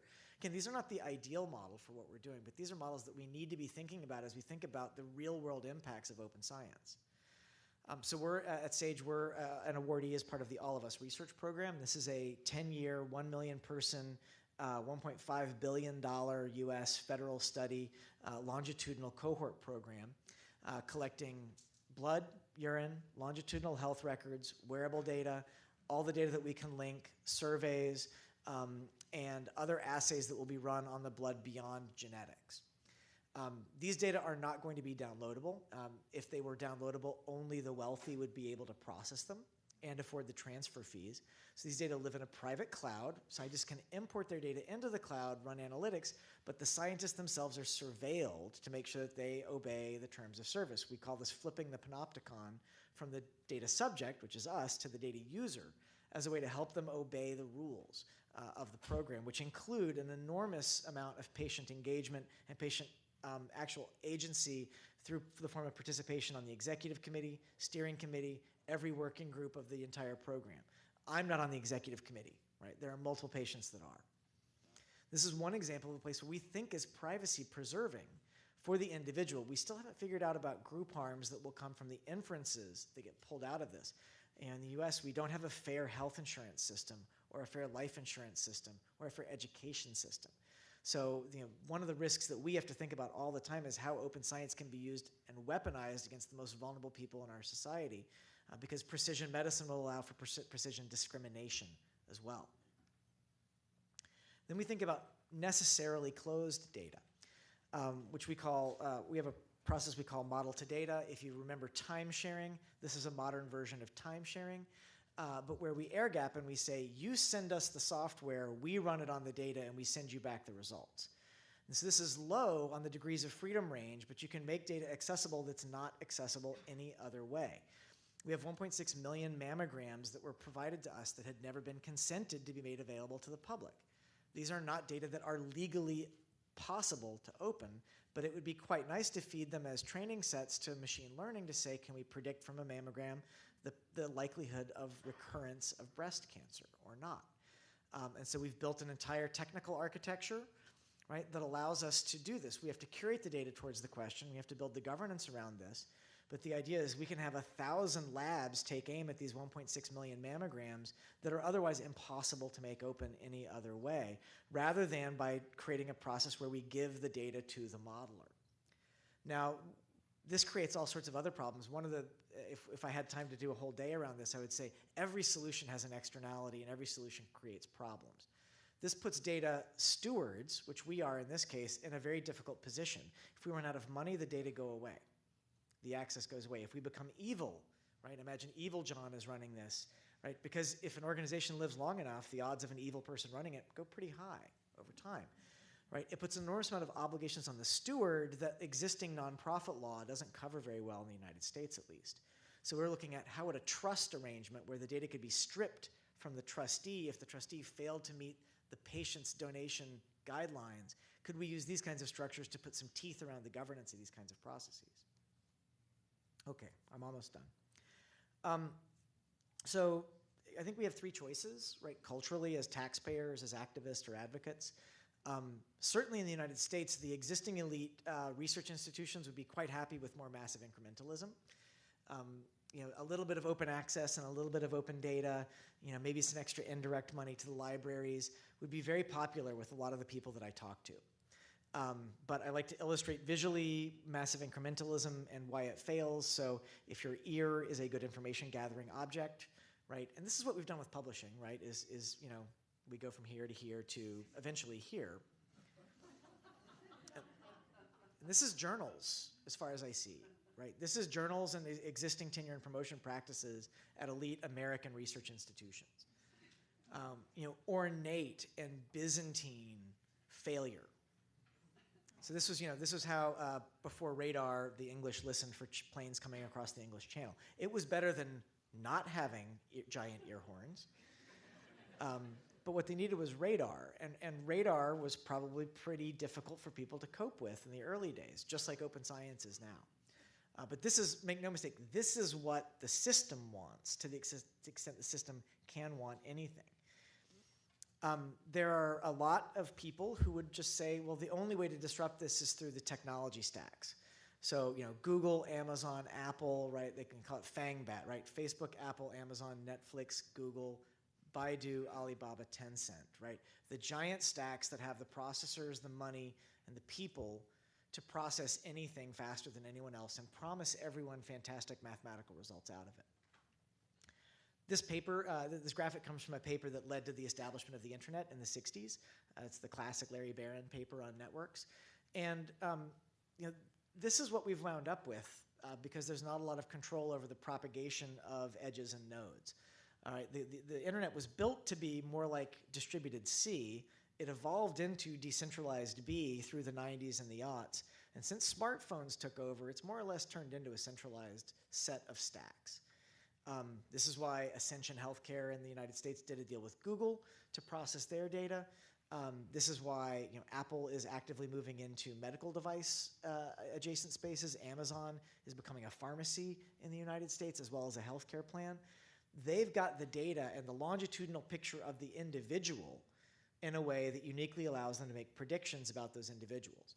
One of the things that's so exciting to me about the MNI is that the LORIS system is built around the individual in a way that's it's actually an alternate path to building the longitudinal picture of a person through their health system. Because in the US at least, the only way to get that longitudinal picture is for the health system to give their data to somebody else, as opposed to getting it out of the health system. So there's hope, right? And that hope is institutional change.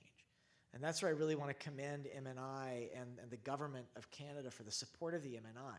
Because making an institutional change is probably the hardest of the three. It's easy to keep going, and it's easy to sell to Google. It's really hard to actually get your scientists, your institution, your funders, your community to buy into institutional change, right? But that's where the power is we can build our own networks. And in many cases, we might have to build some that are open and some that are intranet, not just internet, to preserve privacy where needed. We probably need to connect to some social movements around fairness and data and transparency and accountability and explainability of AI and those sorts of things as well. But if we can build our own networks, right, that are not the stacks, we actually have a chance. And I wanted to end with this picture of Elinor Ostrom. So my title is Chief Commons Officer. Elinor Ostrom won the Nobel Prize for her work on how communities allocate resources in ways that cannot be predicted by markets and governments. And she has some very basic rules on what it means, right, to allocate these kinds of resources. But the core idea is that communities figure this out. And so when we think about the relationship of these technology platforms to the communities of users, to the communities of patients, right, to us as communities of taxpayers, we can figure this out in ways that don't require going to Google. We can figure this out in ways that don't require doing it the same way that we've always done it. But it requires that institutional change to create the space for communities. And days like today are a big part about bringing those communities together. So hopefully I'm ending on that note of hope and say, we can do this if we do it together. Thank you.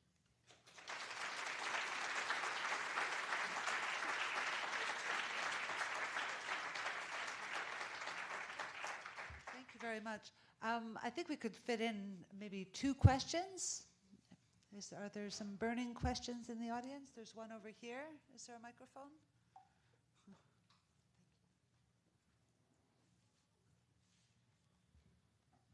Thank you very much. You touched on it perhaps somewhat at the beginning when you discussed how we create knowledge. There was a paper in eLife called something along the lines of the canonization of false facts. And it talks about how, things become true.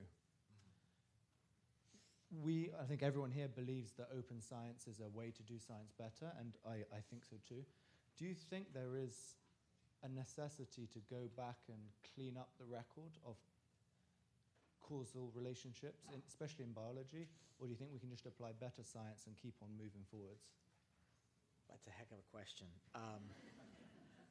I don't know, right? I mean, that strikes me as a hypothesis that we ought to be able to test.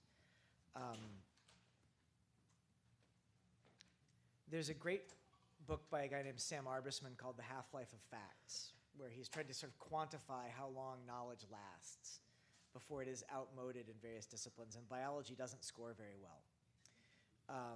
Because in biology, frequently you might get the entities right, but the direction of the edge wrong, or you've collapsed a multi-node system into what you think is A causes B. But I tend to think that it's really good to know why we thought things. One of the things I like about graphs is, graphs used to be really hard. I did a graph-based project nearly 20 years ago now, and we melted processors to build it. Because what you really want to build out of a literature like this is a graph, and learn how that graph changes over time as we learn what we know. you know, we can do graphs, like if me and a laptop and a credit card, I could do what cost me $1.5 million in hardware to build 20 years ago. And that's going to keep going. One thing that consumer tech is good at is processing text. So my instinct is that rather than throwing it away, at a minimum, it's interesting from an anthropological perspective to know what we thought and why we thought it and when. But there may be gold buried in those papers that we've never bothered to read. So I think it's an experiment to run. One of the nice things about open science is it would make it a runnable experiment. Right now, the only people who could even attempt to run that experiment work at Reed Elsevier.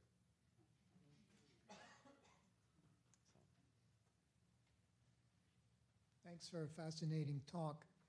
I'm wondering what role you think litigation has in figuring out the best way of, you know, adjudicating and balancing privacy claims and, you know, the privacy claims, copyright claims, the most efficient way to allocate public resources in research. Any thoughts? I mean, I'm torn. Litigation is, I mean, so for clarity, I blundered into this space when I answered a classified ad in 1998 to work for Larry Lessig. And that was right around the time that the Eldred versus Reno copyright cases were being put together that became Eldred versus Ashcroft. And that wound up really entrenching copyright term in the United States as a failure, right? Because the Supreme Court ruled 7-2 in favor of the administration. And so that's the sort of the downside of litigation is you can wind up creating the wrong precedent if you lose. That said, I think that there's always going to be a place for it when there's nothing else that you can do, right? When the legislative and regulatory processes have completely failed, there aren't a lot of other ways left. My bias, though, is that where we've seen success at SAGE is like the first 5 years we were running, people were just like, what the hell are you doing? Right? We don't understand what you're doing or why it's valuable or any of these things. Because success in generating knowledge in science it's agriculture time. It's not tech time. It takes years to show that one method for knowledge generation is better than another one. But once you start to show that your methodology is even a little bit better than the status quo, scientists are very sensitive to being outcompeted. And it's the most powerful incentive I've found. It's more powerful than almost anything else because if they are more competitive, they'll still be seen in the publication space as having more publications. So I tend to take the idea that I think funder mandates, right, institutional mandates, and then ideally we could break the grip of some of the metrics that we've got to deal with. I think that's what's going to get us out of most of this from a scientific process. It would be nice, for example, for litigation to try and prove that the facts in scientific papers are not protected by copyright. That would be pretty cool, because then we could just basically download Reed Elsevier and process it, and it would be legal as a transformative use. But I think someone would have to do that and get sued to prove it, and that's a hard thing to recommend to anybody to do. I mean, when Aaron Swartz did even a tiny piece of this, he was hounded, right, to his suicide. So it's hard to make that as a recommendation that somebody ought to do that. But it's the sort of thing that litigation probably alone could handle, because if we opened up copyright law to address that, a lot of other things would happen that might not be related to science.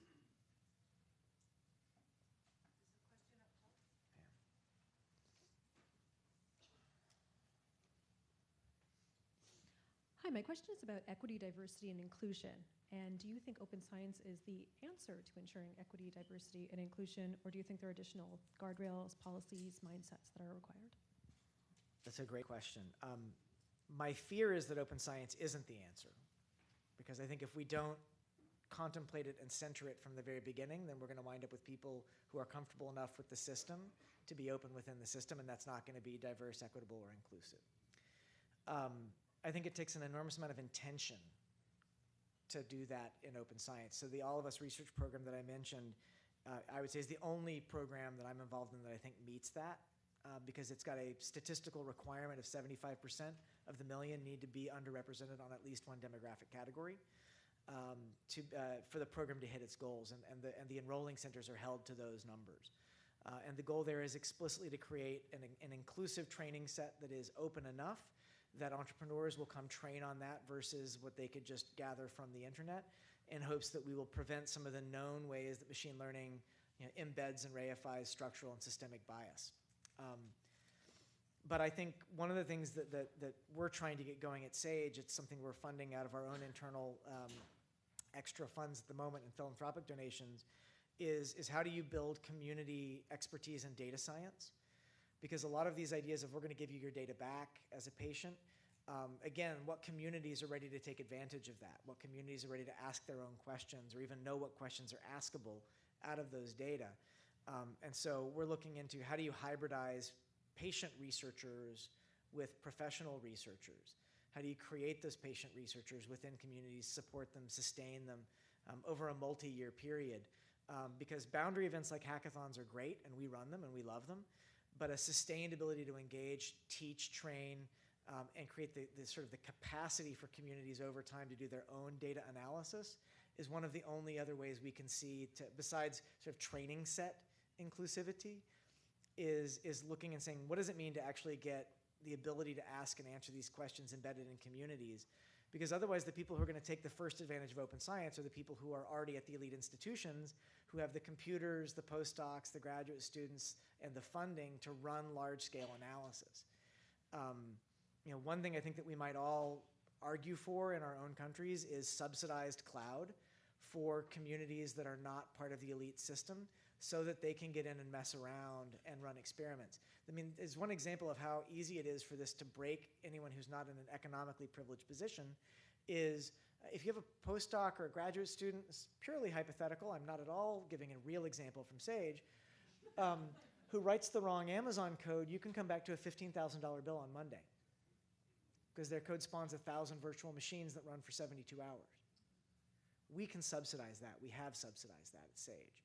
But that needs to be available on a national basis to communities that we're claiming are going to be helped by open science. Otherwise, it's going to be Broad who analyzes all the open data first and publishes first. So I think open science ought to be part of this. And most of the people I know in open science believe deeply in it. But it requires rethinking all the different ways that society doesn't involve diversity, equity, and inclusion, and trying to make that part of our coalition as we go forward. But the number one thing we can do is subsidize cloud and train the hell out of people in communities. It would have the added benefit of bringing them into our community. Thanks again.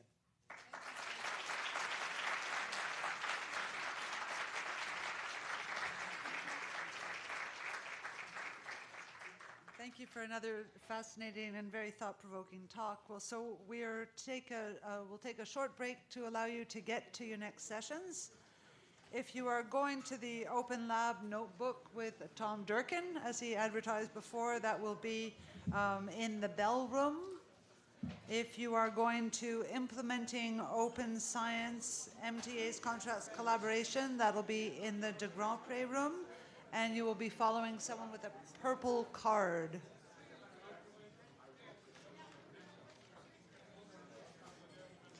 The session that we're going to have in this room is Towards an Open Science Ecosystem for Neuroimaging. How you doing? I'm good. Post lunch. Yeah. Post lunch, yeah, digestion. Yeah.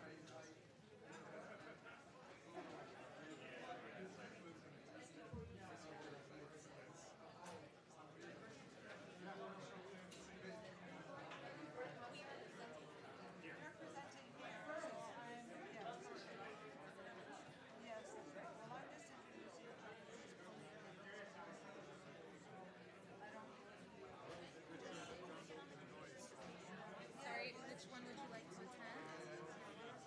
So the one with Richard Gfeller and Moscow, that's in the base. Over here, so you're saying. Yep, looks good. That's the beauty of that's the beauty of a Google Drive. You can be working till the last minute. Yeah, is this? Not that we still say. Well, except I was working till the last minute. It's Bella. Oh, hi, Alana. Ian, nice to meet you. Hello. I'm going to be giving the greenhouse announcements. Okay. Is there anything I need to know, or will I just come up at the end of that session? Yeah, when this session ends, sorry, this is Chris. I haven't seen Chris, actually. Okay, sorry. I have your slide over here. then at the end of this session, then I'll just pull it up for you. Yep. And you can make your announcement. Perfect. Thank you. Will there be someone who like shoots a flare or something for nearing the end, like a timekeeper, or should we have our watches up here? Well, JB should be keeping track of the time, and he should let you know. Yes. He should be able to let you know when the end is nearing. Great. I just wanted to make sure, or I was hoping to give a. Just so not No, everyone no, hears. so I don't need to hear me. JV, hi, Ian. Very nice to meet you. I'm gonna see if I can do a demo on here, and if not, I don't have to. I just took screenshots and put them in. Yeah, no. I timed it last night, 6 minutes. This isn't up here, right? Okay. I just need to put in my password. Sorry.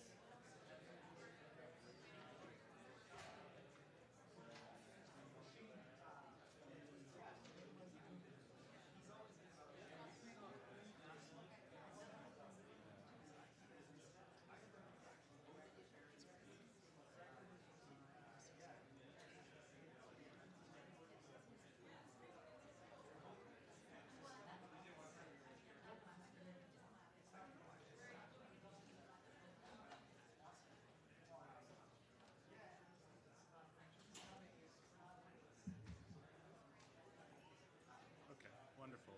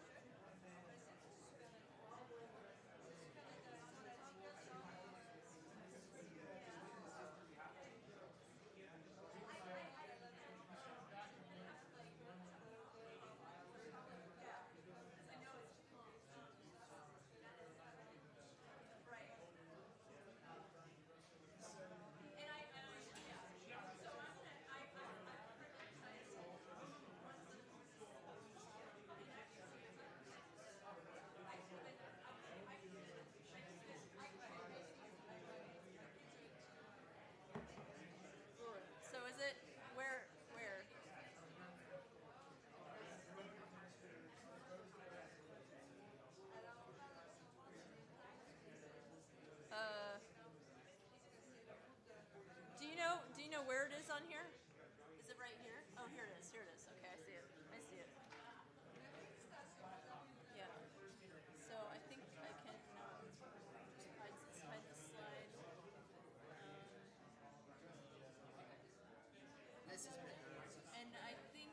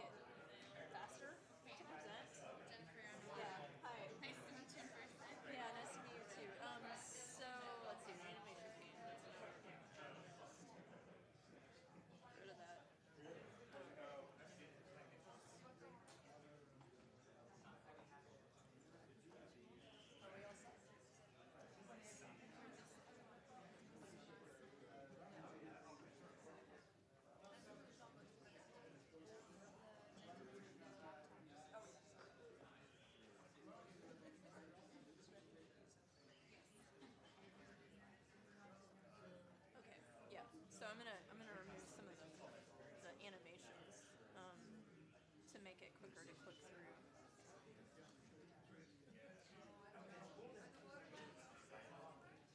For sale? It's for the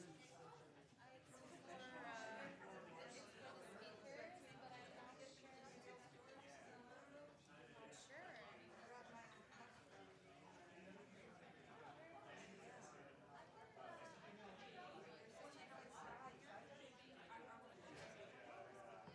I don't know.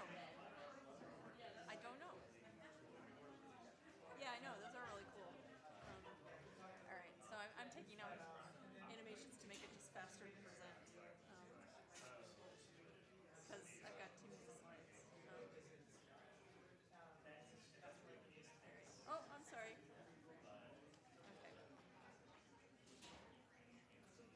Okay. Okay.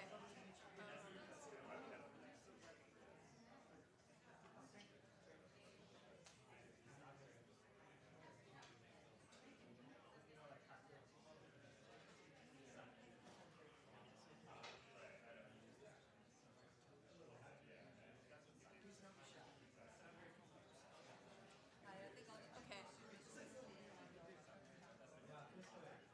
Okay. All right. You good? Yeah. Just make this small again. Do you need to? Do you have a presentation too? Yeah, I'm right here. Yeah. Okay. Good afternoon. I guess this is the group who is staying for this presentation. Okay, I'll go over here. Yep. So our panel this morning is open and fair data sets. And to moderate this session, we have Jean-Baptiste Pauline, Associate Professor, Neurology and Neurosurgery at the Neuro, co-chair of the Neuro Hub and chair of the Technical Steering Committee for the Canadian Open Neuroscience Platform at the Neuro. And he is a leading researcher in functional MRI, imaging genetics research, and the neuroinformatics technologies that make a big data approach to neuroscience possible. So please welcome Dr. Pauline.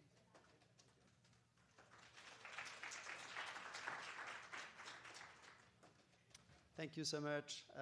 We have an incredibly busy panel today. We have actually 4 speakers.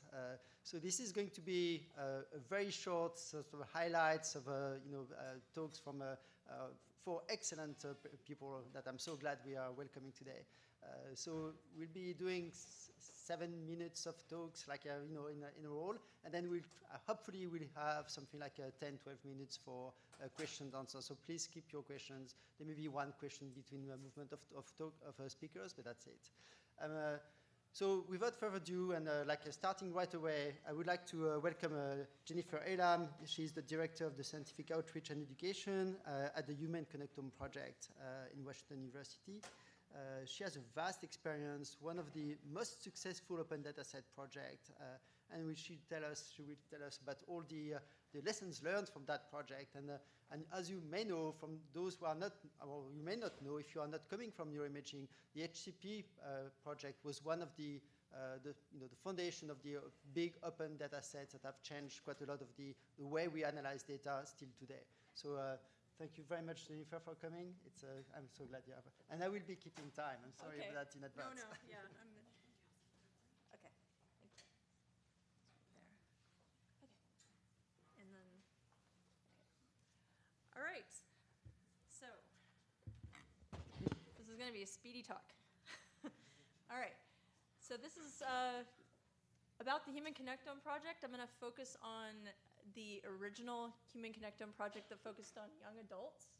And it was an effort to chart a comprehensive map of neuronal connections in healthy adults, whole brain region connectivity, functional and, let's see if I can, functional and structural connectivity. We did a large population, 1,200 young adults.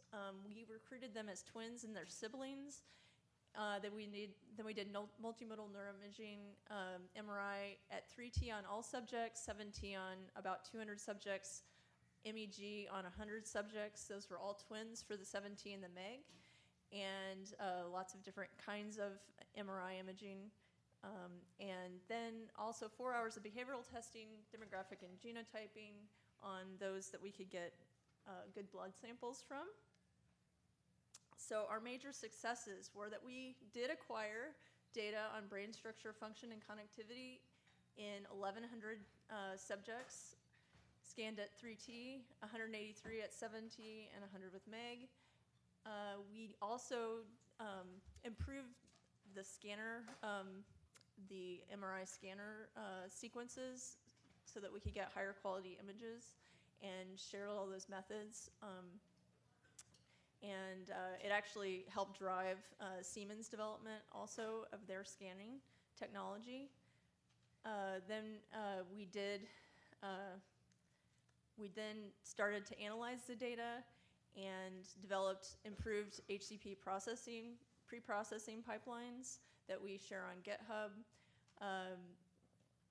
We utilized existing software tools and then leveraged those along with adding in the possibility for better alignment of the neuroimaging data, which resulted in better atlases. And throughout the whole process, we were developing a visualization and analysis tool called Connectome Workbench that has both a command line capability and a GUI interface.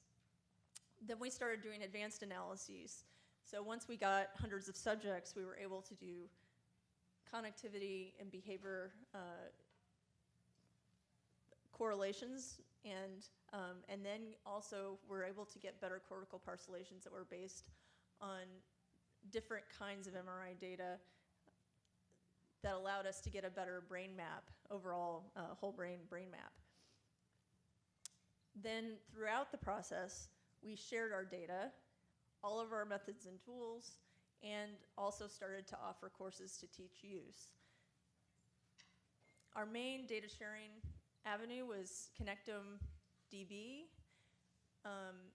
That was a platform that we designed based on the XNAT databasing platform. And then that also led us to start developing this new database called BALSA that allows people from the outside to share, well, inside and outside of HCP, to share their analyzed data sets as brain maps that can be then loaded into Connectome Workbench. We're also working with other software platforms so that people can share data that comes from those other platforms. Then we also worked on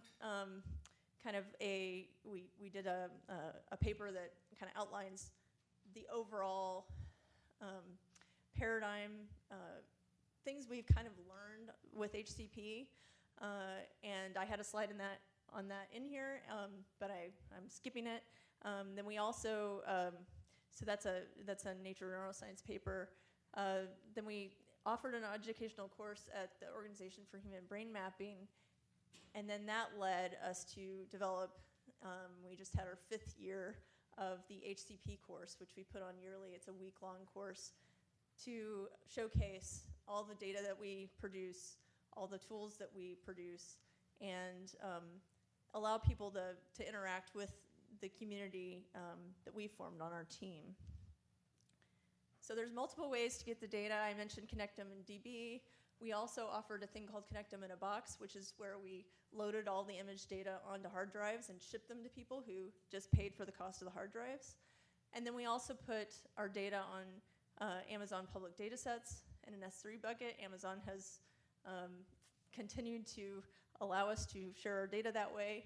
We don't know when they're going to pull the plug on us.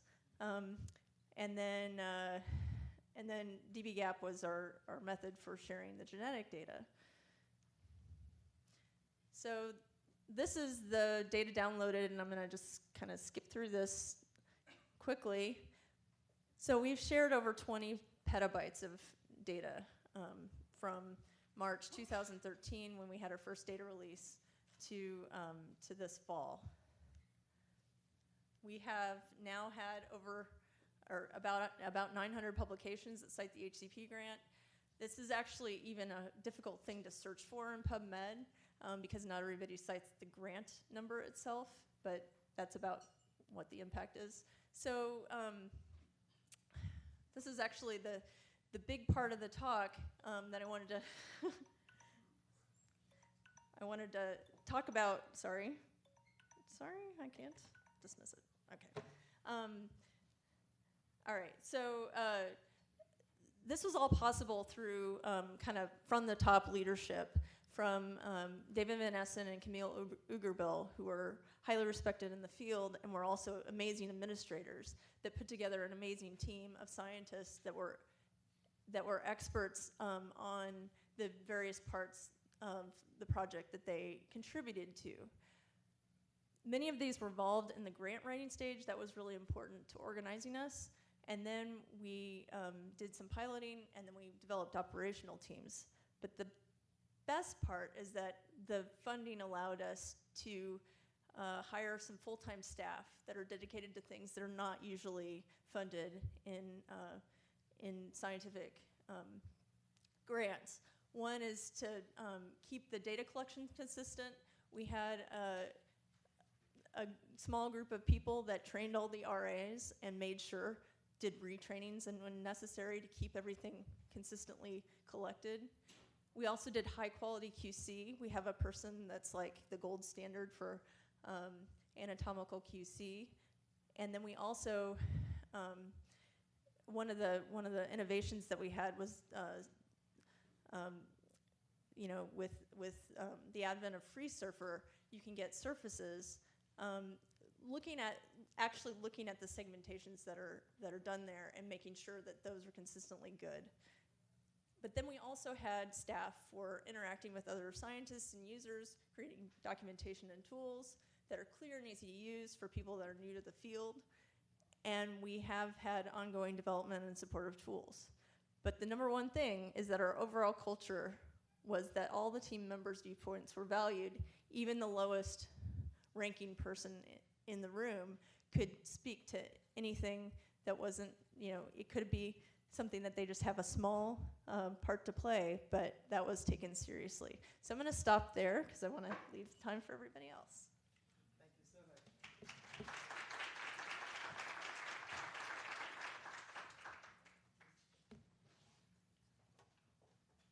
Thanks a lot, Jennifer.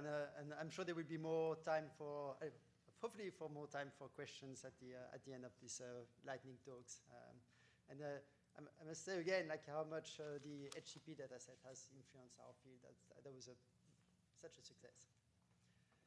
It's my more than pleasure, I don't know how to say it, to welcome Chris Gawrolewski. Chris is a senior researcher, developer at Google now, but he has been doing phenomenal work in neuroimaging. I want to cite Neuro, NIPIPE, BEADS, and I'm sure there will be a long list of other things. There have been so influential projects for our field that, you know, it's a real honor to have you, Chris. I guess we want to know what, you know, how you're going to influence our field and the general field of a open data set in where you are now, I guess even more powerful position. Thank you, Chris. Thank you so much for this introduction. We've got limited time, but this is overwhelming. Sarah, thank you. I'm going to talk very briefly about a new offering from Google called Dataset Search, and I'm going to try to make this full screen. Yes. But brief introduction. We already heard fantastic things about open data. It improves research quality by providing more transparency. We heard stories about self-correcting data self-collecting research through open data. It saves taxpayers money because you can do more research with the same amount of data acquisition. It also promotes innovation and transfer of ideas from research to the industry. But to sort of wrap our hands a bit more about open science, it's good to have frameworks. And Wilkinson and others proposed this framework called FAIR. Who heard about FAIR data here? Excellent. For everyone else, it stands for findable, accessible, enterable, and reusable. So we're going to focus right now only on one aspect of this, and we'll try to improve it, and that's findable. So the idea is that if you are a researcher and you want to benefit from this fantastic open data out there, how do you actually find relevant data sets to your scientific questions? And this is a problem because we do have right now a vast plethora of different places where data can live. Refree Data, for example, lists over 2,000 different data repositories. And those different places include institutional repositories. Those places include consortia, such as the HCP, such as the CBIG, as well as dedicated data repositories for data such as Figshare or Zenodo, Harvard Dataverse. There are many, many different places where data is being described and advertised on the internet. So, what can be done about this problem? Well, it happens that the mission of Google is to organize the world's information and make it universally accessible and useful. So it seems like a relatively good fit. So that's why we came together and decided to build a product that is dedicated to help researchers to find data. So in one line, this is a search engine for data sets. But just to make a little bit technical distinction, it's a search engine over metadata. So what does that really mean? So it means that we do not need to access the actual data. And that is important in the context of all of the different challenges dealing with clinical data that we've heard over and over right now, when we need to protect user privacy with user agreements, certain approvals for research proposals, or maybe the access to the data is only restricted to certain compute environments, or maybe there are fees, like in the case of UK Biobank, that you have to pay. And all of these cases are supported within the framework where our search engine is only indexing metadata. And this way we can expose researchers to data sets out there that have various different levels of accessibility. And then the researchers can go through whatever necessary and appropriate protocol there is to actually access data. And this is how our interface looks like. We provide, it's slightly different than normal Google experience because we have rich context for the data set itself. It's not just the name, the URL, but also pieces of metadata such as who paid for it, as well as a richer description of it. And this is important because that metadata actually comes from the provider itself. And this puts the provider of the data in the steering, in the pilot chair, so to speak.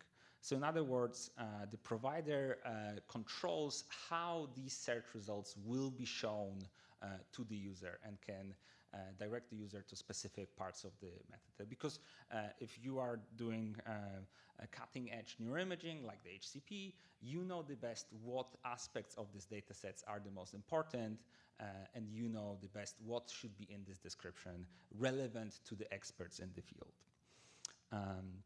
And to actually facilitate this and do this in a much more open way, we decided to base it on an open standard developed on GitHub called schema.org. And it's a standard for describing different entities on the internet that are of interest to different search engines. So for example, who ever looked on the internet for recipes? So there's one person? No, there's plenty people. Okay, great. So if you want to make those peanut noodles, those recipes are actually described using the same standard. The same for events, jobs, etc., etc. And it's an open standard that many different search engines tap into. And it's very easy to implement on your website because it actually is so short, the piece of metadata is so short, it fits into a single tweet. So this is the minimal piece of metadata that is necessary to include in the HTML code of your repository, of the page describing the data set, for it to be eligible to be included in the search results. So it's open and it is relatively easy to implement. So the sort of three core principles within this approach to improving data findability was we wanted to have an open ecosystem. So in other words, we didn't want to create individual partnership with dedicated repositories, and only those repositories would be included in this endeavor. any data provider who includes this piece of metadata will be eligible to be included in the search results. Even the smallest one, we've seen people from the Czech Republic who publish an ML paper and have an annotated data set of faces, single page, annotated, shows up in the search results. You do not have to be a big player here. And it's in the ecosystem is open in terms of metadata. The data itself could have different levels of accessibility, as I mentioned, depending on what is appropriate. And the standards are web-friendly and community-based. Schema.org, for those who are interested, you can go to GitHub. So you can go to GitHub and you can look at the discussions about Schema.org and how it's being extended to different modalities, different pieces of data and new entities. And it's a very lively discussion that happens in the open with the community. And right now, we're indexing over 20 million different data sets from 4,000 different entities, so data repositories. And this is just a fraction of what is out there. This is constantly growing, and I hope that people in the room who are involved in data repositories that do not yet implement schema.org will start using it and will make your data more accessible, so more findable than previously. And that's all from me, and there are a few URLs for you to explore.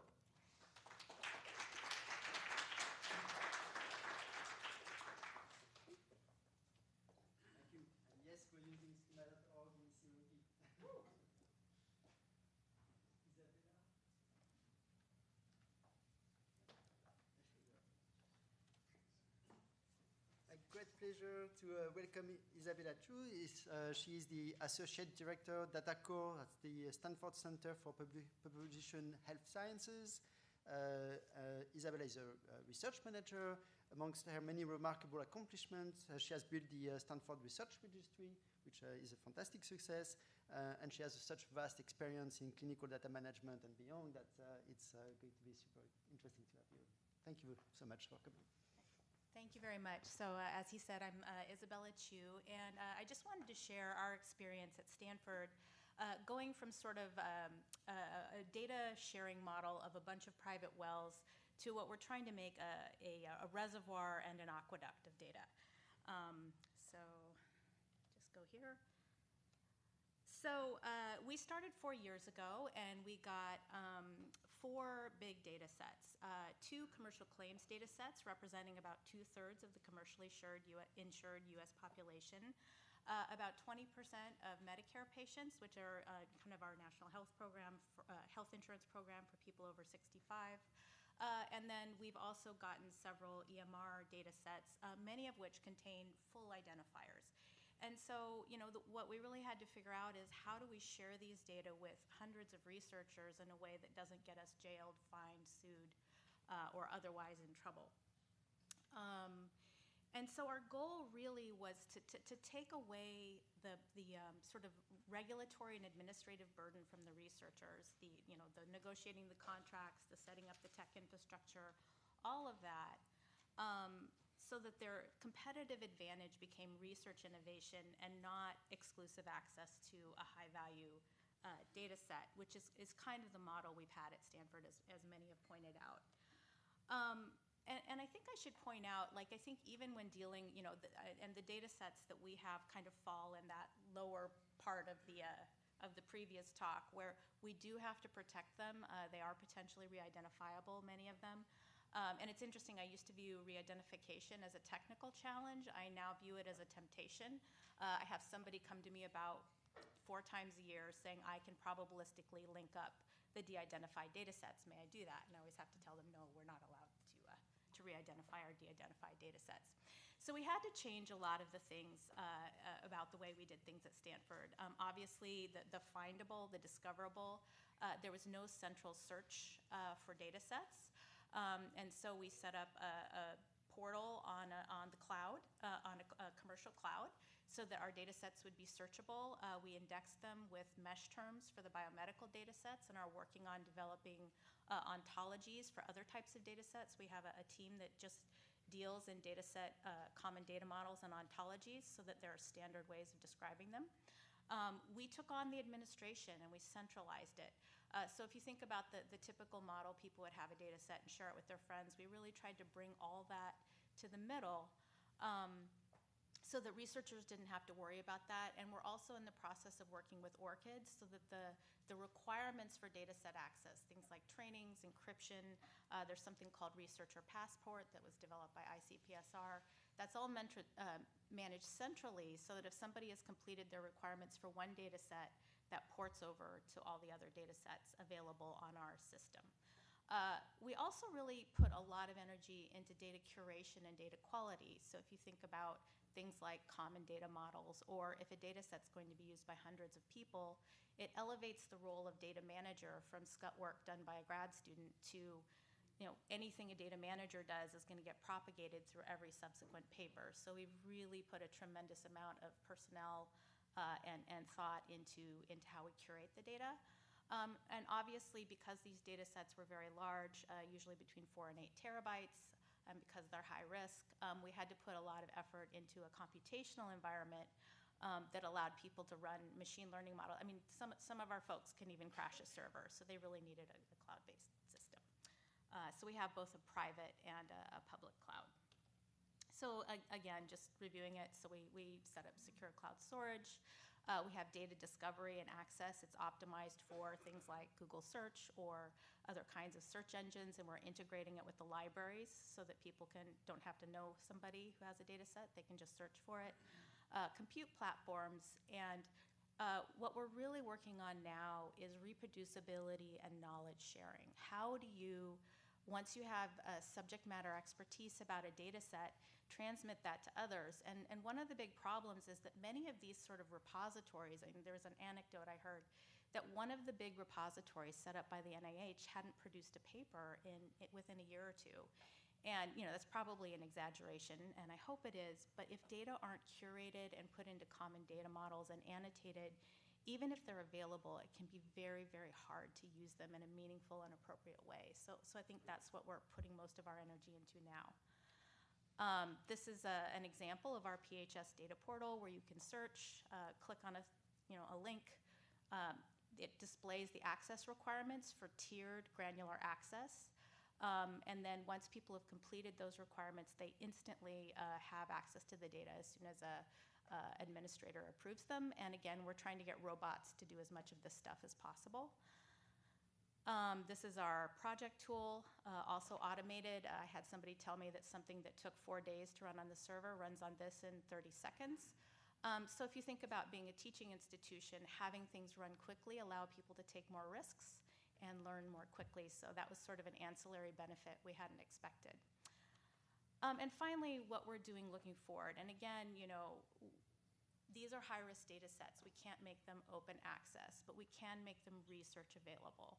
And we're always trying to think about how can we make the information as available as possible while following all the rules.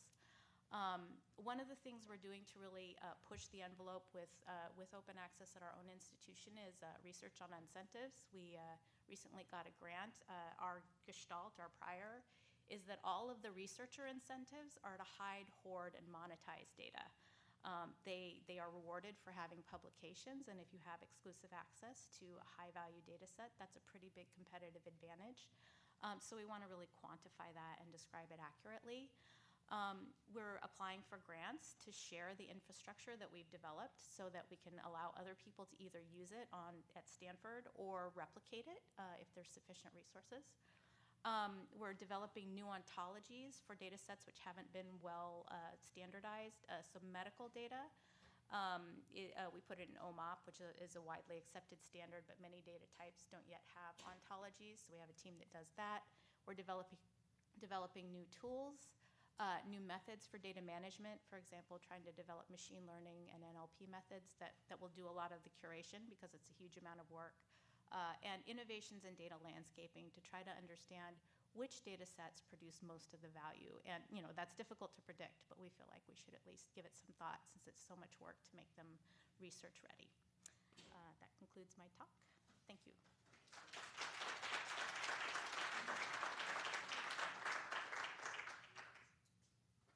That was great. Thank you so much, Isabella.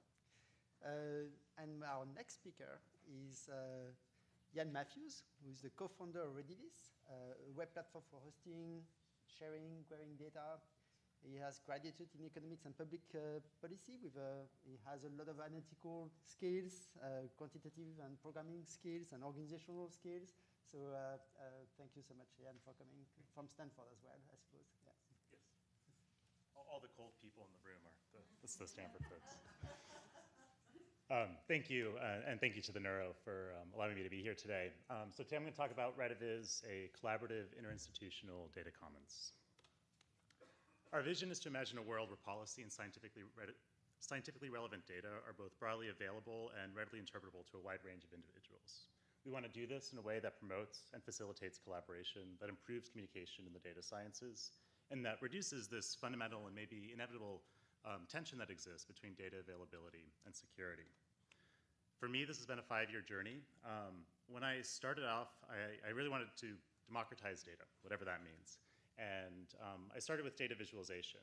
If we can visualize data, can we make the stories within them more salient, more applicable, more policy relevant, more impactful? And really think about how can we tell these stories that exist within data. We did some really great work. This was a visualization application of the DHS survey data sets. Later on, we did a lot of geospatial work, looking at access to various forms of medical care. This was wonderful. Some of these were quite impactful. But the problem was that this wasn't generalizable.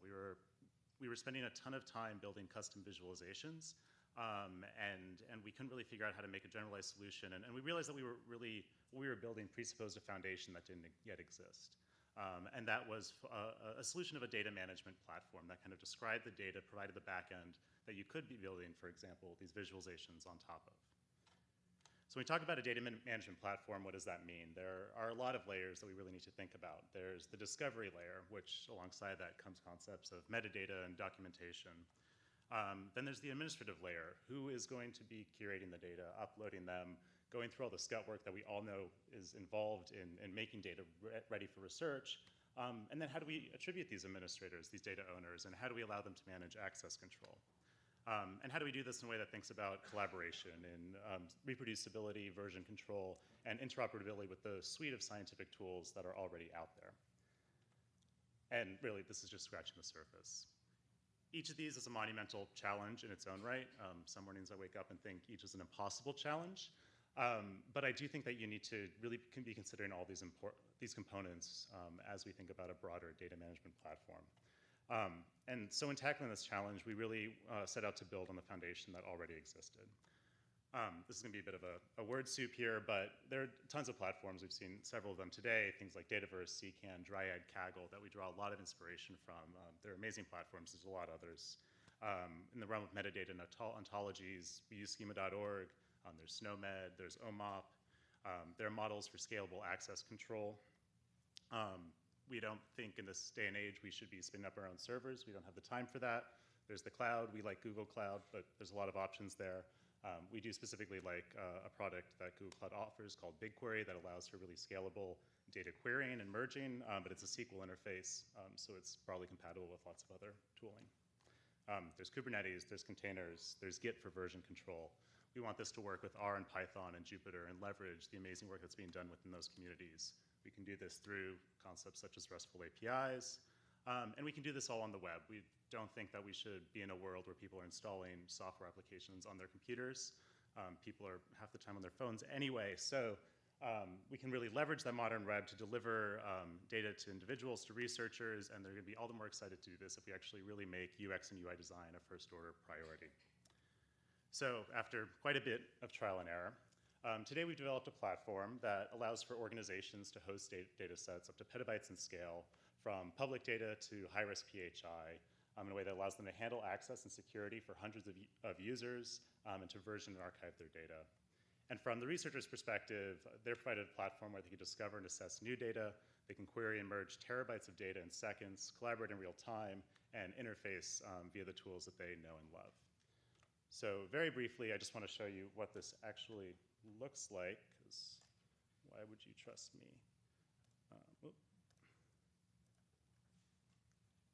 A bit bigger. Isabella presented a few screens here, but this is the public-facing PHS homepage on REDIVIZ. This is just one of many organizations that can host data and RediViz provides a platform for researchers to discover their data, to work with them, and to merge them together. Here we see a top-level overview of the organization. As a researcher, I can go in, I can browse the available data sets that I have here, or that the organization hosts. I can filter things by various metadata fields, or I can provide a search query here. So let's pull up inpatient procedures. And because the data are actually stored within a backend managed by RediViz, we're not just searching across the documentation or top-level metadata fields. We can actually go into the data and find variables and value labels that are relevant to this search query, and we can pull them out here and see what's matching. I can dive into the data set and explore more. I can read the documentation that's been provided by the organization, and I can see some structured metadata. I can see how big this data set is, the temporal range that it spans, what an individual record represents. This is a single hospitalization per patient. I can view the version history. I can see what's changed over time, what variables were modified, what rows were added, removed, updated. And I can dive into the data. We made a very conscious decision up front that we always wanted to provide as much information as possible at the beginning. So we heard from researchers that they would have, access was a binary, and so if they didn't have any access, they couldn't even see what variables were there, they couldn't see the summary statistics, they couldn't identify if the data set was relevant for their research, and they had to jump through all these hoops to gain access, to even identify if the data were relevant.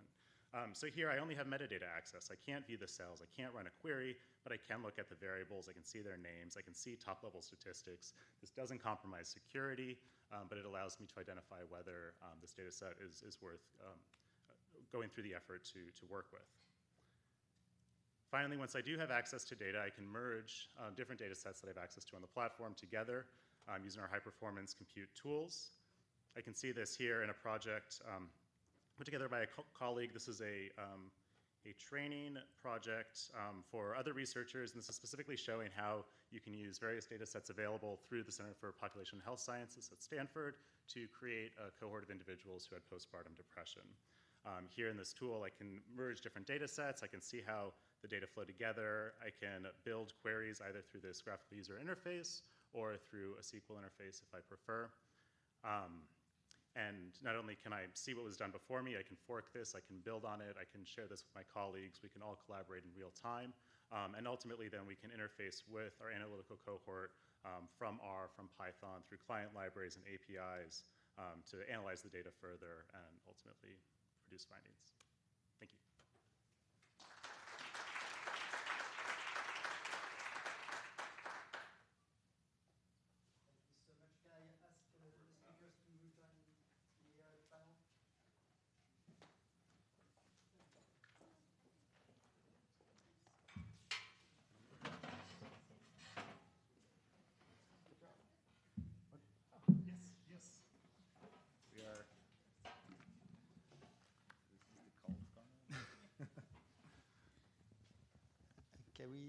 Anyone for first question? Yes, please. Can we have a microphone circulating? No? Ah, yes, it's coming up. Thank you to the panel. My question is for Jennifer. What funding strategies do you use to fund the village? That's a very apt description, but villages cost money, I think. Yeah. So the first grant was a multi-year effort in kind of getting the NIH together for the NIH Blueprint for Neuroscience consortium of institutes funded our first project, and they actually funded 2 human connectome projects. Our project was funded $30 million. The other one was about $3 or $4 million to do a diffusion imaging based study at MGH. The second round of human connectome projects, this lifespan study of kids 5 to 21 and older adults 35 to 100 plus. So those 2 projects were funded a little less than half as much for, like if you combine the 2, a little less than half as much for about 3 times as many subjects. So we had to make some choices, and we also needed 4 different sites to actually get the demographics that we needed for those projects. So we cut our village down quite a bit, and it has made some challenges, and we've had to make some choices. One of the choices was, we were highly encouraged by the NIH to, instead of continuing to develop ConnectomeDB for data sharing, we're doing our data sharing through the NIMH Data Archive, NDA.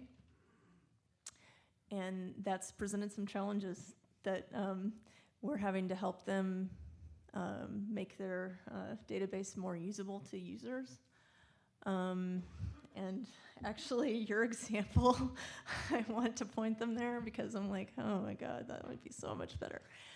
It is, I think it's hard sustainably to fund these things. And in fact, the lifespan projects, they're going to be done in about 1.5 years.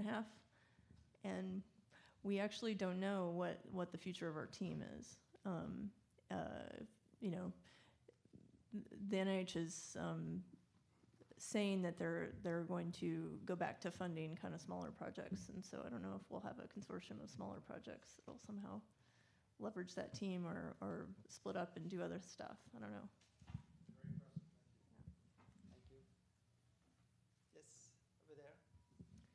Hi, my question is for Chris. Isabel's presentation talked about using a controlled ontology. In that case, it was mesh. One of the difficulties in my understanding of how Google works is that you've got links that point to content, and content that is more linked to appears more towards the top of the search results. For something that is a Google approach to data sets where you don't have any kind of link beyond citation and would want to avoid the most cited data sets always showing up at the top of the search, what steps are you taking to ensure that there's a common description for data sets, that one researcher who always says fMRI has their data sets found when somebody searches for functional magnetic resonance imaging and so on? Yeah, so great question. So we do have an internal version of a knowledge graph that is being used all the time to reconciliate and find synonyms across all searches and in normal, usual Google.com search. And this is being used in this product as well. And so far it's being sort of good enough. And we are constantly looking for those edge cases where ranking or discoverability could be improved. And if you see those, please don't hesitate to hit that feedback button and let us know. But actually using the vanilla search algorithms, ranking algorithms have been working very well so far. So we're not doing anything very specific. And this is congruent with the experiences that NIH or National Library of Medicine had with PubMed, where mesh terms are being used in 4% of all searches in PubMed. So it just might be the case that we can get away with very good results without having to incorporate complicated, field-specific, and extremely expensive to build and hard to scale ontologies. Can I add the question on the metadata aspect just to the panel in general? This is still a wild west. And like this is such a, I mean, like if you're searching for how to describe in a standard way a specific data set or a specific, you'll find like 10 ways of doing this at least. What are your thoughts on how do we work as a community, or work with Google, or work with on how do we achieve some sort of like a place which are more stable and where we can build on for the future? Yeah, that is a really good question. I mean, I think there's no easy answer to that. I think in the case of biomedical data, a lot of the research community has coalesced around certain standard ontologies, OMOP and SNOMED in particular, but there are several. I don't think there's an easy answer. My hope is that over time there will be technical solutions to this. Things like, I'm hoping the technology is such, as the example he gave, that you don't need mesh. If the search gets good enough and can just use natural language, then maybe these ontologies will become less necessary. Although at this point, to join data and to work with it, you still need them. So we have a group that specializes in it. I know Google is working on some ontologies. I don't have an easy answer for that. Do you want to take us from there? Yeah, I think the challenge here is if you try to define a metadata for all things, you're trying to really define the world in its infinite complexity. And so you can't. So any system that you develop has to be flexible. It has to be able to grow. I mean, that doesn't mean that we should just throw everything out and use whatever tags we can think of. But really thinking about how we can build a system that guides people to use similar terminology to what's been used before, draws from known terminologies when they're available, and starts to build new terminologies when they don't currently exist. The other thing that I've been pushing really hard for lately, and just working with researchers, and we do a lot of work with tabular data. So often, people will be working with data, they don't know what a row represents. Like the one metadata field that I want always to be filled out is what is that record? Is that a person? Is that a hospitalization? Is that a drug event? Is that a sunrise? Like it's a thing. Every record represents a thing in a tabular data set, and really working to at least categorize that, I think that's a place to start. It's not where we should end. But.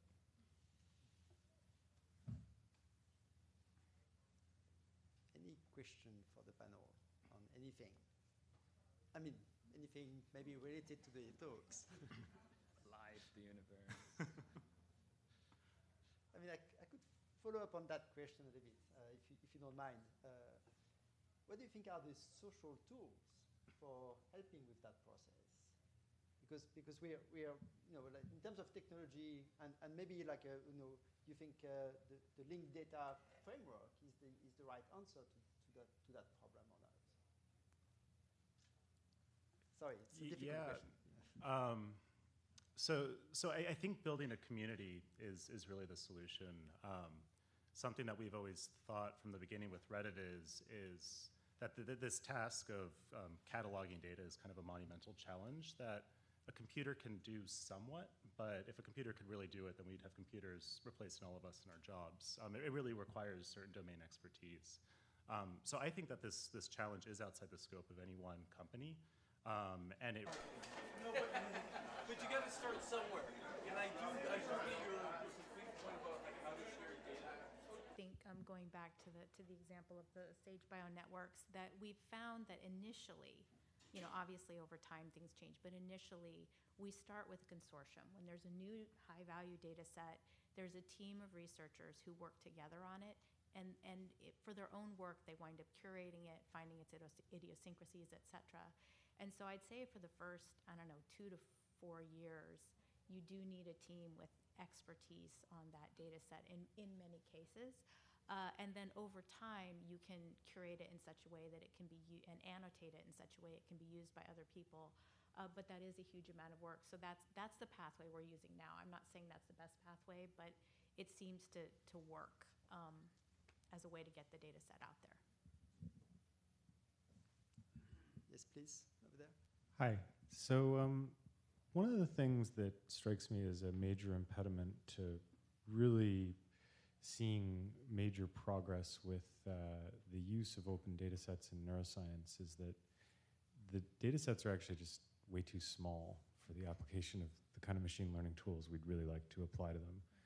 And so I wonder what you think about how to address this problem. Like, is it that we need to start investing more money in data, some method for actually bringing multiple data sets together into a unified data set? Do we need some kind of large-scale initiative for the collection of massive million-person data sets, and dealing with all of the legal and financial ramifications of that? How do we actually address this? Because we can open up all these small data sets, but I worry that none of that's actually going to see the promise of open science met if we do that. What we really need is big data sets. I got an idea. So this has been tried before, and sometimes it backfires. So if you look at the Human Brain Project, for example, it's like massive project, lots of money going to a relatively small group of PIs, and that created all sorts of problems. But the only way to acquire a large data set is large amounts of money, right? It's just really hard to crowdsource this. And if you do, like those individual acquisitions have to be coordinated. Those individual acquisitions have to be on the same topic. So I think the only solution to this problem caused by centralizing funding towards individual big acquisitions is to fund much more data reuse. To make data reuse something that is much easier to get a grant for and much easier to get credit for publishing. And that has its own problems because it restricts what questions scientists can ask. I feel a lot of small acquisitions are driven by scientists having very specific questions that no other big data sets can answer.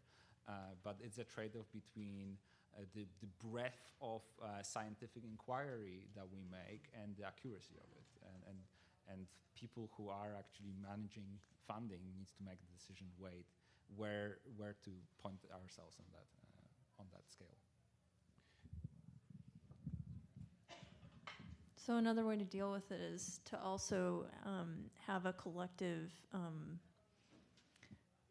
conversation about what makes a good data set and get standards for how you collect data, at least parts of multiple projects. So that's one of the things that's happened since the HCP is that the NIH came up with a connectomes related to human disease projects. So there's 15 of those that collect their data on the same kind of scanner using some of the methods that we pioneered with HCP. They, of course, all have their own little flavor, little extra things, but there's some core data that's similar. So we actually weren't, for the lifespan projects, we weren't funded to have a normalization data set of young adults to compare between the Skyra scanner that we used for the original HCP and the Prisma scanners that we're using for the lifespan projects. So we're actually going to use the control subjects for those from those connectomes related to human disease project data sets to try and get at that question. And the NDA is actually another effort that's supposed to be for that, where you're combining a bunch of data, especially behavioral data, and they're trying to categorize data from lots of different projects into the same data structures so that people can get a 10,000 person or 50,000 person data set out of that. The problem with that is that scientists are not known for reaching consensus when there's innovation going on all of the time, and a lot of times things that are thought of as the same data structure are not necessarily exactly the same. So we're actually trying to tell them that not all task fMRI, even if the task is similar, is not the same. So you can't put it in the same data structure because it's comparing apples and oranges. So these are struggles, but I think we're in the middle of trying to solve it in a lot of different ways. But so I want to just briefly follow up on those points, because what strikes me is that that second point is precisely the issue with data reuse. So we can say reuse data, but if they're fundamentally in different data structures or from different distributions, that data reuse doesn't address the basic problem, which is that what I'd really like is millions of data points drawn from the same distribution. And so then I think that gets to this point that it strikes me that a lot more effort needs to be put into just those last things you said about actually making sure that people agree on a standardized template and standardized tasks and stuff like that. Standardization is definitely one of the next frontiers, and that's why INCF sort of tools could be useful. I would have to thank. I'm so sorry, Chris. Right. One word, Chris.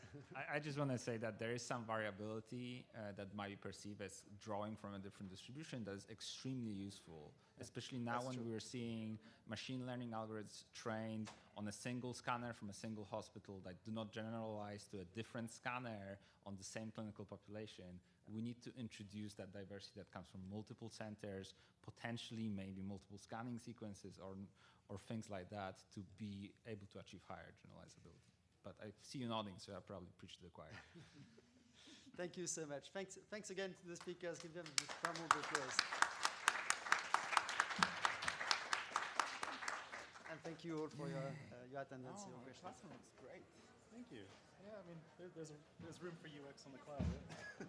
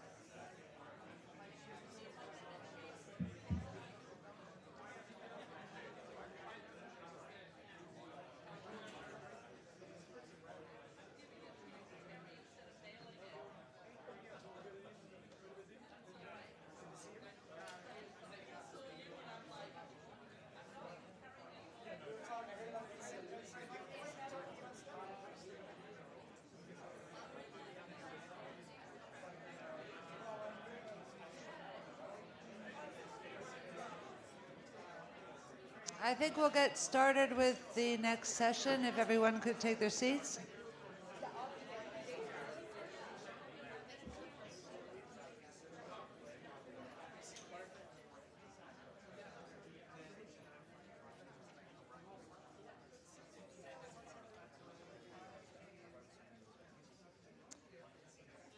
So thank you for making it back from your breakout sessions.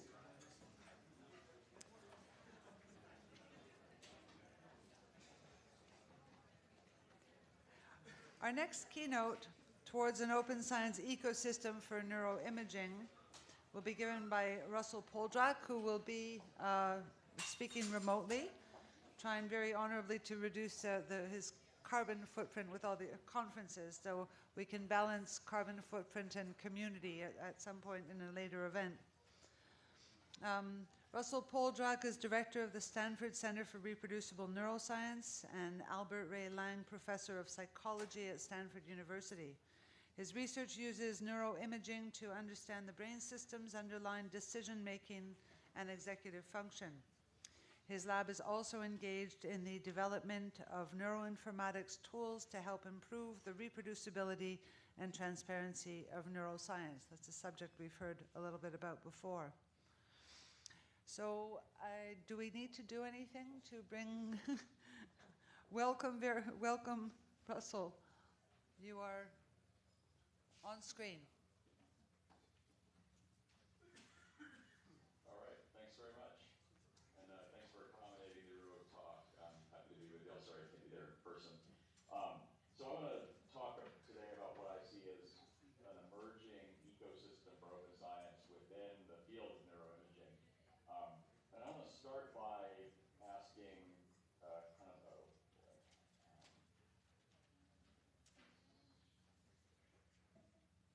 sorry, I'm having a slide issue here. I'll have to redo this again.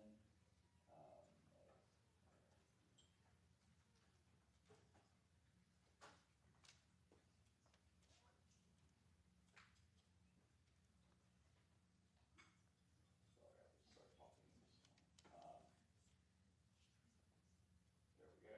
Okay, so what is open science? That's the question I want to start with. And I don't know if others have already grappled with this question. And some of the thoughts here are inspired by a blog post that Sally Arconi wrote a few months ago with the provocative title, I Hate Open Science. And that he didn't mean that he hates what people do when they're doing what we call open science. He really hates the term. And the point is that the term means a lot of different things to a lot of different people. So I want to start by saying kind of what the term means to me. So I think of open science as a big tent. And it encompasses things like open access to knowledge, with regard to publishing, open data, open code, reproducible research methods, and also an openness of spirit and an openness to diversity and inclusion. So one way to think about it, for me, beyond kind of the specific things that people do in open science, I think there's a set of values that the open science community, at least the one that I'm part of within the human brain mapping community, seems to share. And one of those, obviously is fundamental, is the idea that our research product should be as transparent and as accessible as possible. So we should share everything we can as openly as possible. Second is the values of diversity and inclusion. We should welcome everyone to the tent with open arms. And a third that I think doesn't get as much attention, but for me is a really important part of that community, is sort of a community-mindedness. The idea that there's often an idea in science that we're competing with one another, and the idea here is that we really want to be working together, not against one another, and sharing our work is an important part of that. So I want to talk about several of the ways that my group has tried to, and our collaborators have tried to address this. The first is through open data. And I'll talk in particular about the Open Neuro project. We've been involved in a number of data sharing projects that attempt to make data as open as possible. Another is open tools. These are open source tools that do various types of things for people, and I'll talk about a couple of these. And these are all sort of undergirded by the idea of open standards, that we need basically a common language if we're going to talk to each other and share things in a way that's actually useful. So why do we care so much about data sharing?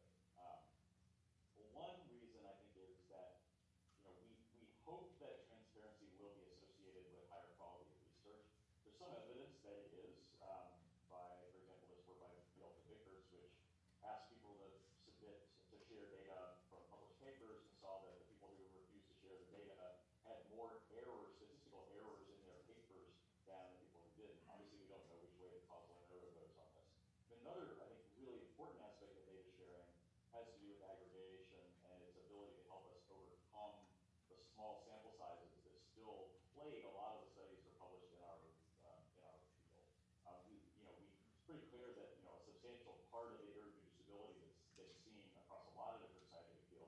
has to do with underpowered studies. And so we think that by sharing data and allowing us to aggregate data, we can overcome some of those effects. So interestingly, the field of neuroimaging had a false start about 20 years ago for the sharing of data. And this was a project started at Dartmouth by Mike Kazani and Jack Van Horn called the fMRI Data Center, which provided a platform for people to share complete raw fMRI data sets. And they ended up pushing a couple of different journals, the Journal of Applied Neuroscience and PNAS, to require anybody who wanted to publish in those journals to submit their raw data to this repository. And this led to a pretty strong backlash from at least a portion of the fMRI community. And the text at the bottom of this slide is from an open letter that was published from a number of researchers in the field, basically reacting to this announcement and saying we're particularly concerned with any journal's decision to require all authors of all fMRI papers except for publication to submit all external data to the data center. So clearly the field, in 2001 was not ready for this level of data sharing. Fast forward almost 20 years, and I would say, again, coming from the position of the kind of open science bubble that I live in, I would say that data sharing is becoming the norm in neuroimaging. Not to say that every data set is being shared, but the amount of data sharing is really impressive in the kind of breadth of different projects that I'll say a bit about. And I just wanted to put a quote at the bottom of the slide that I heard from somebody who will remain anonymous, a senior member of the OCN community, a couple of years ago, basically said, our field's been taken over by the open science zealots. So to me, that just shows kind of how deeply this kind of this community has become embedded in at least in the human brain field. So some of the most prominent data sharing projects in our field have actually been prospective data sharing projects. That is, projects that were built with the explicit goal of collecting data that are going to be shared. Probably the best known one is the Human Connectome Project. Has now shared data for about 1,200 adults. They've been used in hundreds of publications. You're familiar with other projects like the ABCD project, which is scanning 10,000 children, has already released data for thousands of children. The UK Biobank is going to be releasing even more data. And clearly those have been really important in kind of driving showing the utility of shared data. I'm going to focus on, because most of our work has been around retrospective data sharing rather than prospective, I'm going to focus on that particular kind of data sharing. And so, one way to think about, there's different types of things one can share, right? And they vary in kind of what they give you. So at one end, you could just share the coordinates that are published in a neuroimaging paper to say, where was the activation located? And that's what the NeuroSynth project does. And that's relatively easy to grab automatically from papers, and that's why NeuroSynth has data for about over 14,000 papers at this point. But the amount of information you're getting about each paper is pretty minimal. On the other side, you can share complete raw fMRI data sets. Obviously, that's a lot harder, and so Neuro only has about 300 data sets, but the depth of those data sets is much more. And then I'm not going to say much about NeuroVault. NeuroVault is a project developed by Chris Gordelewski, which kind of spanned the middle of that space, allowing people to share statistical maps and other types of sort of derivative results. So the idea is that there's not going to be one project that can kind of address all the needs of data sharing, and so we have different projects that kind of address different types of sharing. Now, simply sharing data isn't sufficient, right? I can give you data that's in some obfuscated format that you're never going to be able to look at and kind of understand and use. If we're going to make it useful, we have to share it in a way that makes it useful. And so that's why we focused a lot of the energy in the last few years on developing an organizational standard for neuroimaging data. This is the Brain Imaging Data Structure, or BIDS project, that I'm going to tell you a little bit about now. So BIDS is really two things. One, it's a standard for how you organize files and folders. And second, it's a metadata standard to tell you what metadata are necessary, what metadata would be useful, and how should those be organized. So BIDS came about starting with a meeting that we held at Stanford in 2015, funded by INCF, with a number of layers from the community. And then we sort of worked over the next year and a half to both develop a standard, solicit feedback pretty broadly from the community,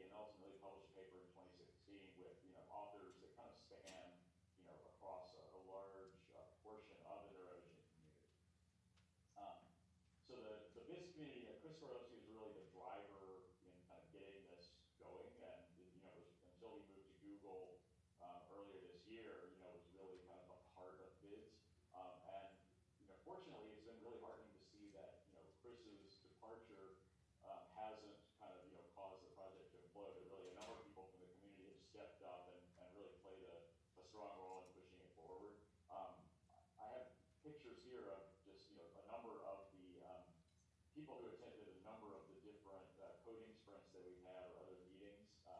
And all this is to say that this is a really vibrant community, and it's certainly not something that our lab is leading anymore. It's really become a community-driven open source project.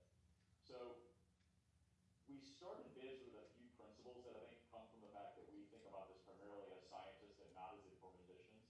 One is that we thought that adoption is crucial. The most important thing is that people actually use what we build.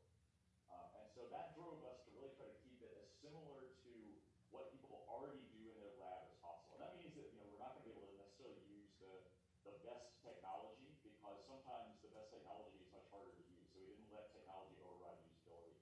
And in doing that, we really focused on engaging with the community and seeing what did they want in this standard.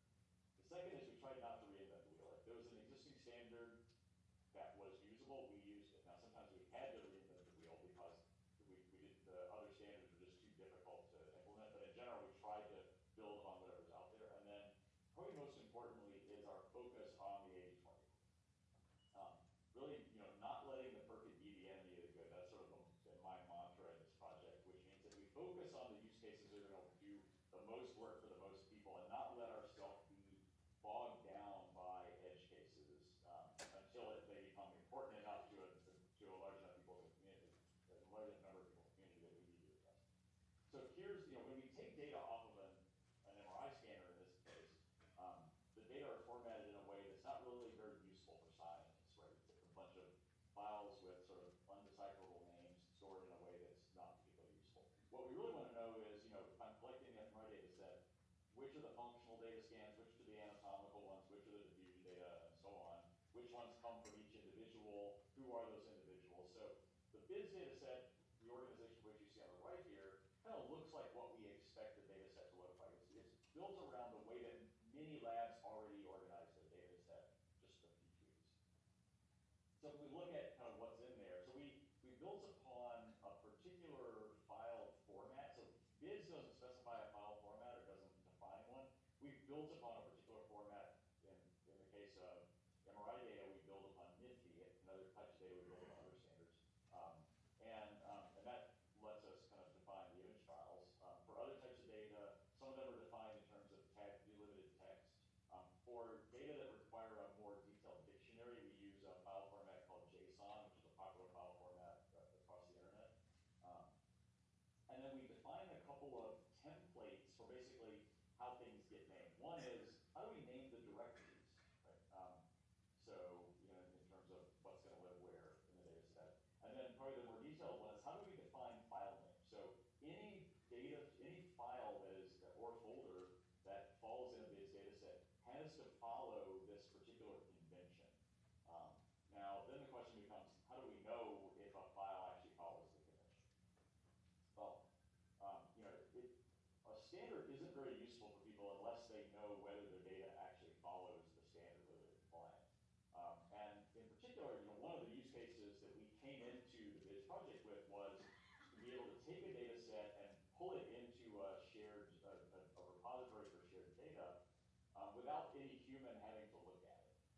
And so for that sort of automated data ingestion, we have to have a way to computationally validate any data set. So we put a lot of work into developing what we call the BIDS validator, which basically can look at a data set and tell you whether that data set meets the standard. This is an example of what the output would look like. It can tell you how many subjects there are, what are the tasks, what are the modalities, there's errors, and then I'll show you an example later. It will tell you sort of what the errors are and how you might go about fixing them. Now, this runs in JavaScript, so that means that the data can be validated without ever being uploaded anywhere else. And it validates really quickly. It doesn't actually look inside the files, it just sort of looks at headers. So that's made it really useful for the Open Neuro project, which I will talk about more in a little bit. So, we initially focused on raw MRI data, structural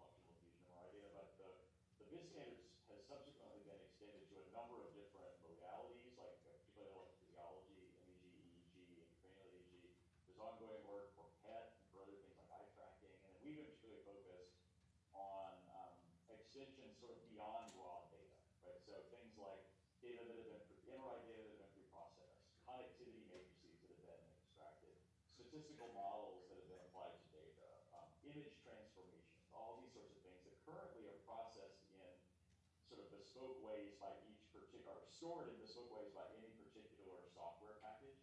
We want to provide a way for software packages to be able to talk to one another so that any of them can output into a format that any other one can read in. And that's obviously a much bigger challenge than just the raw data. But I think that this is an initiative that's moving along well, and there should be, within the next month or so, first official release of the BIDS derivatives standard. So in terms of adoption, I think it's been pretty good. You know, we've been endorsed as a community standard by INCF, the first standard for them to endorse. It's in use at this point in well over 100 labs around the world and been adopted by a number of major projects. And soon, ABCD isn't available in sort of fully compliant bids, but soon will be, hopefully within the next few months. And there's anonymized data from a large number of participants in bids that are publicly available in various places online. So, you know, when we were building this, one of the things that we wanted to do to incentivize people to convert over to the standard, because obviously it takes some work to move your data from one format to another, is to provide tools that such that if you had your data in the BIDS format, you can easily apply these particular tools. And so Chris developed this idea of a BIDS app, right? And so the idea was really a containerized software application such that if your data are in a BIDS format, you can point this container using, for example, the Docker system, point this container at the data set, and it will know basically it's aware of BIDS data sets, so it'll know what to look where, or what to look for where. So for example, if you want to server, rather than having to reformat your data into the format that FreeSurfer expects, the container for FreeSurfer will know, you know, this is where these different data files live, and it will sort of pull them automatically. It also, the fact that we're doing this in a containerized way, the container encapsulates all the software and the dependencies, allows us to make this more reproducible as well. So just want to show you a couple of examples of BIDS apps that we've developed in our group. One is a tool developed by Oscar Saban called MRI-QC. So there's for a long time been a need for kind of very general tools for assessing the quality of an MRI data set. And so MRI-QC lets you, if your data in BIDS, it lets you easily apply a set of quality control metrics to those data and get sort of nice reports that show you both group and individual level data. It certainly helped us, you know, diagnose a number of issues with data sets. Another that we've been focused a lot on in the last year or so is fMRI Prep, which is meant to be basically a robust pre-processing pipeline for fMRI. The idea is we want to be able to process any fMRI data set, pre-process any fMRI data set the person gives to us in the best way possible, taking advantage of whatever features that data set has. So for example, the data set comes with field maps, we'll use the field maps and so on. It does pre-processing both in the surface and the volume. And we also try to use what we think are the best tools at every step. So rather than saying we're going to do every part of the pre-processing pipeline using tools from a particular software package, we can mix and match using the NiType infrastructure. We can mix and match to be able to do what we think is the best for any particular step in the pre-processing.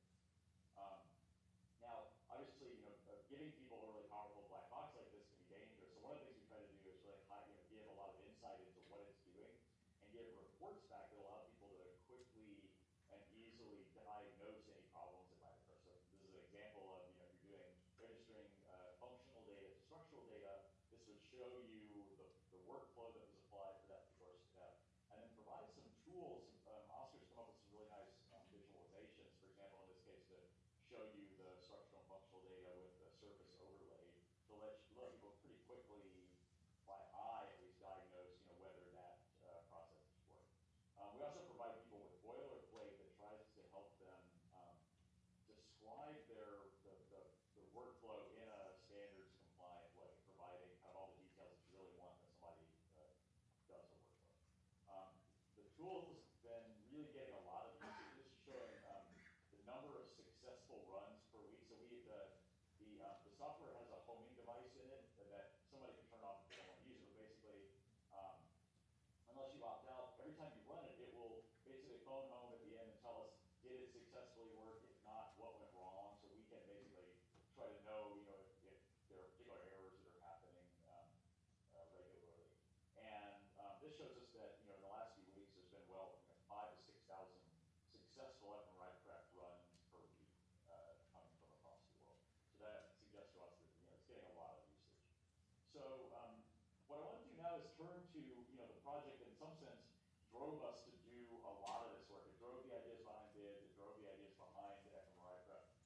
the Open Neuro project, which is an open platform for sharing basically any kind of data for which there is a bid standard. So right now, that includes MRI, MEG, EEG, and cranial EEG.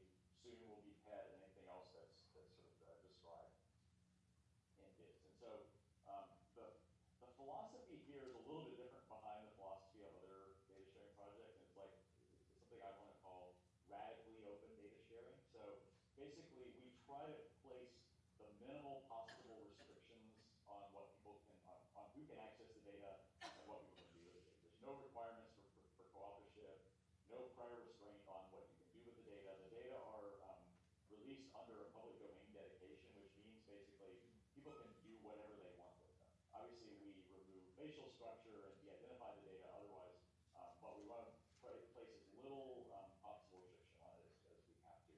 And one of the things this allows us to do is make the data programmatically accessible. So now if somebody wants to grab the data automatically, either using Data Lab or getting them directly from Amazon storage, they can do that. And that really opens people up to be able to do sorts of data mining that are not really possible if you have to deal with data use agreements and all those sorts of restrictions.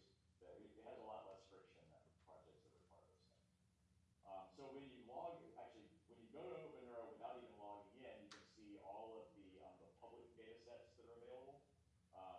These are just a few of the examples from sometime earlier this year. But basically, there's a bunch of data that one can immediately just download without even logging in.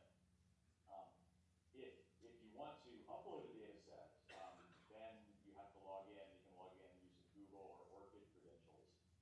And then you basically just click a button to upload a data set. And the first thing you do is point it to the data set on your computer. And it has to be a validated data set. So the validator looks at the data set and basically says, oh, no, there's some errors. Here are the errors that you need to fix. And also there might be some warnings that you don't have to fix, but that would be good practice. We then ask people to agree to basically a set of policies around the identification of the data and around the licensing or the way the data are going to be sort of released. And then once that's done, they get uploaded. And we have a pretty robust uploader such that you can quit and come back later and it'll stop where pick up where it left off and so on. Once the data are uploaded, they live in a page like this. They're initially private, and it's up to you to decide when you want to make them public or if you want to share them only with a number of collaborators. There's a grace period of 3 years after which basically they are forced to become public, and that's part of what people agree to when they upload the data. And obviously questions, users of these data sets will have questions at various points, so we've provided a way for them to ask the owner of the data set using a discussion page on each data set to easily get questions back to the owner of the data set so that they can sort of try, if the question comes up, they can get it answered as quickly and easily as possible. So I want to talk through kind of what I see as a few of the keys to success in data sharing that I think we had in our field. One of them is the fact that our data are digital end-to-end. Right? They come off of an MRI scanner as digital data, then they get downloaded into a repository. They're basically digital from the beginning. Right? So that's nice in the sense that it minimizes the need for manual steps in the process, which makes it much easier for us to kind of just type things directly into some sort of format that can be shared. I think we've also benefited a lot, particularly from the work that was done back in the early 2000s on developing the NIFTY format, and that's grown into a number of other formats for related types of data. And then more recently, around the bid standard, and this allows us to basically make data immediately useful by anyone. Anybody can take a BIDS data set, and for the most part, depending on what they want to do, as long as the metadata that they need is there, they can basically take it and analyze it because the format, the information is built into the format.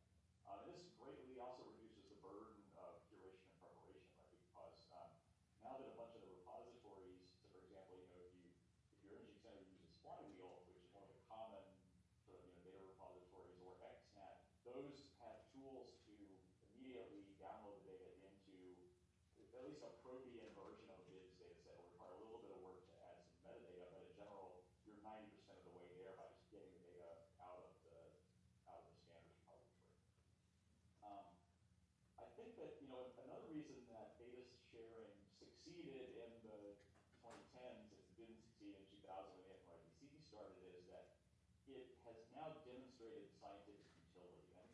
started with, the paper, the 1,000 functional connectors paper that Mike Nolan and Brooke Biswalder published in 2009.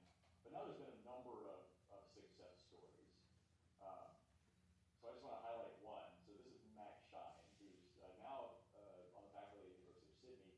He was a postdoc in my lab a few years ago, collected no new data in his time in my lab, but published papers in a number of high-profile journals, all based on shared data. So this has really shown, Mac and many others at this point have shown that, one can make important scientific contributions based on data that other people collected.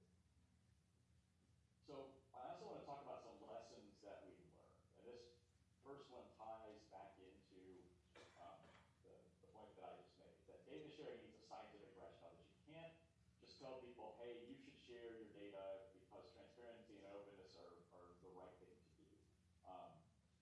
That's happened that happened in genomics.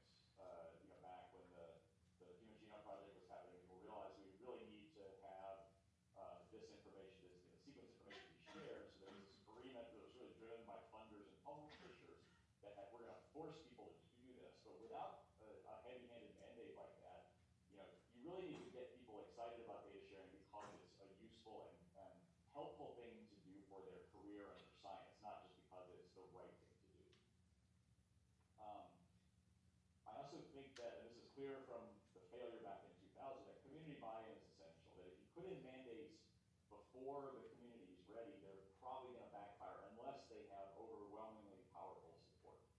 And I think it's also important that the people who are pushing data sharing are really members of the scientific community. And in Silicon Valley, there's a term people use called dog fooding.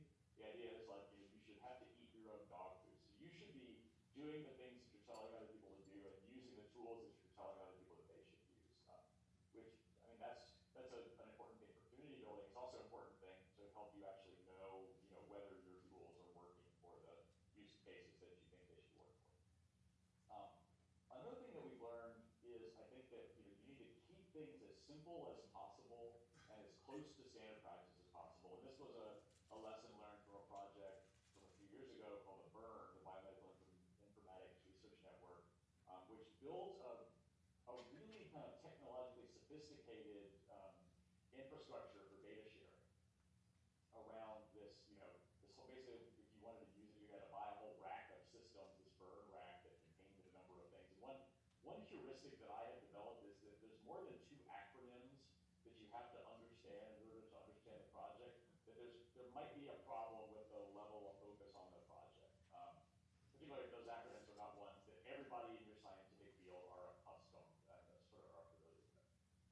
And so I think that we certainly tried to step back from over-engineered solutions. And again, that often requires doing things in a way that isn't necessarily at the kind of the technological state of the art, but it nonetheless will allow most people to solve most problems in an effective way. I'll hammer home again the importance of the Pareto principle. Right? Don't let the perfect be the enemy of the good. There's always going to be a long tail of edge cases, and engineers often really love focusing on edge cases. And we've tried to to sort of resist that as much as we can. There's always going to be some people who push back on that, and we've just done our best to not let them get in the way of progress. So I want to end with a concern about data sharing that we've sort of been thinking about lately, that it kind of has forced us to pause at least and consider how we're going to deal with this. So there's at least 3 things that at least I want from open data, and I think most people want from open data. Right? One is that somebody who produces data should be able to share the data in a way that has no negative impact on their ability to do their own science with that data set. That's sort of apart from scooping, which we can talk about. I mean, like their ability to publish the first paper on the data set shouldn't be impacted by the fact that they're going to share the data. I would also like the data to be able to be shared with minimum restrictions on availability. And I would also like for the false positive rate not to increase due to reuse. And William Thompson, my group, has written a paper that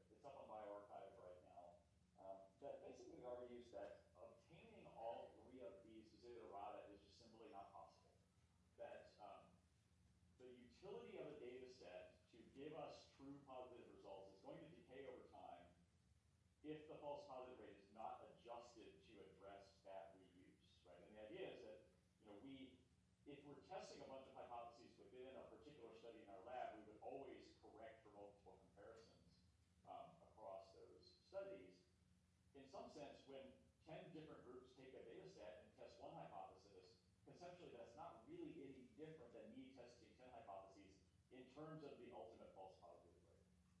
So, and we see that both the simulations and analyses of real data that, without, it's sort of obvious, without correcting, for each, across all the studies that are done on a particular data set, the family-wise error, if the family of tests is all the tests on that data set, is going to be highly inflated.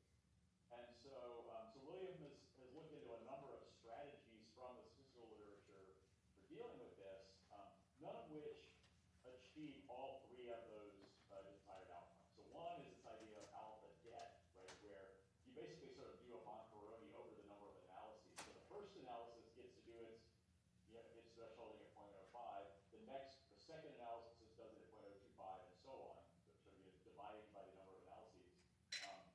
That fails to fully control family-wise error at a rate that we would like, but it does control it much better, at least it's much lower, as you can see in panel B, than if you're doing uncorrected analysis. It grows much more slowly. But it also makes it much harder for later analyses to actually find anything because they're going to be having to deal with such a tight correction. There's a couple of other strategies from the statistical literature known as either alpha spending or alpha investing. The idea is that you start out with some alpha wealth, which is the overall rate of false positives, like 5%. And then you basically, over time, use that wealth. And you can do it in different ways.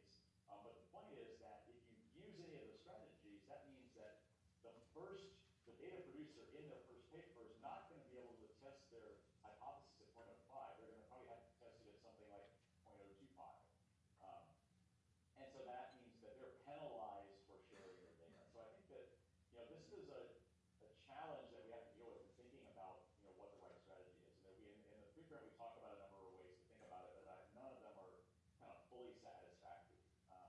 So just in conclusion, I have this picture on the right to highlight the fact that I and a lot of other people in our field live in a bubble, right?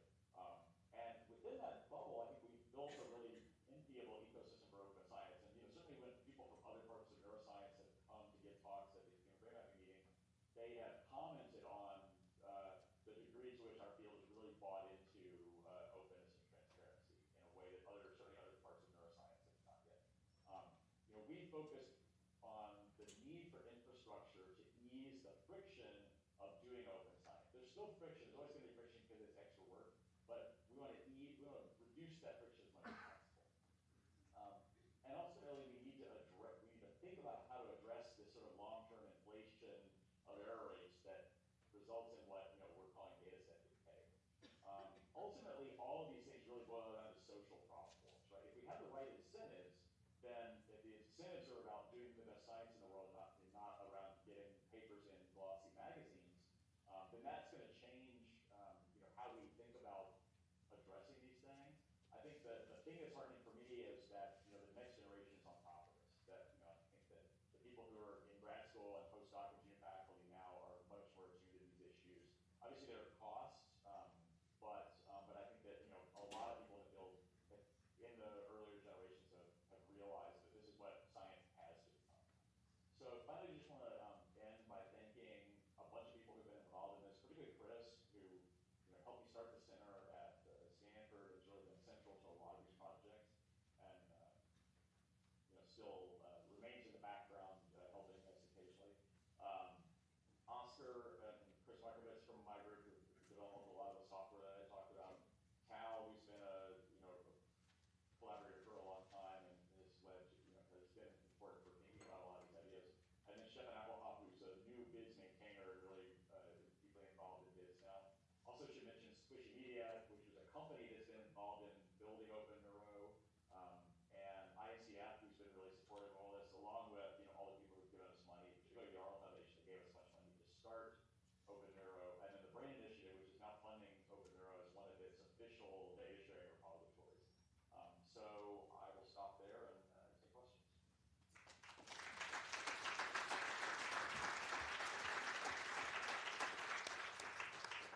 Thank you very much for an exciting talk. We are running, I'm sorry, as you know, because we kept you on the line before you started talking.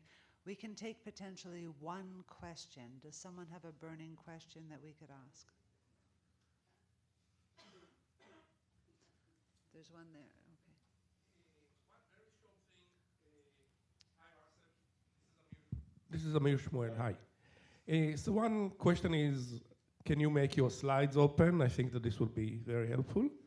And the other question is, so this whole thing, my understanding is that you are saying that if 10 laboratories use the same data set to ask scientific questions, then the multiple comparison problem becomes 10 times larger or something like that.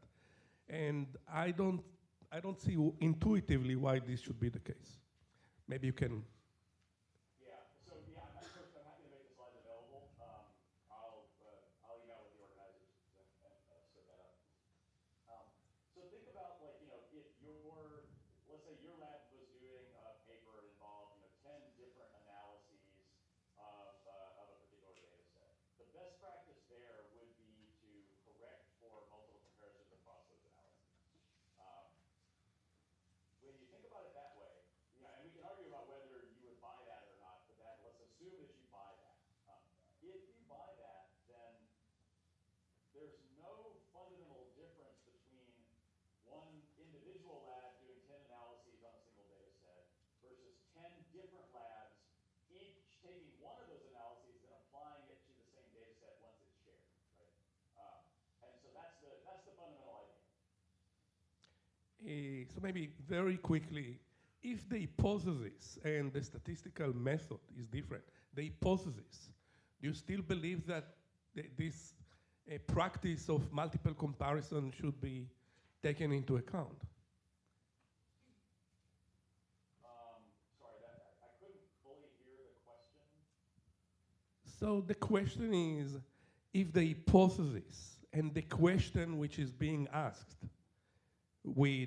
in the different 10 laboratories, if the questions are different, the hypotheses are different, is it still that the multiple comparison problem multiplies?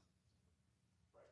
So I think the point is that, there's certainly probably going to be some questions where some sets of questions where you don't think you have to correct for multiple comparisons, right? And if that's true, then that's fine. If you're talking about a set of questions, and this is actually within the field of statistics, the whole idea of like what is an appropriate family to correct over turns out to be a big mess. There's not really great clarity over how one should think about that. If you have a set of hypotheses that you think should be corrected for within one lab's analyses, then there's no reason that those should not be corrected for when a bunch of different labs do them individually rather than all being done by one group. That's the point. So the question about what needs to be controlled for, I think, is a different one. Assuming that things need to be controlled for, then the argument here is they need to be controlled for regardless of whether they're all done by one group or whether they're done by multiple groups. Thank you very much. Let's give them another round of applause, and thank you for your time this afternoon. So we have a final break this afternoon before the Penfield lecture, which was scheduled at 4:45. I suggest we say 4:50. And and that will be followed by Guy Rouleau's closing remarks of the conference. Yes, the Penfield lecture first and then the closing remarks. So we should be done wrapping up around at 6 o'clock as planned. Right now we have a break. And there is someone here from the Neuro's Green Labs, I think, who is going to make just a very brief 2 words before we go out for the break. Is that right? Yeah.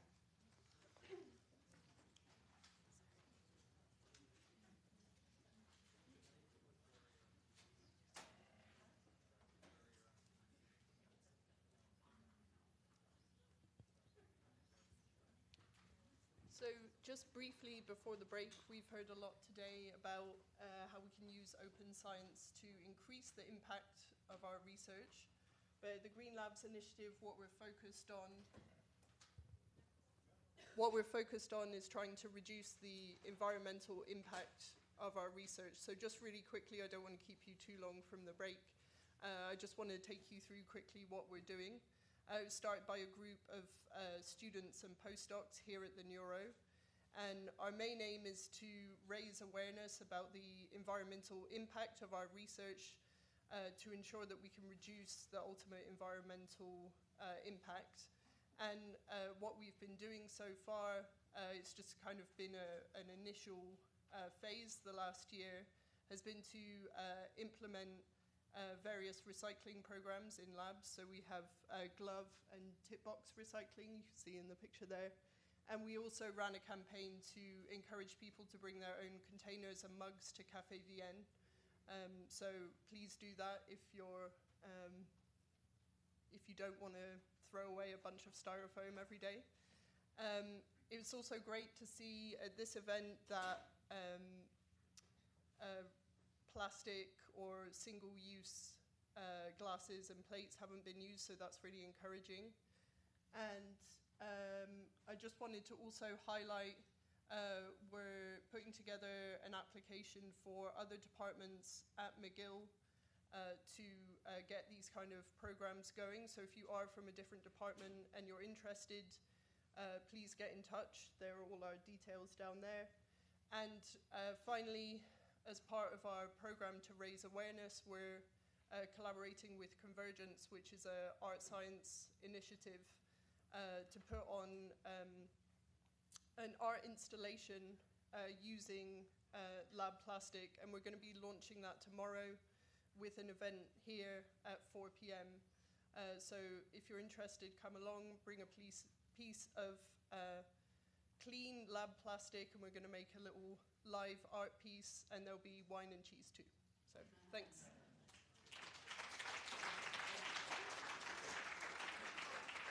Thank you very much. Now, how many are there, if there are speakers who were speakers throughout the day, I wonder if you could just hang back, because we're trying to get another photograph, if possible.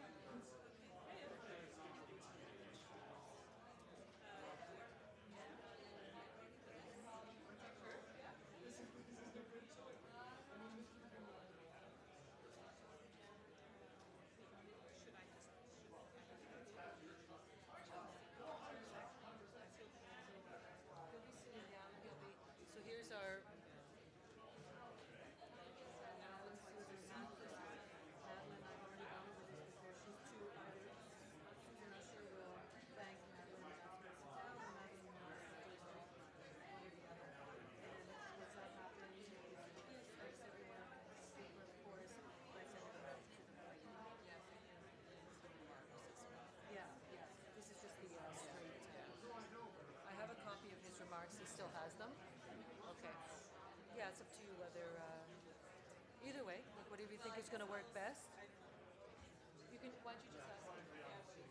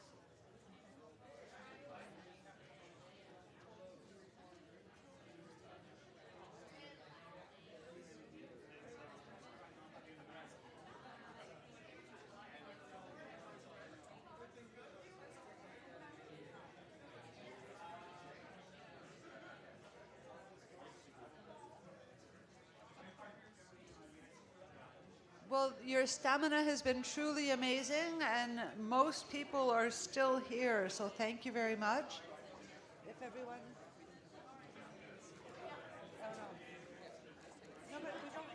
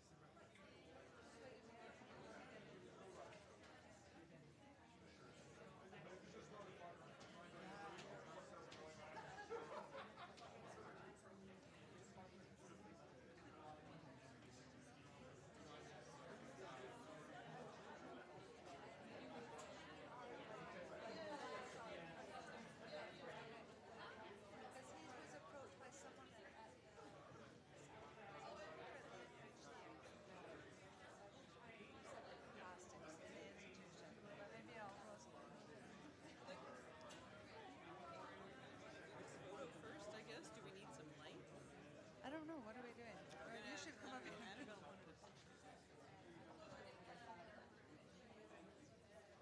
I think we have one last photo session before we're going to get started.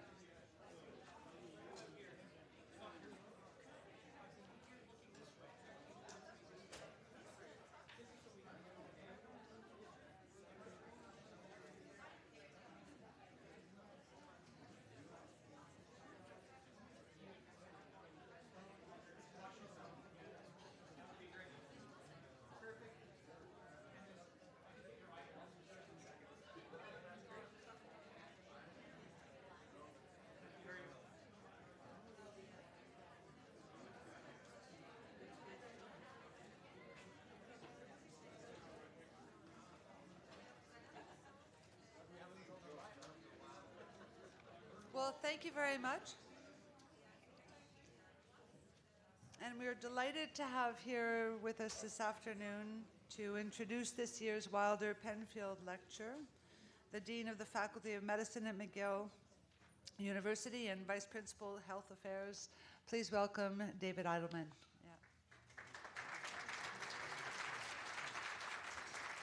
Thank you very much. It's a great privilege to be able to formally open this Wilder Penfield Lecture.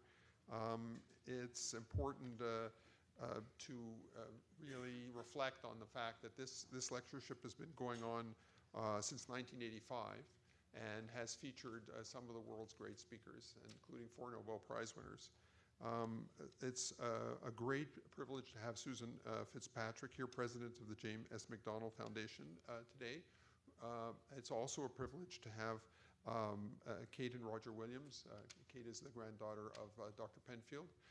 That's a real privilege, and to have many other distinguished guests. This lecture brings to an end what I understand was an absolutely fantastic symposium on open science. Those of you who are lucky enough to actually get to go to symposia during the day, I hope you got a lot out of it.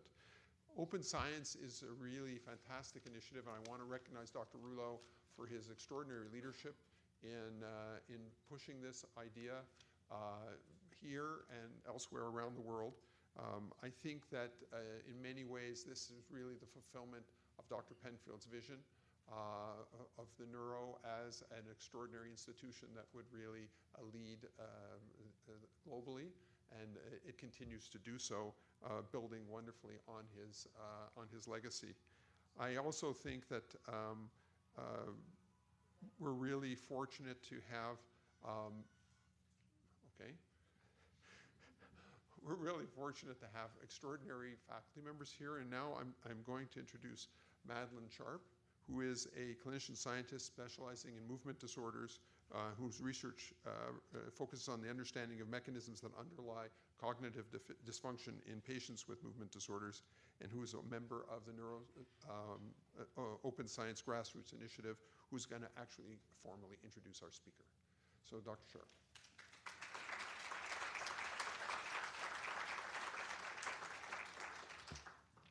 Thank you for the introduction. So I'm honored to introduce the Penfield lecturer, Dr. Susan Fitzpatrick, who's the president of the James S. McDonald Foundation.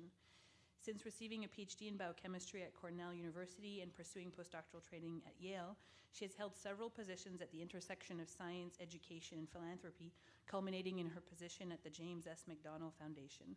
This foundation is one of only a few to provide international grants to support academic research in biological, behavioral, and complex systems sciences. Since its founding, it has awarded over $450 million in grants. In addition to her work at the foundation, Dr. Fitzpatrick is an adjunct associate professor of neuroscience and occupational therapy at the Washington University School of Medicine, where she teaches neuroscience. Dr. Fitzpatrick has lectured and written extensively and incisively on issues concerning the challenges in translating research advances, whether that be to the public, to educational settings in the case of cognitive science, which is one of the areas of focus of the foundation. And she's also written on the issue of applying neuroscience to clinical problems, which is an issue particularly pertinent to the neuro. She'll be speaking to us today about the role of private philanthropy in the support of open science research. Please welcome Dr. Fitzpatrick to the podium.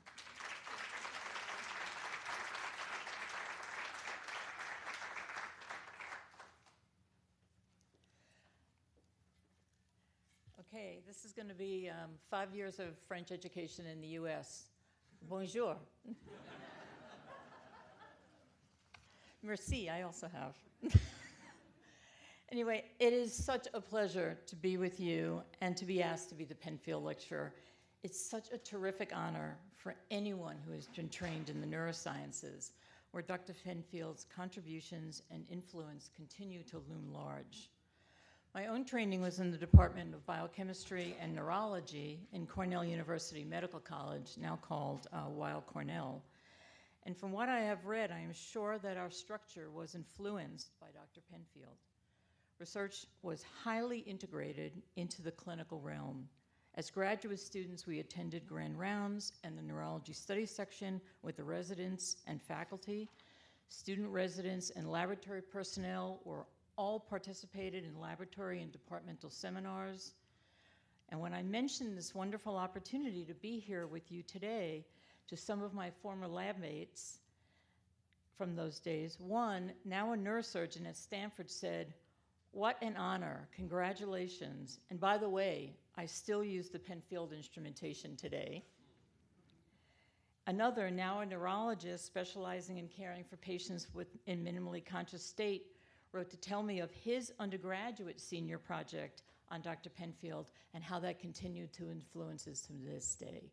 So I think decades after Dr. Penfield founded it, the Montreal Neurological Institute stands as an iconic institution for the neurosciences, with luminaries to this day like the marvelous Brenda Milner. There is no, I think, young person in the cognitive neurosciences today that does not see Dr. Milner as an aspirational icon, something that we all hope to be. Michael Petrides, Alan Evans, and many others continuously burnishing the stellar reputation of this institution. No other institution, regardless of its stature or reputation, could quite pull off deciding to call itself simply the Neuro.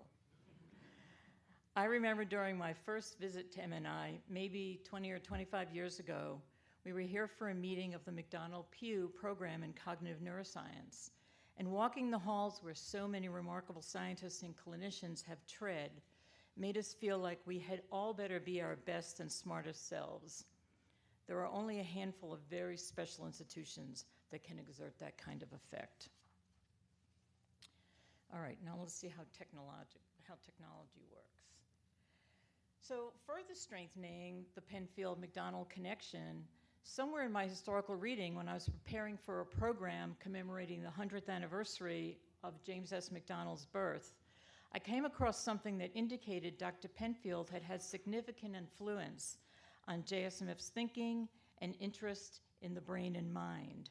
I recently mentioned this to his two sons, and they agreed that this was very true, that Dr. Penfield had been very influential on the thinking of Mr. McDonald in the work that he supported individually and in the emphasis that he really wanted the foundation to move into in supporting mind and brain.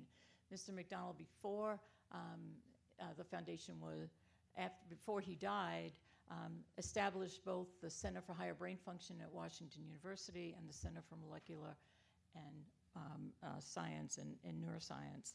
He was also responsible for bringing the first PET group to Washington University. So he was very much influenced by this idea of really trying to understand the neurobiological instantiation of the mind. And it was quite clear that these two Princeton alums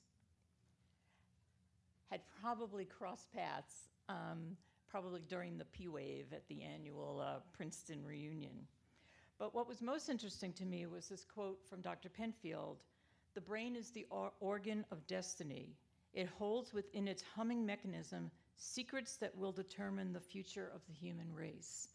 And Mr. McDonald himself had also then written quite eloquently, and in a speech he gave to the commencement at Washington University at 1963, talked about the intellectual ability of man to both further its own creative evolution or to add to its destruction, and that with scientific knowledge came great responsibility. So you can see that there was definitely some influence that might have even went back and forth. So that you can see why this was just, to me, just an incredible special honor, my own history and, of course, the history with the foundation. So I'm just going to go over a plan for our time together today. The talk is divided across what I hope will be 3 interlocking issues that are close to my heart and integral, I think, to the work of the Neuro. In that these are places where I think we really have to think about what's the role of science in society and what are the promises that we make and how do we fulfill those promises. It's been a long day for many of us who have been here enjoying this really wonderful Open Science conference. And so probably another long talk is not what you need or want right now. More welcome is probably the waiting drinks reception. So what I plan to do is offer some of my thoughts and reflections in a way that I hope will enable us to either have a conversation while we're here or continue our conversation into the reception or maybe on another day. I would love to hear from any of you on your reflections and some of the points I will cover, especially as they are likely to be informed by the many thoughtful presentations and discussions that we have been part of today. Also, we're a relatively, I'm going to call us a rather cozy group, and so if there are questions or comments that you want to make as we're going along, don't hesitate to interject. So the word fueling in my title reflects the 100-year-old relationship between philanthropy and science, the desperate need for progress in neuro and psychiatric diseases, and the opportunities and challenges of fostering open science principles and values into research and clinical practice. Fueling the light of science plays a central role in the idea of organized strategic philanthropy that took root in the early days and the rise of the tradition that was really started at the transition from the 19th to the 20th century by industrialists such as Andrew Carnegie and John D. Rockefeller. It is not surprising that these philanthropists, whose fortunes had been made by new scientific knowledge and technologies, turned to the ideas of science as a way of advancing the knowledge needed to stand long-serving societal problems and to serve the common good, which I think is also very important.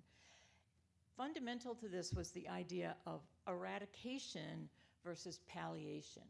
So we could continue to feed the hungry or provide shelter to the homeless or care for the sick. But how much better could it be if we could actually solve those problems, if we could get at the root of some of these issues and address them at that level so we would actually not have the hungry and not have the homeless and actually be able to cure rather than simply care for the sick. I could talk forever about the historical and philosophical roots of this philanthropic tradition that continues to influence most of the effective and prominent foundations of today and has always informed the grant making of the James S. McDonald Foundation. However, I won't, because we do have to bring this day to an end, sadly. But as I learned, again, doing some digging around on the internet, that strategic philanthropy played a crucial role in fueling Dr. Penfield's foundation of the MNI, and that is a story worth telling because it holds some important lessons for how work in philanthropy and academia can work together on the current challenges facing science and society. So I think this is really, I have sort of considered myself almost a student of the early days of the Rockefeller Foundation, and I did not know how critical the Rockefeller Foundation had been to the founding of the MNI. So I did sort of start Googling around on the internet, and on the best of days, some of us hate, Google's the thing we love to hate, and I know I'm going to both date myself and reveal a certain kind of nerdiness. It was almost as much fun as it is wandering around in the old library stacks and browsing through and randomly pulling down like a decades-old volume of the Biochemical Journal. You just never know what you might find paging through there.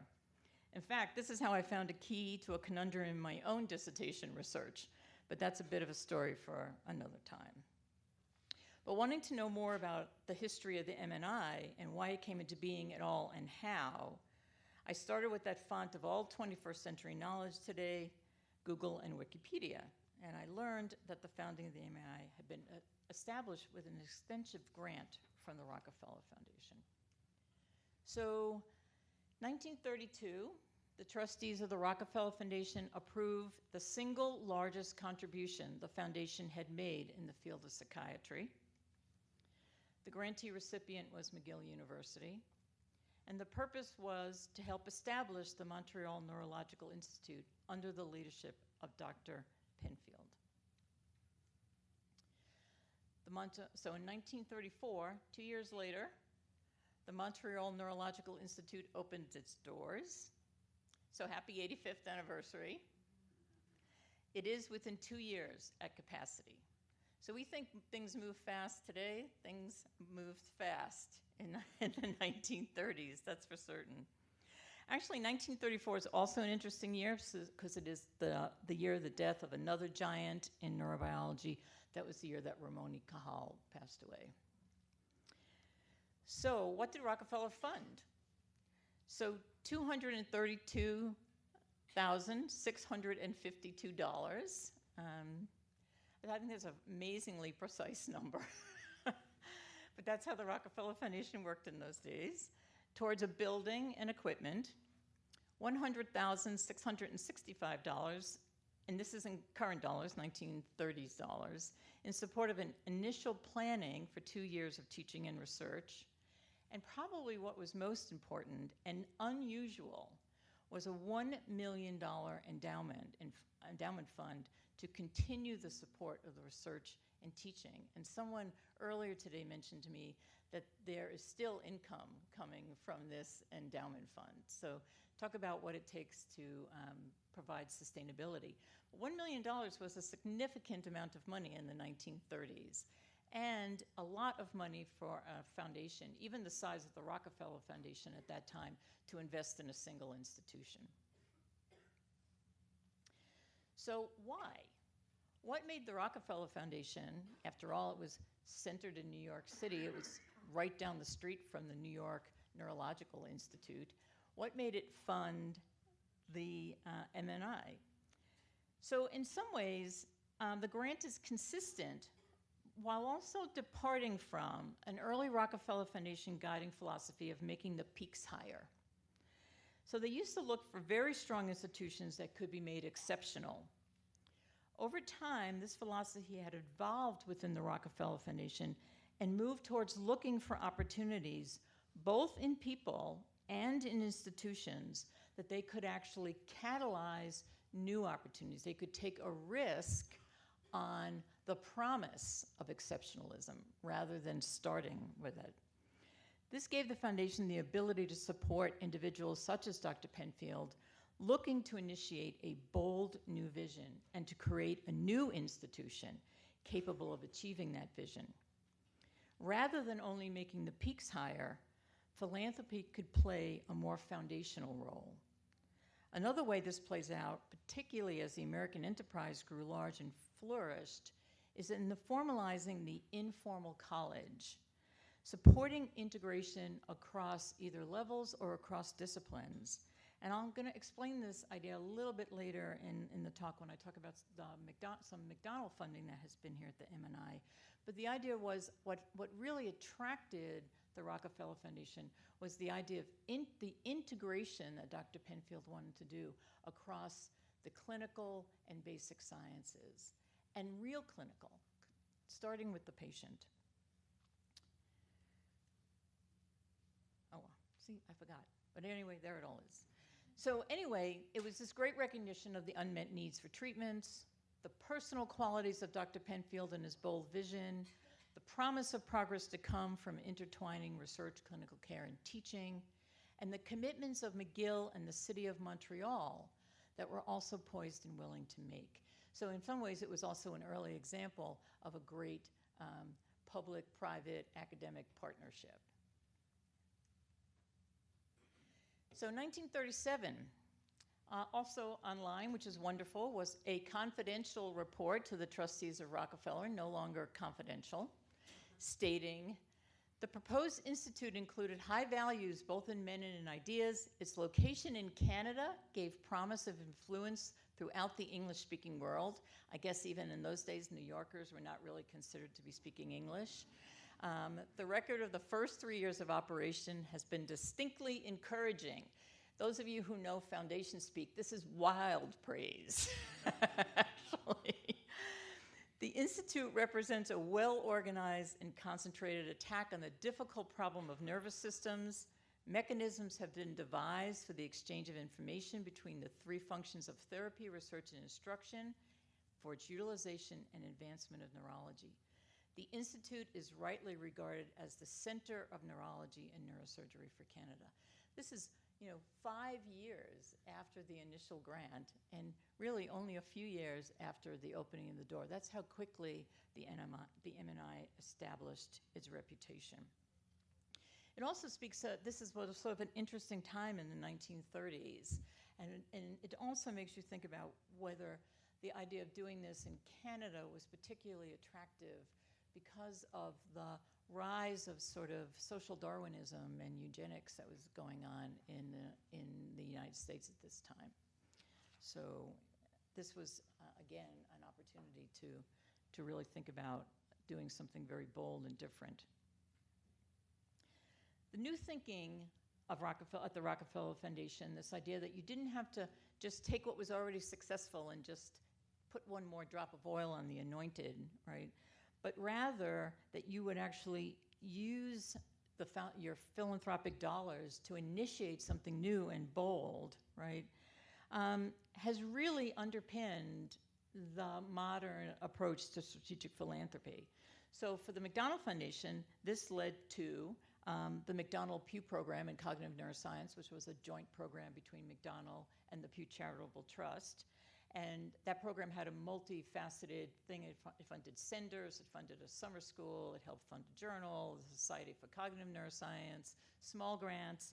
But one of the founding centers was here at the MNI, again, because what you were looking for was, where was there already something in place that you could propel forward?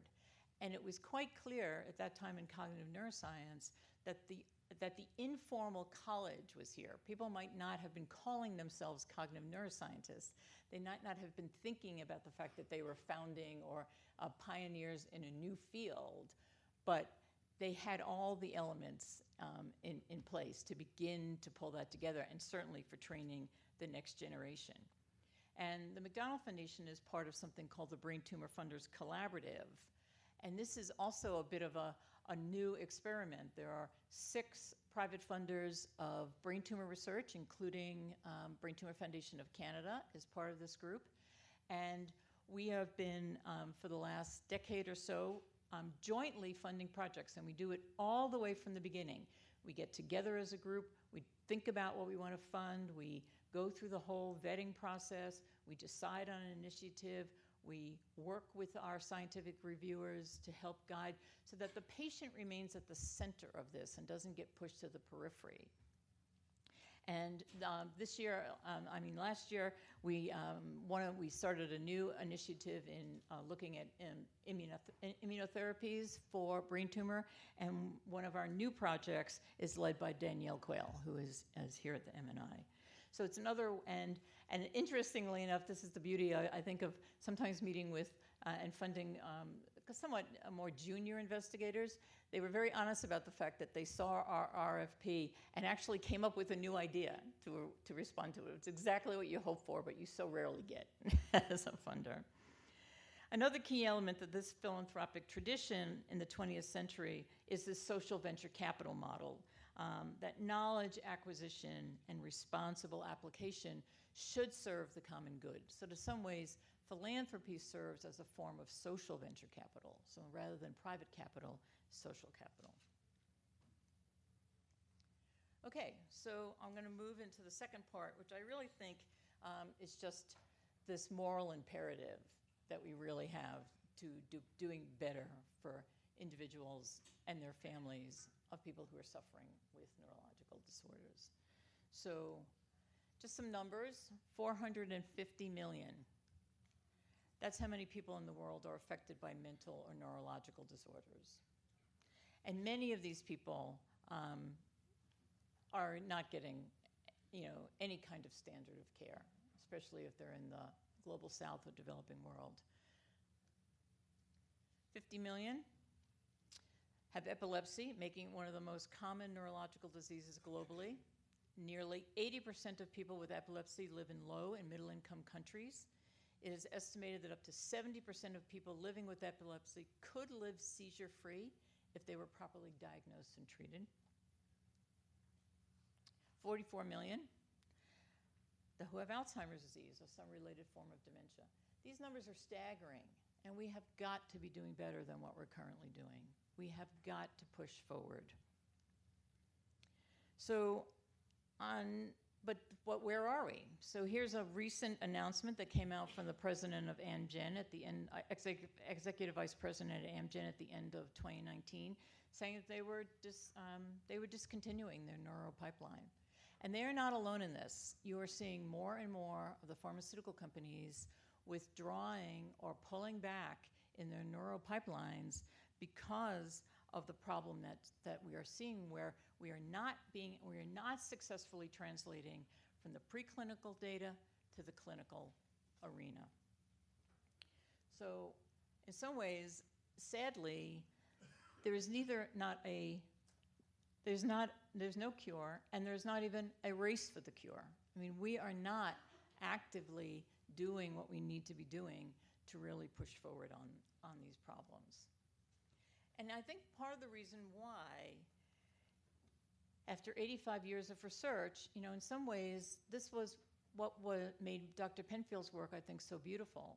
He embraced the fact that the brain is complex and that the work was going to be complicated and it was going to be difficult.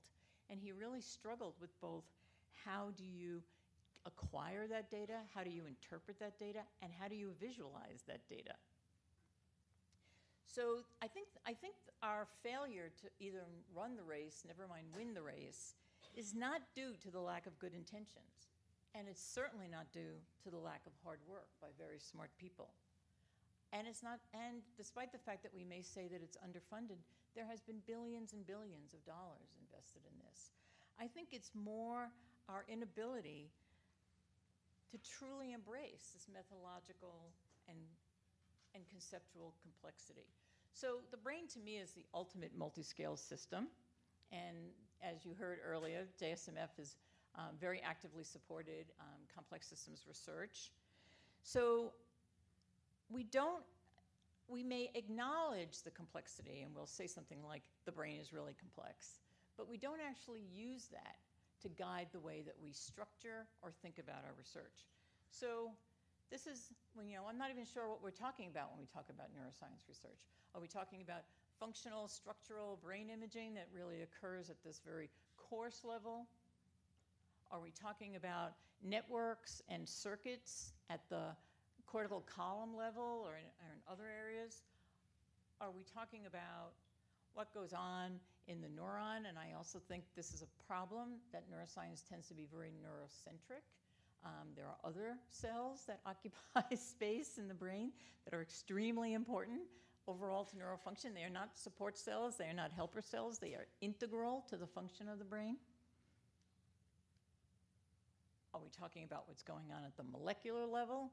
And we have, right now, no way to work across these levels of analysis. So if we see changes at one level, we don't actually know how those levels are carried over, how those changes are carried over to the next level and whether they have impact or not. So if we're only looking at one or two levels, we may think, I found my target. I'm going to hit it with something, and that's going to make something better. And maybe it might at that level, maybe even at the next level, but the brain is incredibly adaptive. And at higher levels of analysis, it may just adapt or maladapt in a way that we're not going to see what it is that we predict based on our more reductionist levels. So, in fact, at the United States National Academy of Medicine last week, see, it gets even better. But anyway, at the National Academy, a few weeks ago, the issue of finally recognizing that we must embrace complexity really came out. So everyone's saying this. We have to change the way we're training PhD students. We have to change the way we're training physicians. We have to change the skill sets that we're bringing in to medicine. We've heard a lot today about data science and statistics and data analysis and data visualization. We have to make certain that those skills are broadly represented in the scientific community, or we're not going to be able to make good on these promises that we're making. So what role have private funders played in both the status quo and in maybe advancing neurological diseases? I think one of the problems that we've had is that funders have adopted the belief in the serendipitous nature of scientific discovery, that we're just wandering around some big giant tinker space and you bump into some important information, that the cure or the treatment or whatever is out there, we just don't know where, we just have to do a lot of stuff and then we'll find it. I think this has probably been a very hurtful approach, and it's a way that scientists talk about their work that I think needs some clarity. They accept the argument that understanding the causative mechanisms, often simplified in models, are necessary for the development of effective therapies. That if we understood how something happened, we can now treat this disorder. But again, if you take this adaptive, complex, moving through time, approach to the nervous system, we always tend to be treating the disease you had, not the disease you currently have. So we have to be thinking about what do we really need to understand about the cause in order to effectively treat where you are today. We have to keep the faith that awards and incentives developed for investing in the acquisition of basic science knowledge will yield applications. We heard a lot about incentive and reward structures today. I think we really have to think about how we realign those incentives and rewards. And this is what I think is really laudable about the Open Science Initiative at the M&I. You are realigning in some ways your values with the kind of science that you want to get done, and you're going to be incentivizing and rewarding that structure. And in the past, I think funders have believed that standard model organisms are just like us. And so therefore they make great models of us, that the autism mouse is like a person with autism, that the schizophrenic mouse is like a person with schizophrenia. What's interesting is that they're like us, but are they not enough like us, so that we can do all kinds of invasive experiments on them, and that this doesn't defy any ethical issues. So I think we really have to think about, again, what is the role of going from the patient back to the laboratory and then back to the patient, and developing models that are really informed by not a cartoon version of what we think the disease is, but are actually reflective of what the disease is. And I would say that for most human neurological diseases, we do not have a good characteristic understanding of what that disease is and what it looks like on an everyday basis. We don't pay attention to patients' own everyday experiences. We don't listen to their caregivers. We have an idea in our heads about what these diseases are. Parkinson's is a motor disorder. Alzheimer's is a memory disorder. Alzheimer's is so much more than a memory disorder. It is a disintegration of a person disorder.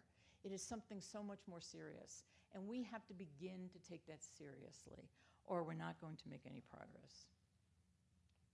So in the fall issue of 2018, Issues in Science and Technology, which is a journal from the National Academy of Sciences, I wrote about this issue, about how we have to begin to understand that we have to take this seriously. That is, that the recent string of high-profile failures in Alzheimer's therapies based on a dominant scientific hypothesis is the main result of expenditures of huge scientific, corporate, and societal resources. So everything that we heard today also, we need more funding, we need more funding. We also have to deploy the funding that we have in the ways that are going to be most effective. We're going to have to rethink about the resources, and it's not just funding. I don't know if I could, in good faith, actually advise a family member of mine to enroll in an Alzheimer's clinical trial right now, because I feel that the preclinical data that trial has been based on is probably so flawed, and I'm not sure that I want my loved one spending what little time they may have left with us, sitting in waiting rooms and participating in research. So I think we have a moral compact that we make with the resources that we're extracting from society, that when we do this, we know what we're doing, and we're not just, feeding the beast. So what would Dr. Penfield do if he was around today? I think he would resist the lure of beauty versus the mess of reality. I think he would eschew the very beautiful molecular cascades that we love to study and the beautiful signaling pathways that we love to map. And he would deal with the mess of reality of complex and complicated human diseases, because that's what he did when he was doing his own research. He would study humans first and then develop disease models versus relying on the model of the disease. He would shift the focus from the worried well to the truly ill. I've seen this over and over again. We don't want to work with individuals with severe brain injury because they're not compliant and they don't show up and they don't cooperate and they light the waste paper basket on fire when you turn your back. Let's get somebody who's got a very mild injury because they like being research participants It, you know, it gives meaning to their day. They show up on time. They participate. They do whatever. I mean, we have to make certain that we are keeping our eye on the ball. And do not make the mistake of the rare for the common. And I think this in some ways builds on Russ Poldrack's sort of 80-20 thing. I mean, in some ways what we often do is we pick the extremes. We pick the very rare genetic disorders, or we pick very, families that have a single genetic mutation, right? I think that will tell you something about that group of patients. I don't think it generalizes to sporadic, random, stochastic disease. So I think sometimes focusing so much of our effort on these small pools of very highly clarified patients are not actually moving us in the direction that we really want to go. I mean, I recently looked at a exclusion criteria for a stroke clinical trial. It was having a prior stroke. I mean, hello, almost everyone who has a serious stroke has had a prior mild stroke, right? You couldn't have hypertension. You couldn't have diabetes. You can, I mean, they're looking for the 140-year-old out there who's a marathon runner who has a stroke. I mean, that's not reflective of the patient population that eventually the therapies that you're trialing are going to have to go into use with. So we have to get very real about what it is that we're doing. Okay, so continuing this, I wanted to say that a richer understanding and characterization of the human disease in the full context of how an organism does or does not accomplish the behaviors is really it may suggest very different targets for therapeutic interventions, right? We now have the technology and the ability to acquire so much data from real people living their real lives. I mean, we heard it today from the Sage Bionetworks, that just even in a simple, phone tapping exercise, you can get an enormous amount of data. Time to tapping intervals, all these things that could reveal so much about what's actually going on besides this high-level cartoon that we use. Okay, part 3. This is what I'm supposed to be talking about. The promises and challenge of open science in practice, which I think is really the hard part, and we heard a little bit about that from some of the speakers. It's all very well and good to say, yeah, we support open, yes, we want you to be open, we want to openly share. Well, not me, but you should be openly sharing. And, well, some data, but not all data, and my data is different from your data, so it needs to be protected. I think we really have to think about what we're doing in practice. So, in a 2017 essay appearing in Brain, reflecting on the 80th anniversary of the publication of the Penfield and Bouldry paper, Marco Cantani reflected on the now famous homunculus, describing it as arguably the most reproduced yet unreplicated figure in neuroscience. And if you think about that, it's amazing that, yes, we have all seen this figure. It has been reproduced and reproduced and reproduced, and yet the basic research that went into it has actually not been fully replicated. It has been partially replicated in primates, it has been done in some animal, but a lot of it has, and you know why? It's because it was extremely difficult research. But that data is available, and it's amazing what we could probably learn by actually looking at the original data, and actually some of this Brain paper actually went back and reanalyzed some of that data. So I think it would be wonderful if the Neuro would think about making that data publicly available online. I don't know if you won't be able to get those patients to consent, but I'm not even sure they consented at the time, did they? 1930s, probably not.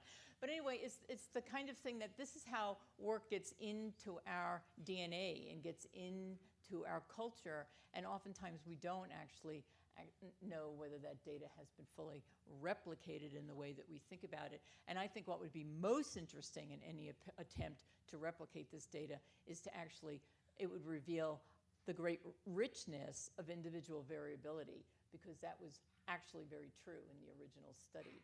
What was most important about the homunculus is that it was a way of visualizing an extremely complex data set, hundreds of measurements made from over 100 patients that had to be condensed and shown in a simple, in a way that could capture the data.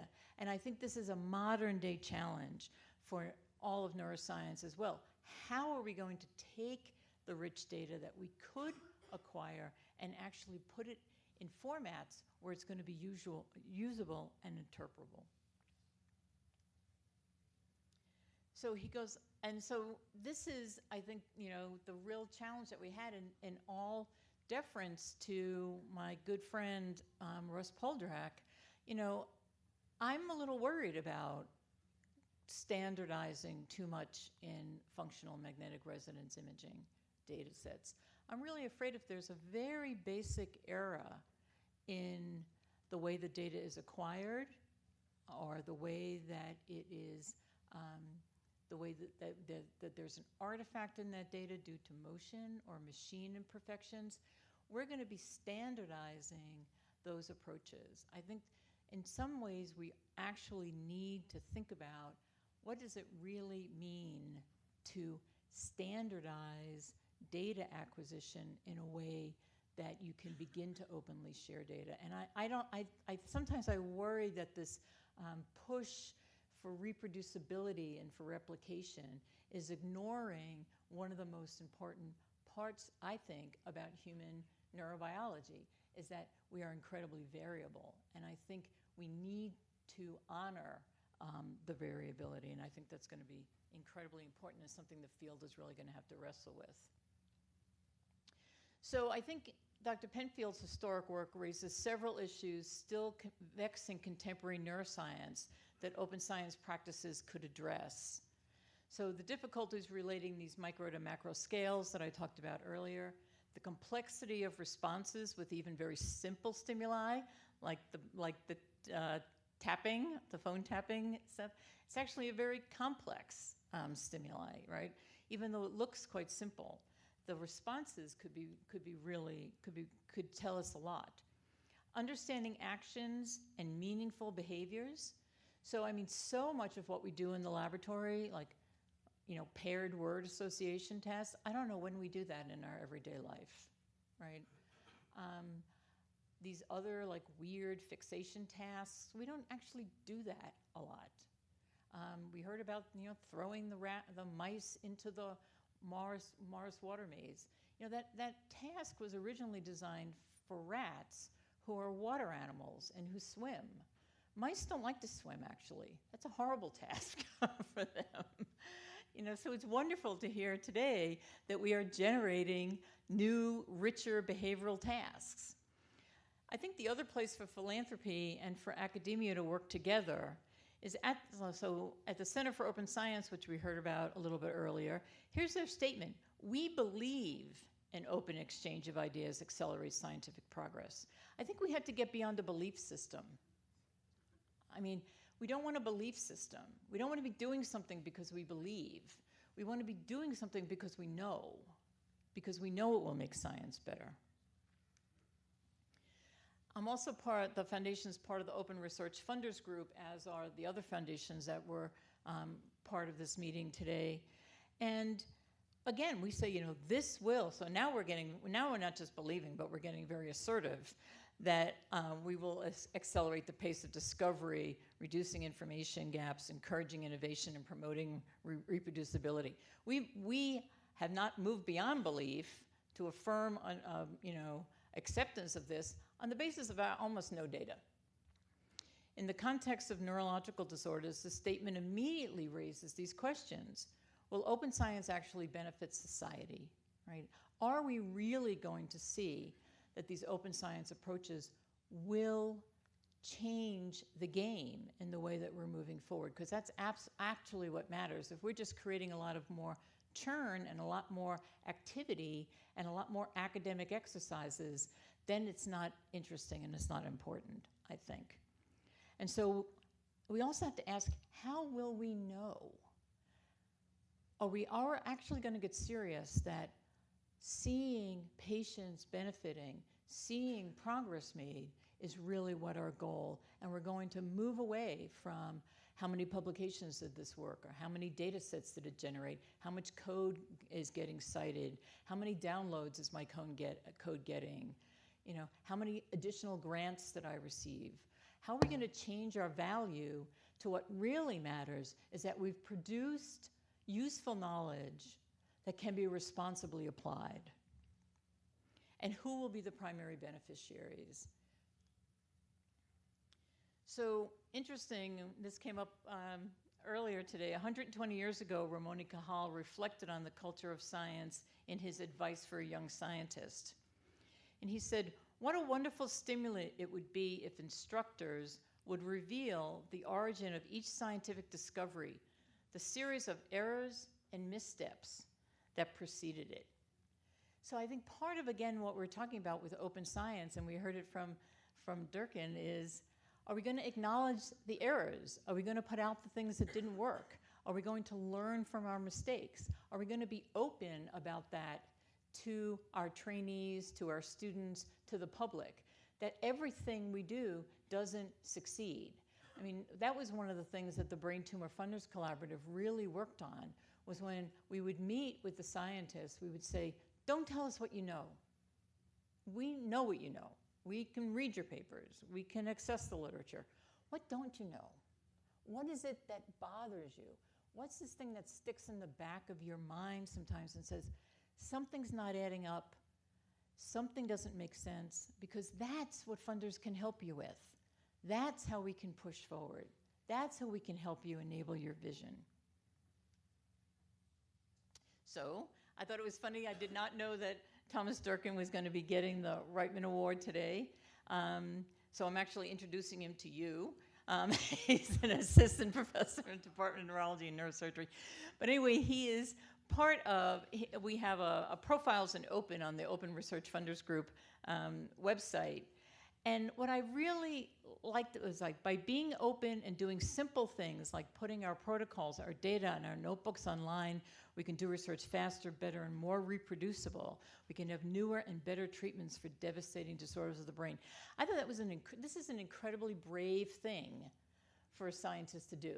And I'm going to open my lab notebooks to you. I'm going to open what we're doing to you. We're going to acknowledge the fact that we do sometimes make a misstep or go off in the wrong direction, and then suddenly we can course correct. And he could only do this because of what the MNI is doing in terms of its open science. If he did not have the institutional leadership and the institutional support that he's being provided, I don't think that something like this would be possible. And so I particularly love the fact that not only are you talking the open science talk and even walking the open science walk, but you're being scientific about it. That you're actually going to evaluate and validate your efforts. That you're going to have an evaluation committee that's going to look at this. I mean, I think that is absolutely remarkable and should be a model for other institutions that are going forward. That if you're serious about what it is that you're doing, having this kind of a commitment is going to be so crucial, because then we don't have a belief system, and then we don't have just an assertion system, but we actually have a scientific system. And I think that's what's really important. So I'm going to end here with, what role do private funders play in all of this?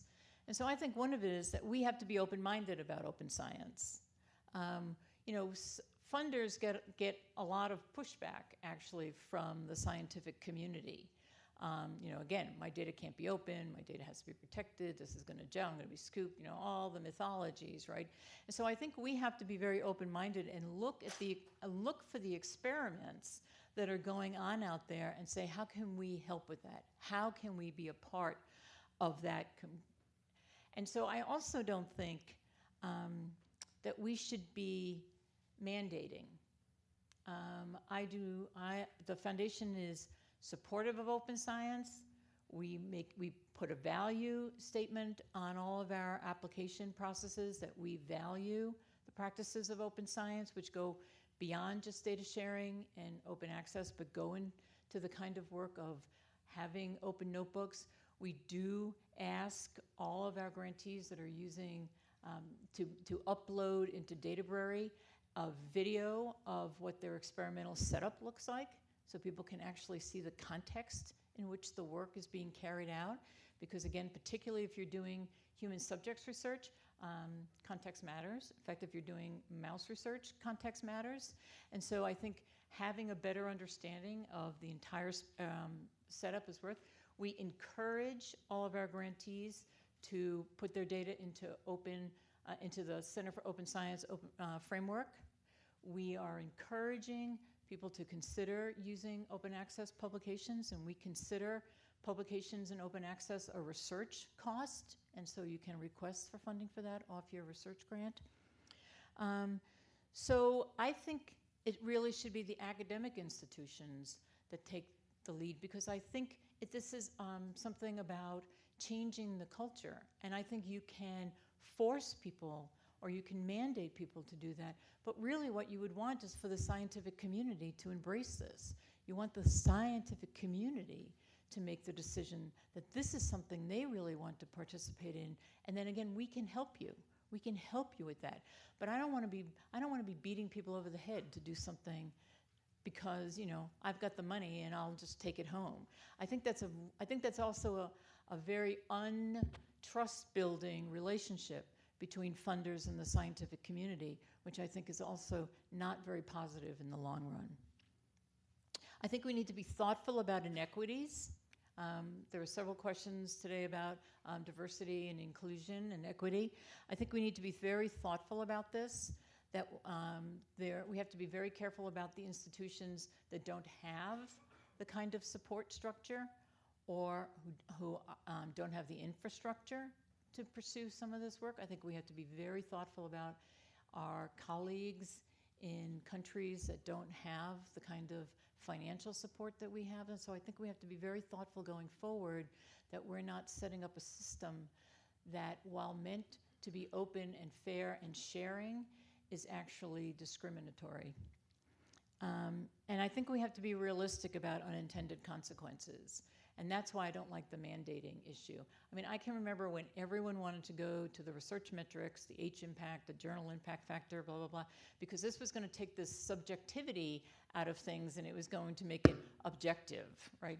Now we know that that was, you know, not such a good thing to do, and it was, you know, people have learned how to game the system, and so I think we always have to be careful about these unintended consequences, and I think the reproducibility issue is a big one. I don't want to sacrifice understanding variability to drive people to over-constrain their research protocols so that they get perfectly reproducible results all the time. I think we have to honor our variability. And that's all I have to say. So again, thank you.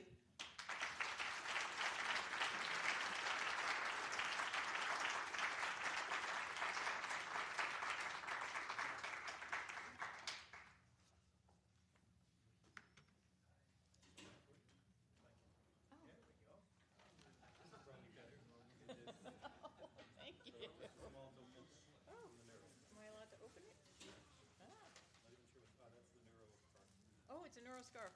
Great. Excellent. Beautiful. Thank you.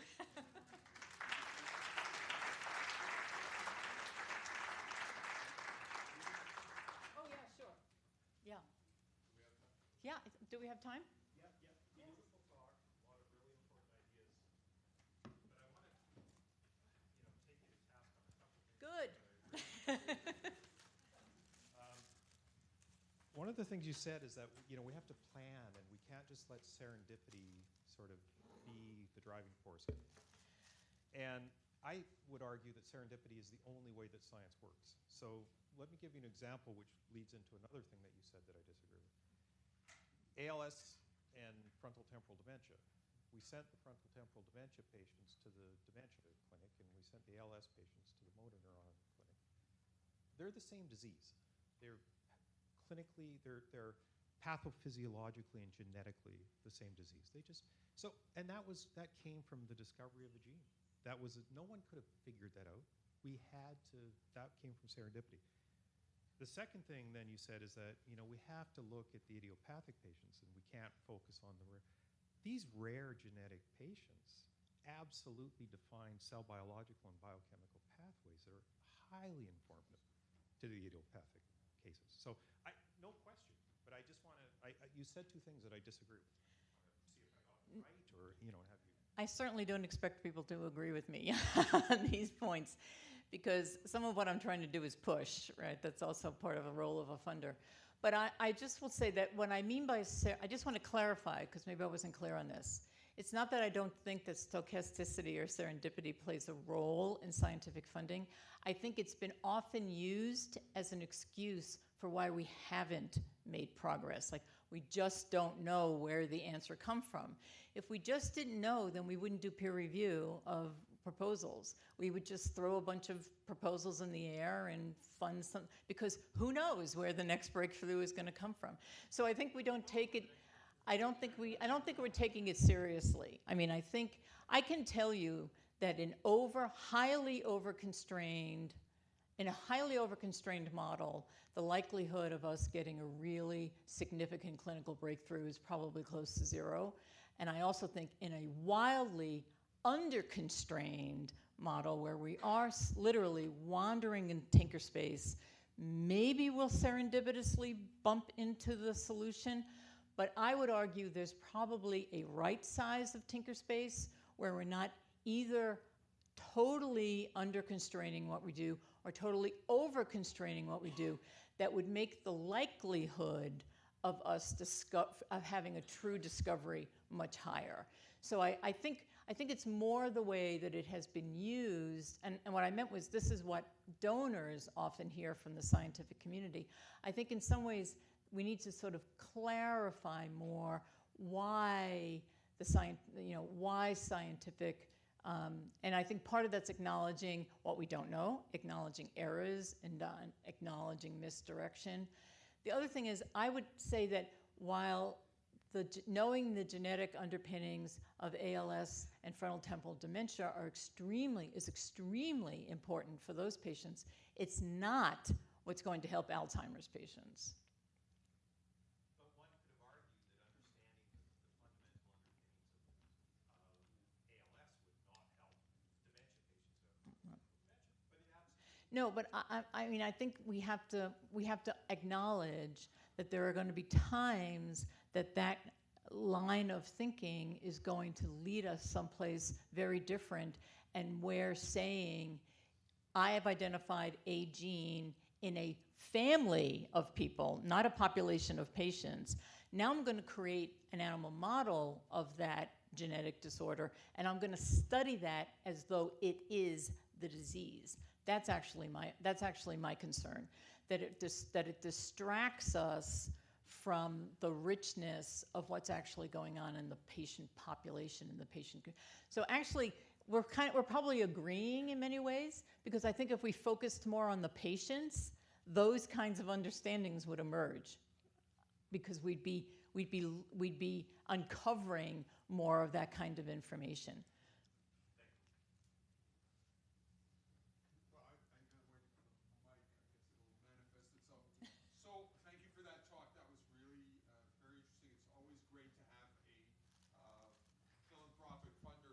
Understanding of the field.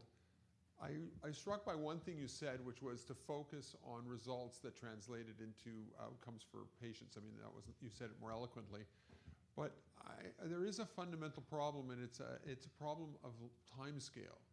The time scale of discovery is not really well matched to the time scale of disease. People get sick and get worse, and they die, and discovery takes a very long time. And if you're a philanthropist, even one in the open science era where we're sharing, these are hard problems, as you said. How does one square that circle? How does one take into account that you want to focus on outcomes that are meaningful for patients, and yet research can't work at a pace that's easy to translate into those outcomes?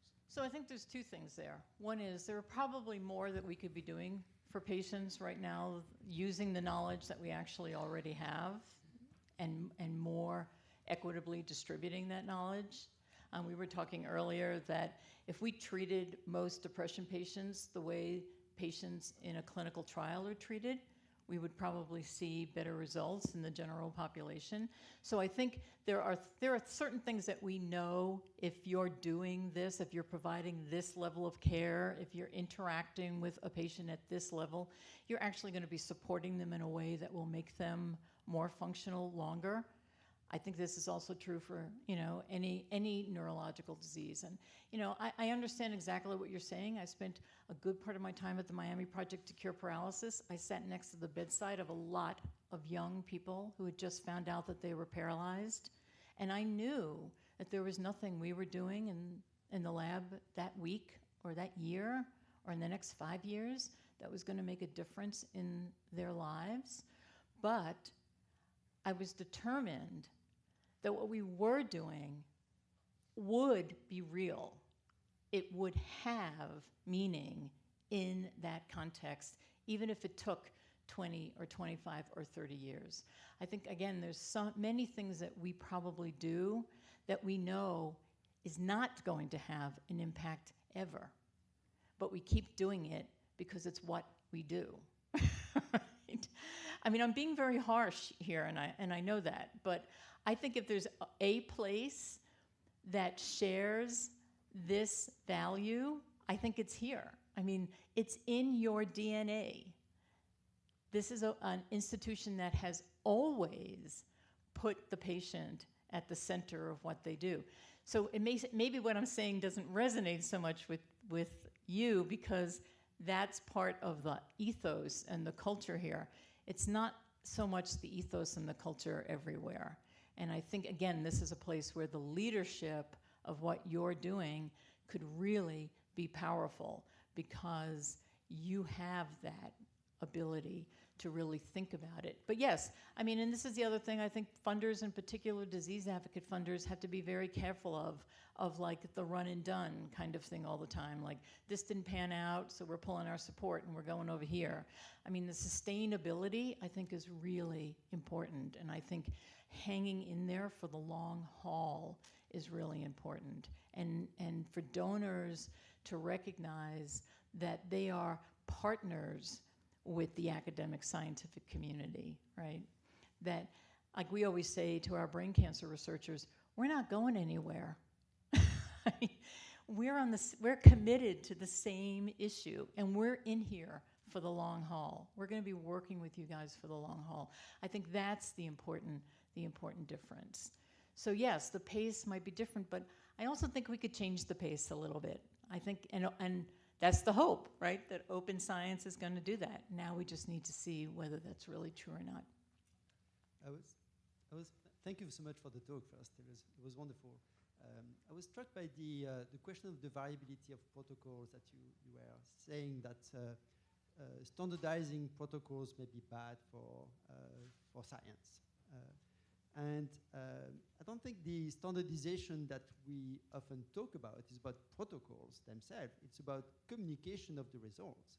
How do we communicate the results in a way that is machine understandable, like that we can process with machines rather than humans, because there are too many results to actually process by a human. So I think the standardization of protocol may be wrong or right, depending on the field and when we need big ends or not, but the standardization of how we communicate results is absolutely fundamental for the community to integrate results. Yeah, no, I agree. I think I was also talking more in the context of functional imaging, where I think there has certainly been examples of where using standardized protocols has given us erroneous data. The toolkit is actually, riddled with problems. I mean, so I think, again, I think all these things are a balance, right? You want to have research that's reliable, that's valid, with results that you can trust, right, on large enough sample sizes that you can actually make a decision from them. But I think sometimes that this push to let's make everything standardized and reproducible, if you shift the balance of values too far, that's what you'll get, right? And you'll lose the innovation, you'll lose the discovery, you'll lose a lot of those other things. So I think it's always being a little bit cautious about what we're doing when these things are being scaled up to include, you know, hundreds of thousands of people, right? I mean, you know, you have to be certain that you're not just gonna, you know, be somebody churning out data and shoving it into data sets, right? I mean, I think it's a careful, and this is again where I think having institutional leadership like this really makes a difference, because it's setting, in some ways, it's setting up an example of the kind of dedication, the kind of seriousness, the kind of investment that needs to be made to pull something like this off. Thanks a lot for your talk. I just want to say one thing about institutional leadership, though. I'm not a neuroscientist. I'm an AI guy who basically just hopes to serendipitously encounter some data so that I can do something useful rather than predict the stock markets. And in the 3 years I've been here, I have not encountered any open data from clinical populations.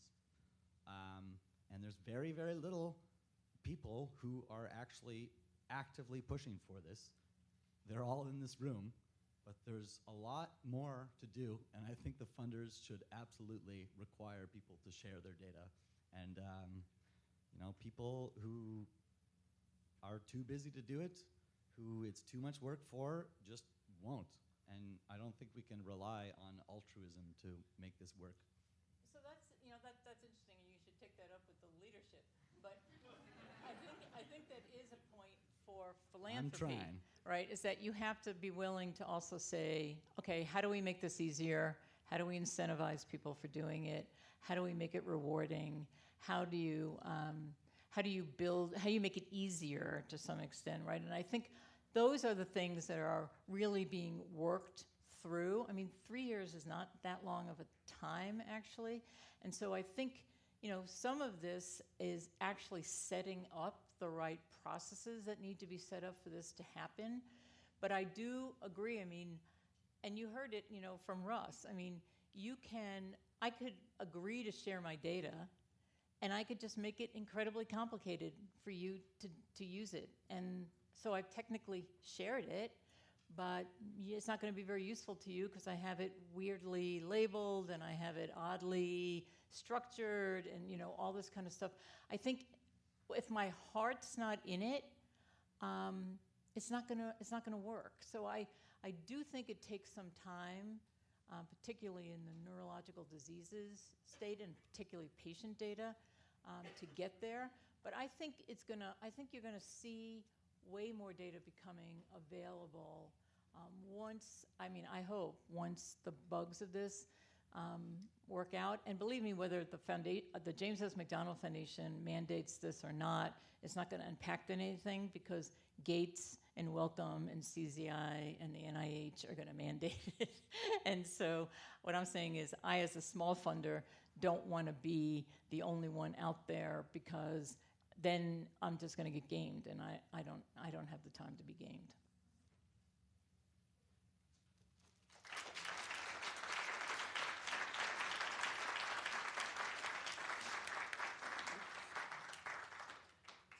So we're coming towards the end. You'll be happy to hear that I'm not going to wrap anything up. I want to thank Susan Fitzpatrick for a great, provocative, and thoughtful talk. I think it's a fitting end to our symposium. I was really impressed that you know more about Dr. Penfield than I do. So I need to go read up and go on the Google more. So, and Wikipedia, yes. Well, on behalf of everyone here today, I'd like to thank all our speakers and panelists for joining us and engaging in the many different facets of open science. It was very exciting for me to hear there's so many different people approaching open science in so many different ways. It is truly a very complex issue. I want to thank the Rietman family for their generosity and commitment to open science by creating the prize, the Foundation Prize, that was awarded earlier today. I want to mention our sponsors. Open science is not free science, and open conferences are not free conferences. So Healthy Brains for Healthy Lives, which is a grant to McGill University, the Israeli Foundation, the Fonds de Recherche en Santé du Québec, and the buffet actually from Il Gabbiano is a gift in kind. So that's very nice of them. I want to thank the organizing committee because these meetings don't just happen by chance. A lot of work it goes into this. And I won't name all the people because I'm probably going to forget some people, but everybody knows who they are, or they know who they are. So I hope that we can continue engaging so we can keep the momentum going and continue this transformation of research. And I look forward to seeing you next year for the second Open Science Symposium. And so thank you all. There's a cocktail outside, and conversations can continue at the cocktail.